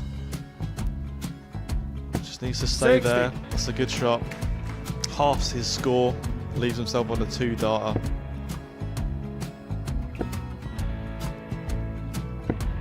$26. Charlie Time on his required side 60. to become back-to-back singles champion.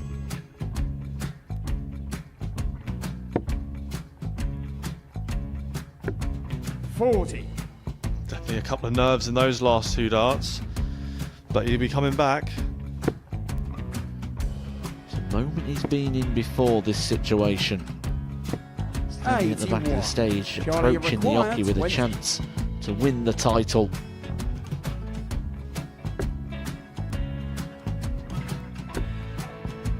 He did this to win the first title, if you remember. 11. I think he's gone. Georgia I think he's required gone to 118. bust it, maybe.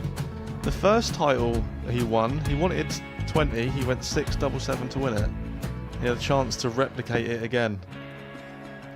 Yeah, I get the feeling that was for a bust. And 39. on that situation there, George Scaife wasn't even able to take it out going to the 18s on that switch. Yeah, I think he just panicked a bit, but he's done well to get that big one.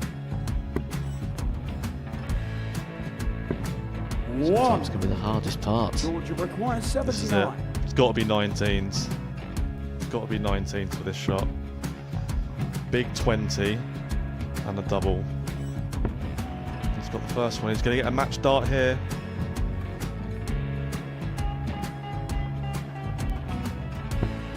$59. Charlie Threw the entire required body into that 8. one. Just didn't want to let go of the dart.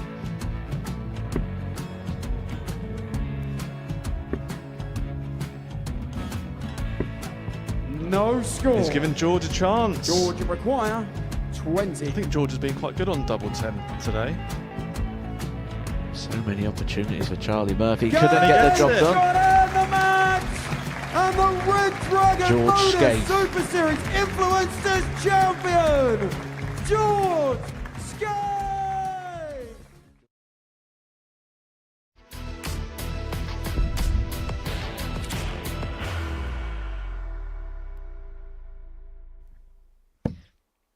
Welcome back to the Modus Super Series, where the final game of the day is about to get underway. It's a meeting between Christian Perez and John Henderson.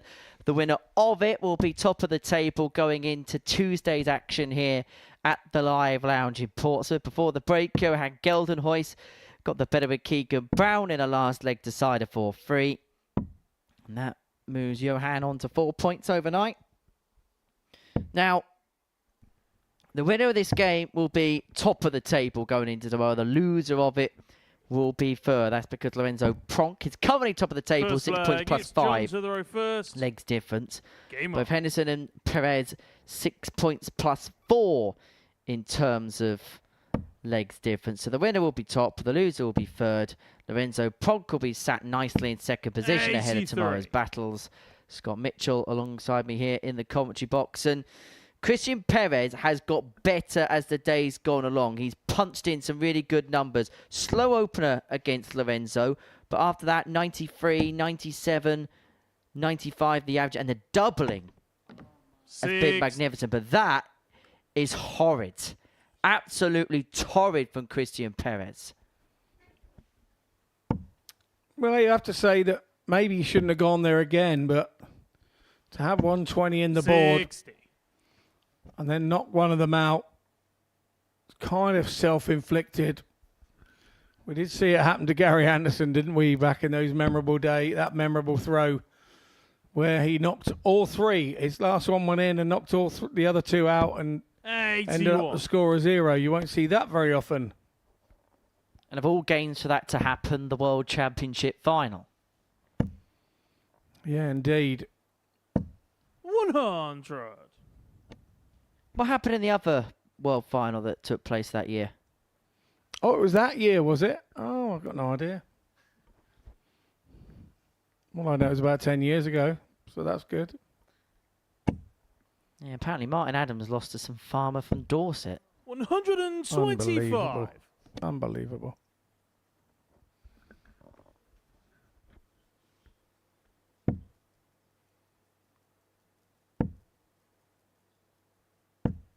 $26.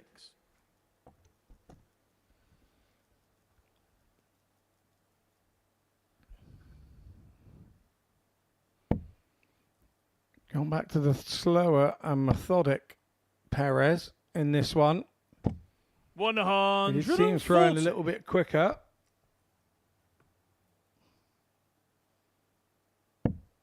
In his last one against Johan, because the pace of the game of Johan 140. Christian, you require Perez to 95. travel quicker. He just got caught up with it a little bit. He's making sure that doesn't happen this time round.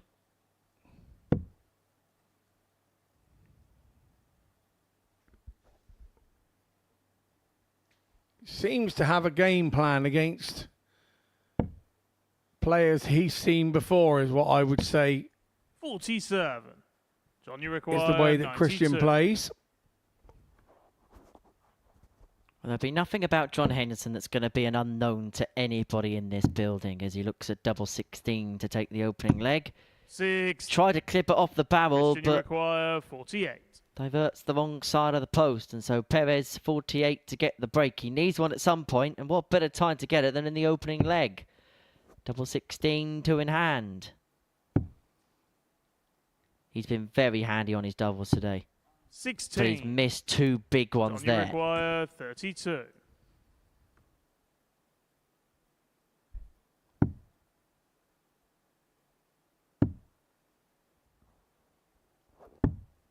No So Henderson score. cannot pinch his Christian, pocket. you require 32. Reprieve for Perez.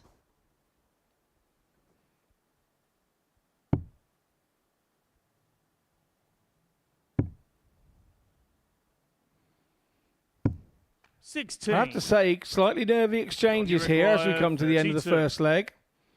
But surely now, Henderson will put this all to bed. Game shot on the He first does leg, indeed. John Henderson. Gets there eventually, does the Second leg, Highlander. it's Christian to throw first. Game on. Where do you stand on fist bumps after a 23 dart leg? I know what fist pumping I'd be doing after a 23 dart leg. 99. And if somebody was taking all that time with me, it'd be up. Yeah. Less said, the better. Yeah. It's, yeah. 119. I remember my dad threatening to give me a thick ear when I was playing up. No, it's along those lines.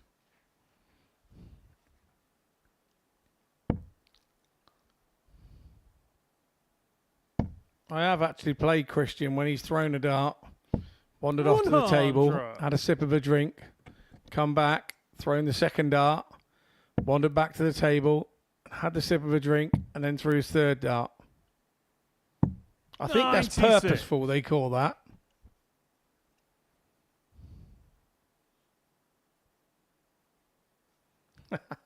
Make it sound like you're Ricky Evans, Scott.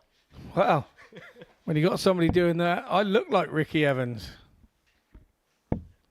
I look like Speedy Gonzalez against that. 75. But what Christian has been all day long has been ultra consistent. You take the first game out, that's an anomaly. First game on the stage, that can happen. The numbers he put in, he's punching in, the doubling has been exceptional. And kind of the numbers we expected to see for him to be really competitive at the top end of the group. So then why come and change yourself tactically for this one here? Why would you do it?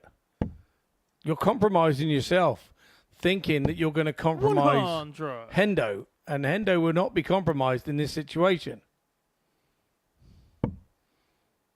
He's been there and seen it before.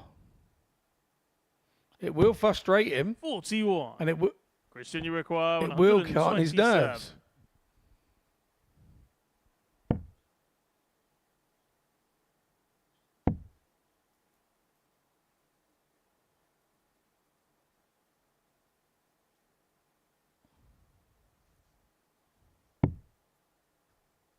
$75. He's left himself on 52 to level this game up upon his return. What pressure could John Henderson put on here? 90. Christian, you require 52. It's okay pressure. But Perez, couple of darts in hand and a double. I'll tell you what, that was precarious, wasn't it? He's had a couple that's dropped low like that. Game shot on the But he's found the double 16 and this game is back at an equal kill to 1-1. Third leg, it's John to throw first. Game on.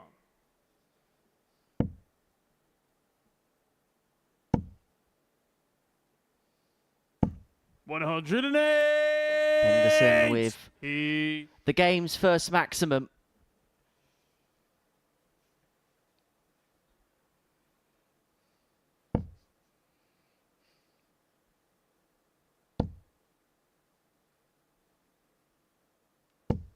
$100.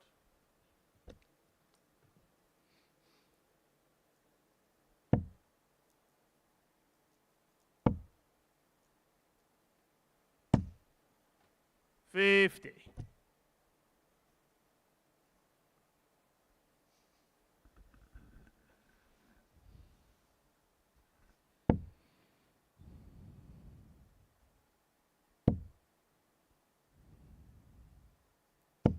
$140. Check 95.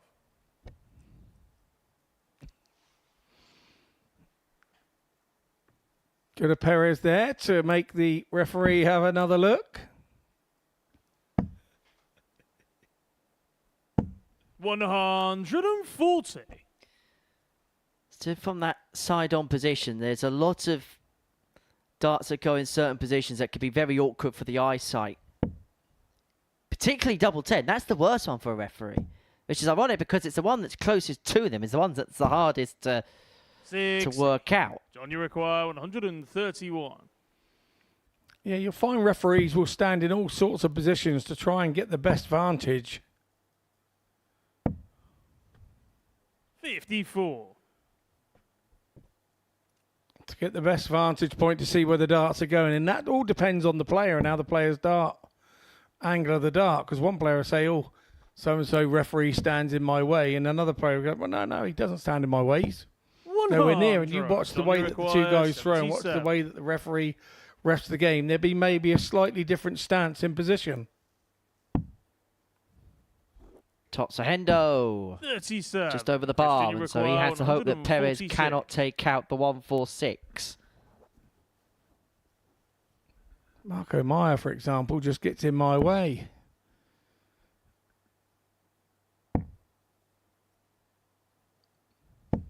$138. John, you require 40. Yeah, and if you say something back to him, you'll feel the full wrath of Mr. Meyer. Double 10 for Hendo. Big 20. moment, big misses. Christian, 1 from 11 now on the doubles for John Henderson. Perez himself has missed 5 at the outer ring, but he's got an opportunity to break if he can find double 4. Break he does, and lead he does for the very first time in the contest. Much to that man's frustration, he knows he's had opportunities to be well in command of things. Game on. But he finds himself behind. He finds his back against the wall. He does indeed. And going back to the Marco Meyer thing, he's also left-handed.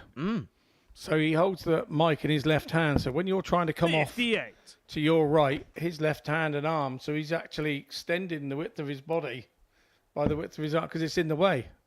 So I always find it very precarious going round 59. Marco.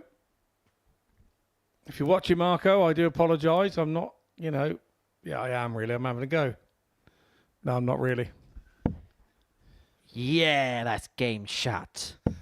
Yay. 140.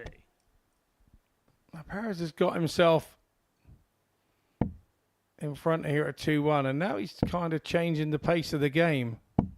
41.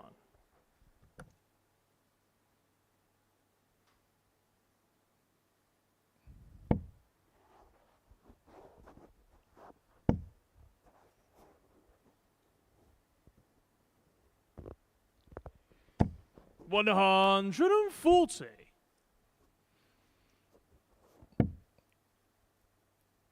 I'm just wondering whether John Henderson's just hitting a bit of a wall here. Maybe the fatigue of the length of day is just beginning to hit him a little bit. Played the first game of the session against Johan Gildenhuys and having to finish the program here. 100. Nah, he knows all about how to do that. I think he feels his opponent is playing him up a little bit here at times. 60. Check 45. Christian, you require 63. So 63 for Perez to open up a 3-1 lead. That's in the treble 13. Double 12 for 14 darter. Christian Perez has a 2-leg lead in this match. And now just one away from topping the table overnight. Henderson throwing to stay in the contest. Game on.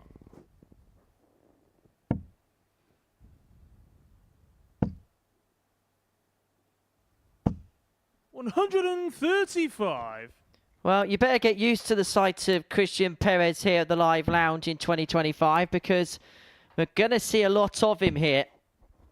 His start to the ADC Tour Championship season means that he's got a very good chance of qualifying for the Tour Championship finals on the 18th of October.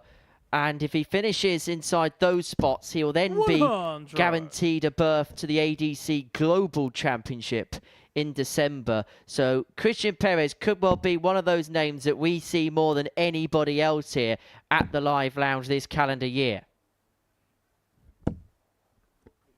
81. Well, that would be fantastic, wouldn't it? Yeah, be Graham Hall 5-0 to win the 99. first tour event of the year, which puts him into the top 4 of the order of merit. The top 8 play in the Tour Championship finals. The top 4 from that order of merit will grab a spot at the Globals in December, which Devon Peterson will look to defend. All live here 26. on Pluto TV. Henderson, though, here in this leg has got 6 darts on 167 to reduce the gap back down to 3-2.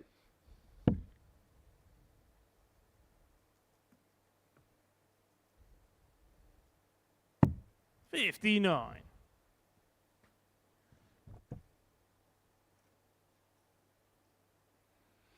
So Perez back on 254.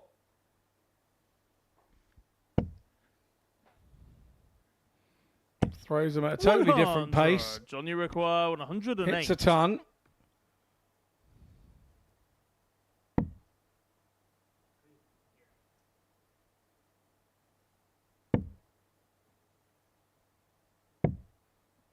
$38.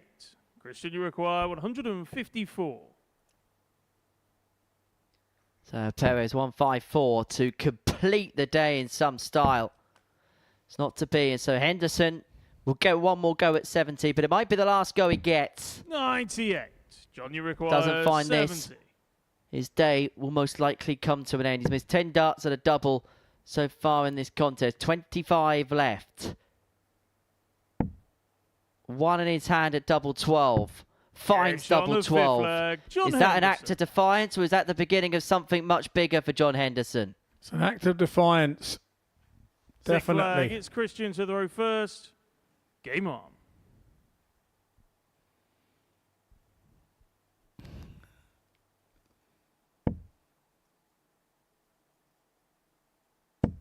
I think that's as angry as you ever see John Henderson on a dartboard. 60. Just having a little chat to himself.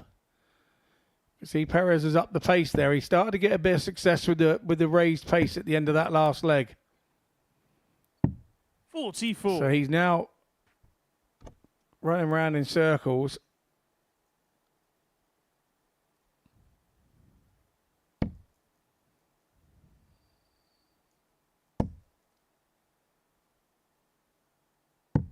59.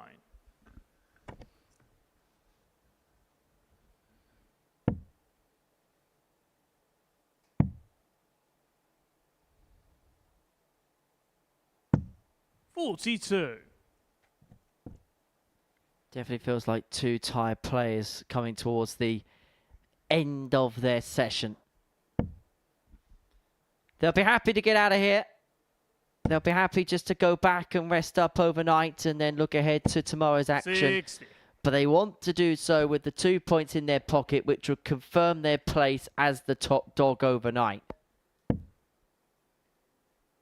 And also makes whoever loses this game their first match tomorrow even more significant, because there could be a 4-point gap that opens up very quickly. That 180 could very quickly change the complexion of this leg.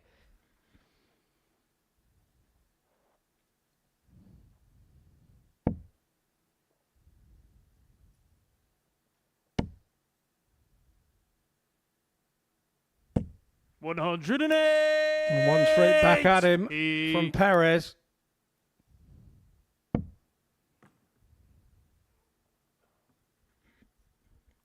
That first start is perfect for Hendo. But he's having to readjust after dropping his second dart. 130. Christian, you require 142. Trying to get the 5 off and hit the bonus of having the bullseye. And so Christian Perez here to the top of the table overnight. He's not going to take out the 142, but he's going to leave it handy, and he's going to force Henderson here to take out this 105 to take us all the way.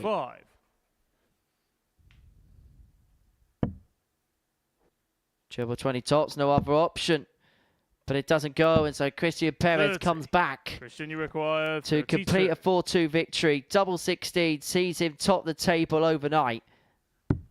Game shot and the match. In it goes, and Christian Perez has announced his arrival here at the Super Series. 8 points from his first day. He got to a sluggish start to proceedings, but then once he got going, he really did get going. 4 consecutive victories, puts him to the top of the pile, and no wonder he's got a beaming smile on his face. For John Henderson, 6 points will have to do for him on the first day's worth of play, but it's Christian Perez who leads the way going into Tuesday's action. Reaction and analysis to come in the Pluto TV studio after this short break.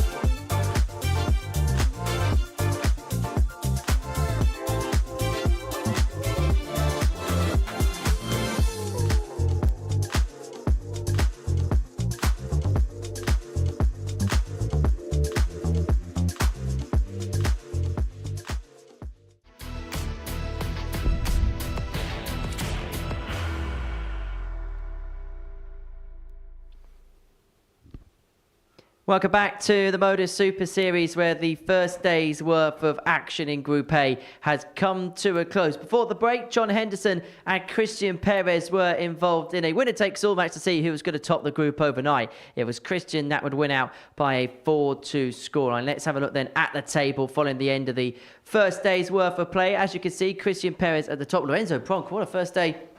He has had the ADC European qualifier, 6 points to his name, as well as John Henderson. Keegan and Johan on 4, Jared Cole, bottom of the group with 2 points. Myself and Scott Mitchell in the studio, alongside the table topper overnight, Christian Perez. Christian, many congratulations. First of all, how much have you enjoyed today? Oh, I just want to thank you for having me here. I really enjoyed playing here in the Modus. It was my dream to play here. Before going back in the Philippines, it's really my dream to be playing the Modus series.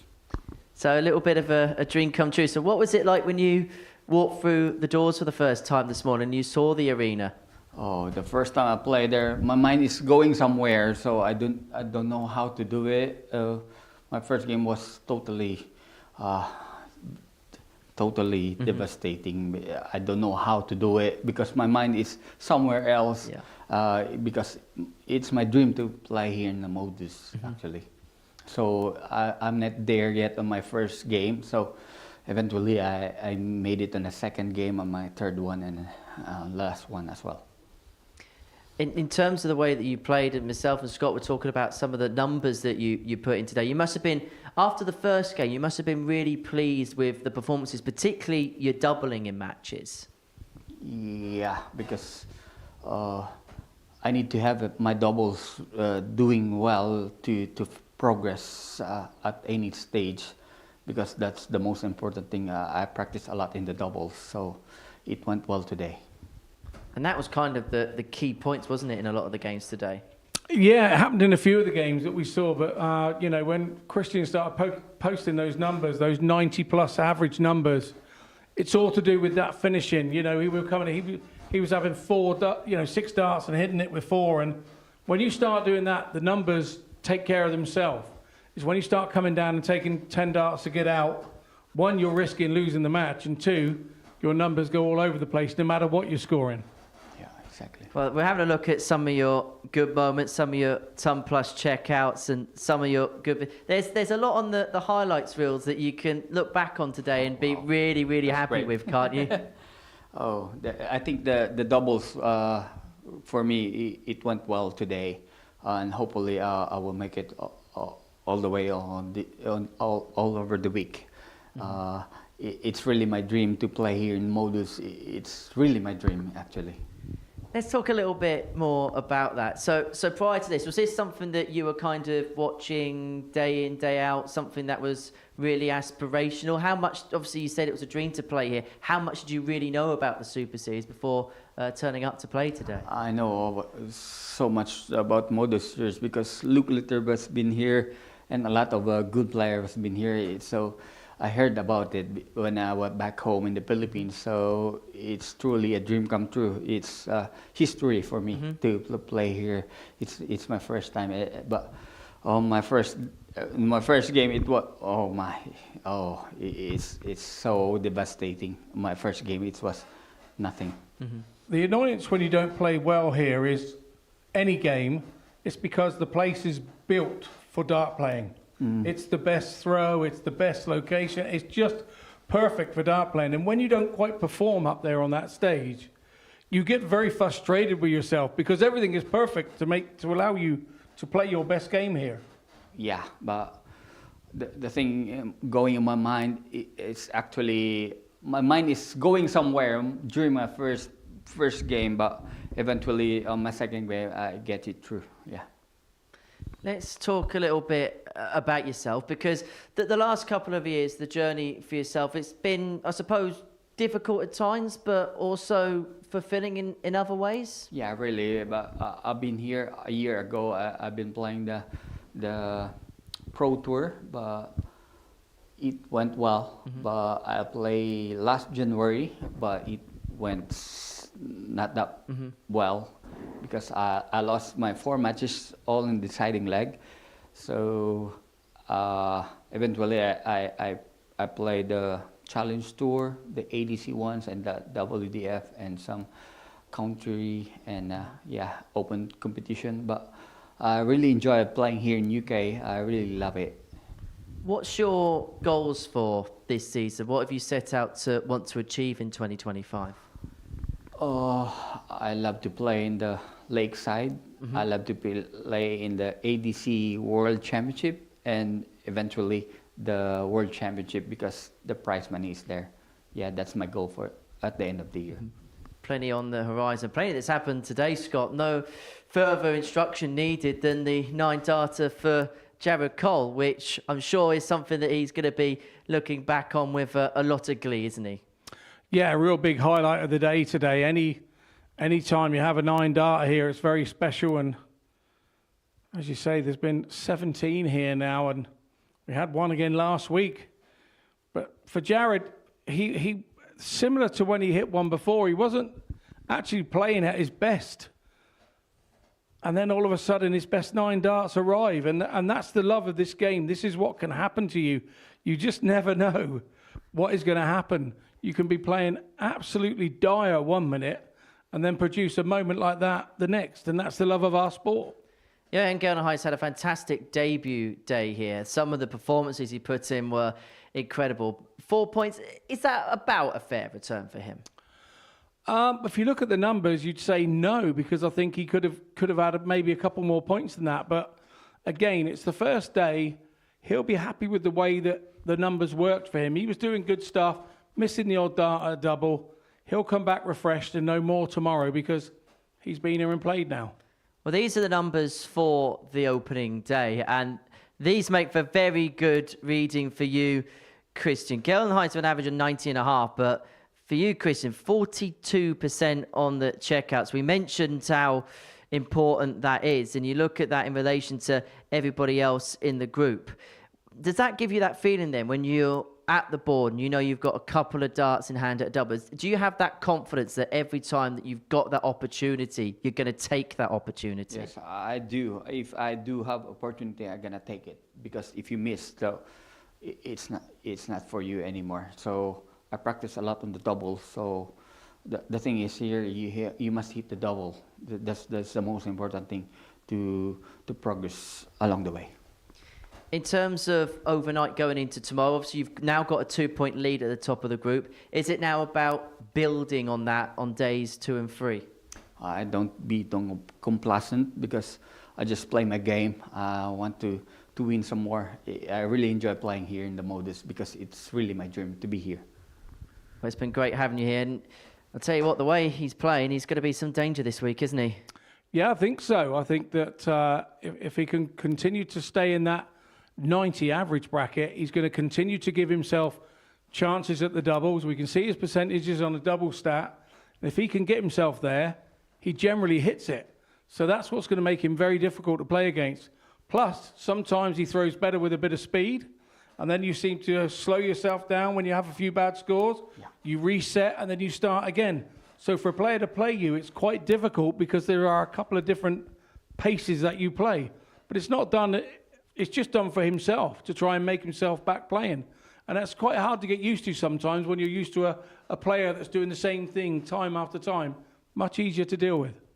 Well, Christian, many, many congratulations on a great first day. Great chatting to you. We shall see you tomorrow. Scott, we shall see you tomorrow as well. I really enjoyed playing here today. Thank you so much for today. It's been absolutely our pleasure. Thank you so much, Christian. Plenty coming up, of course, Pluto TV. Coming up next, the latest edition of the Tungsten Talk centres around a man who's made a couple of finals here.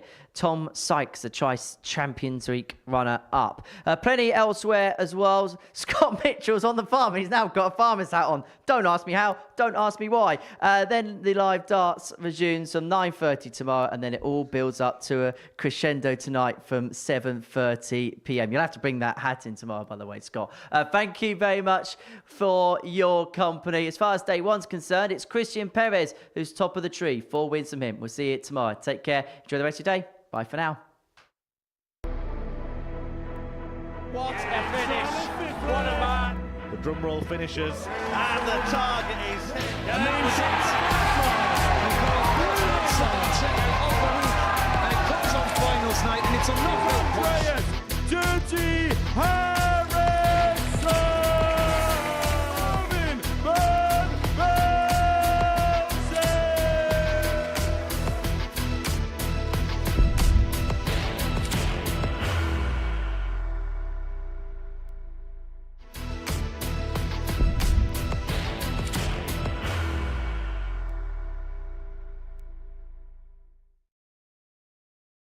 Are you ready to lift that trophy, Darius? Yes. Let's do it then. Ladies and gentlemen, your Modus Super Series 9 champion is Lucky D, Darius Labanowski!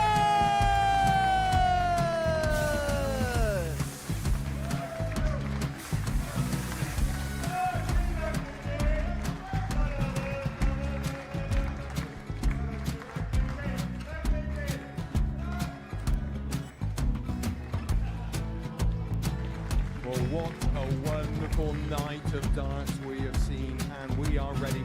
Our champion is ready, and it's trophy. So receive the trophy. £25,000.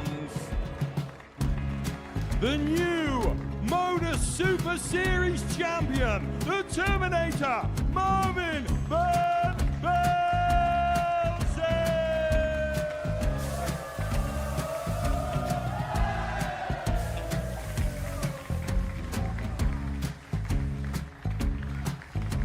And one more time, the 8th Modus Super Series champion, the Terminator, Marvin Van Velzen. And the new Modus Super Series champion is Andreas Dirty Harrison.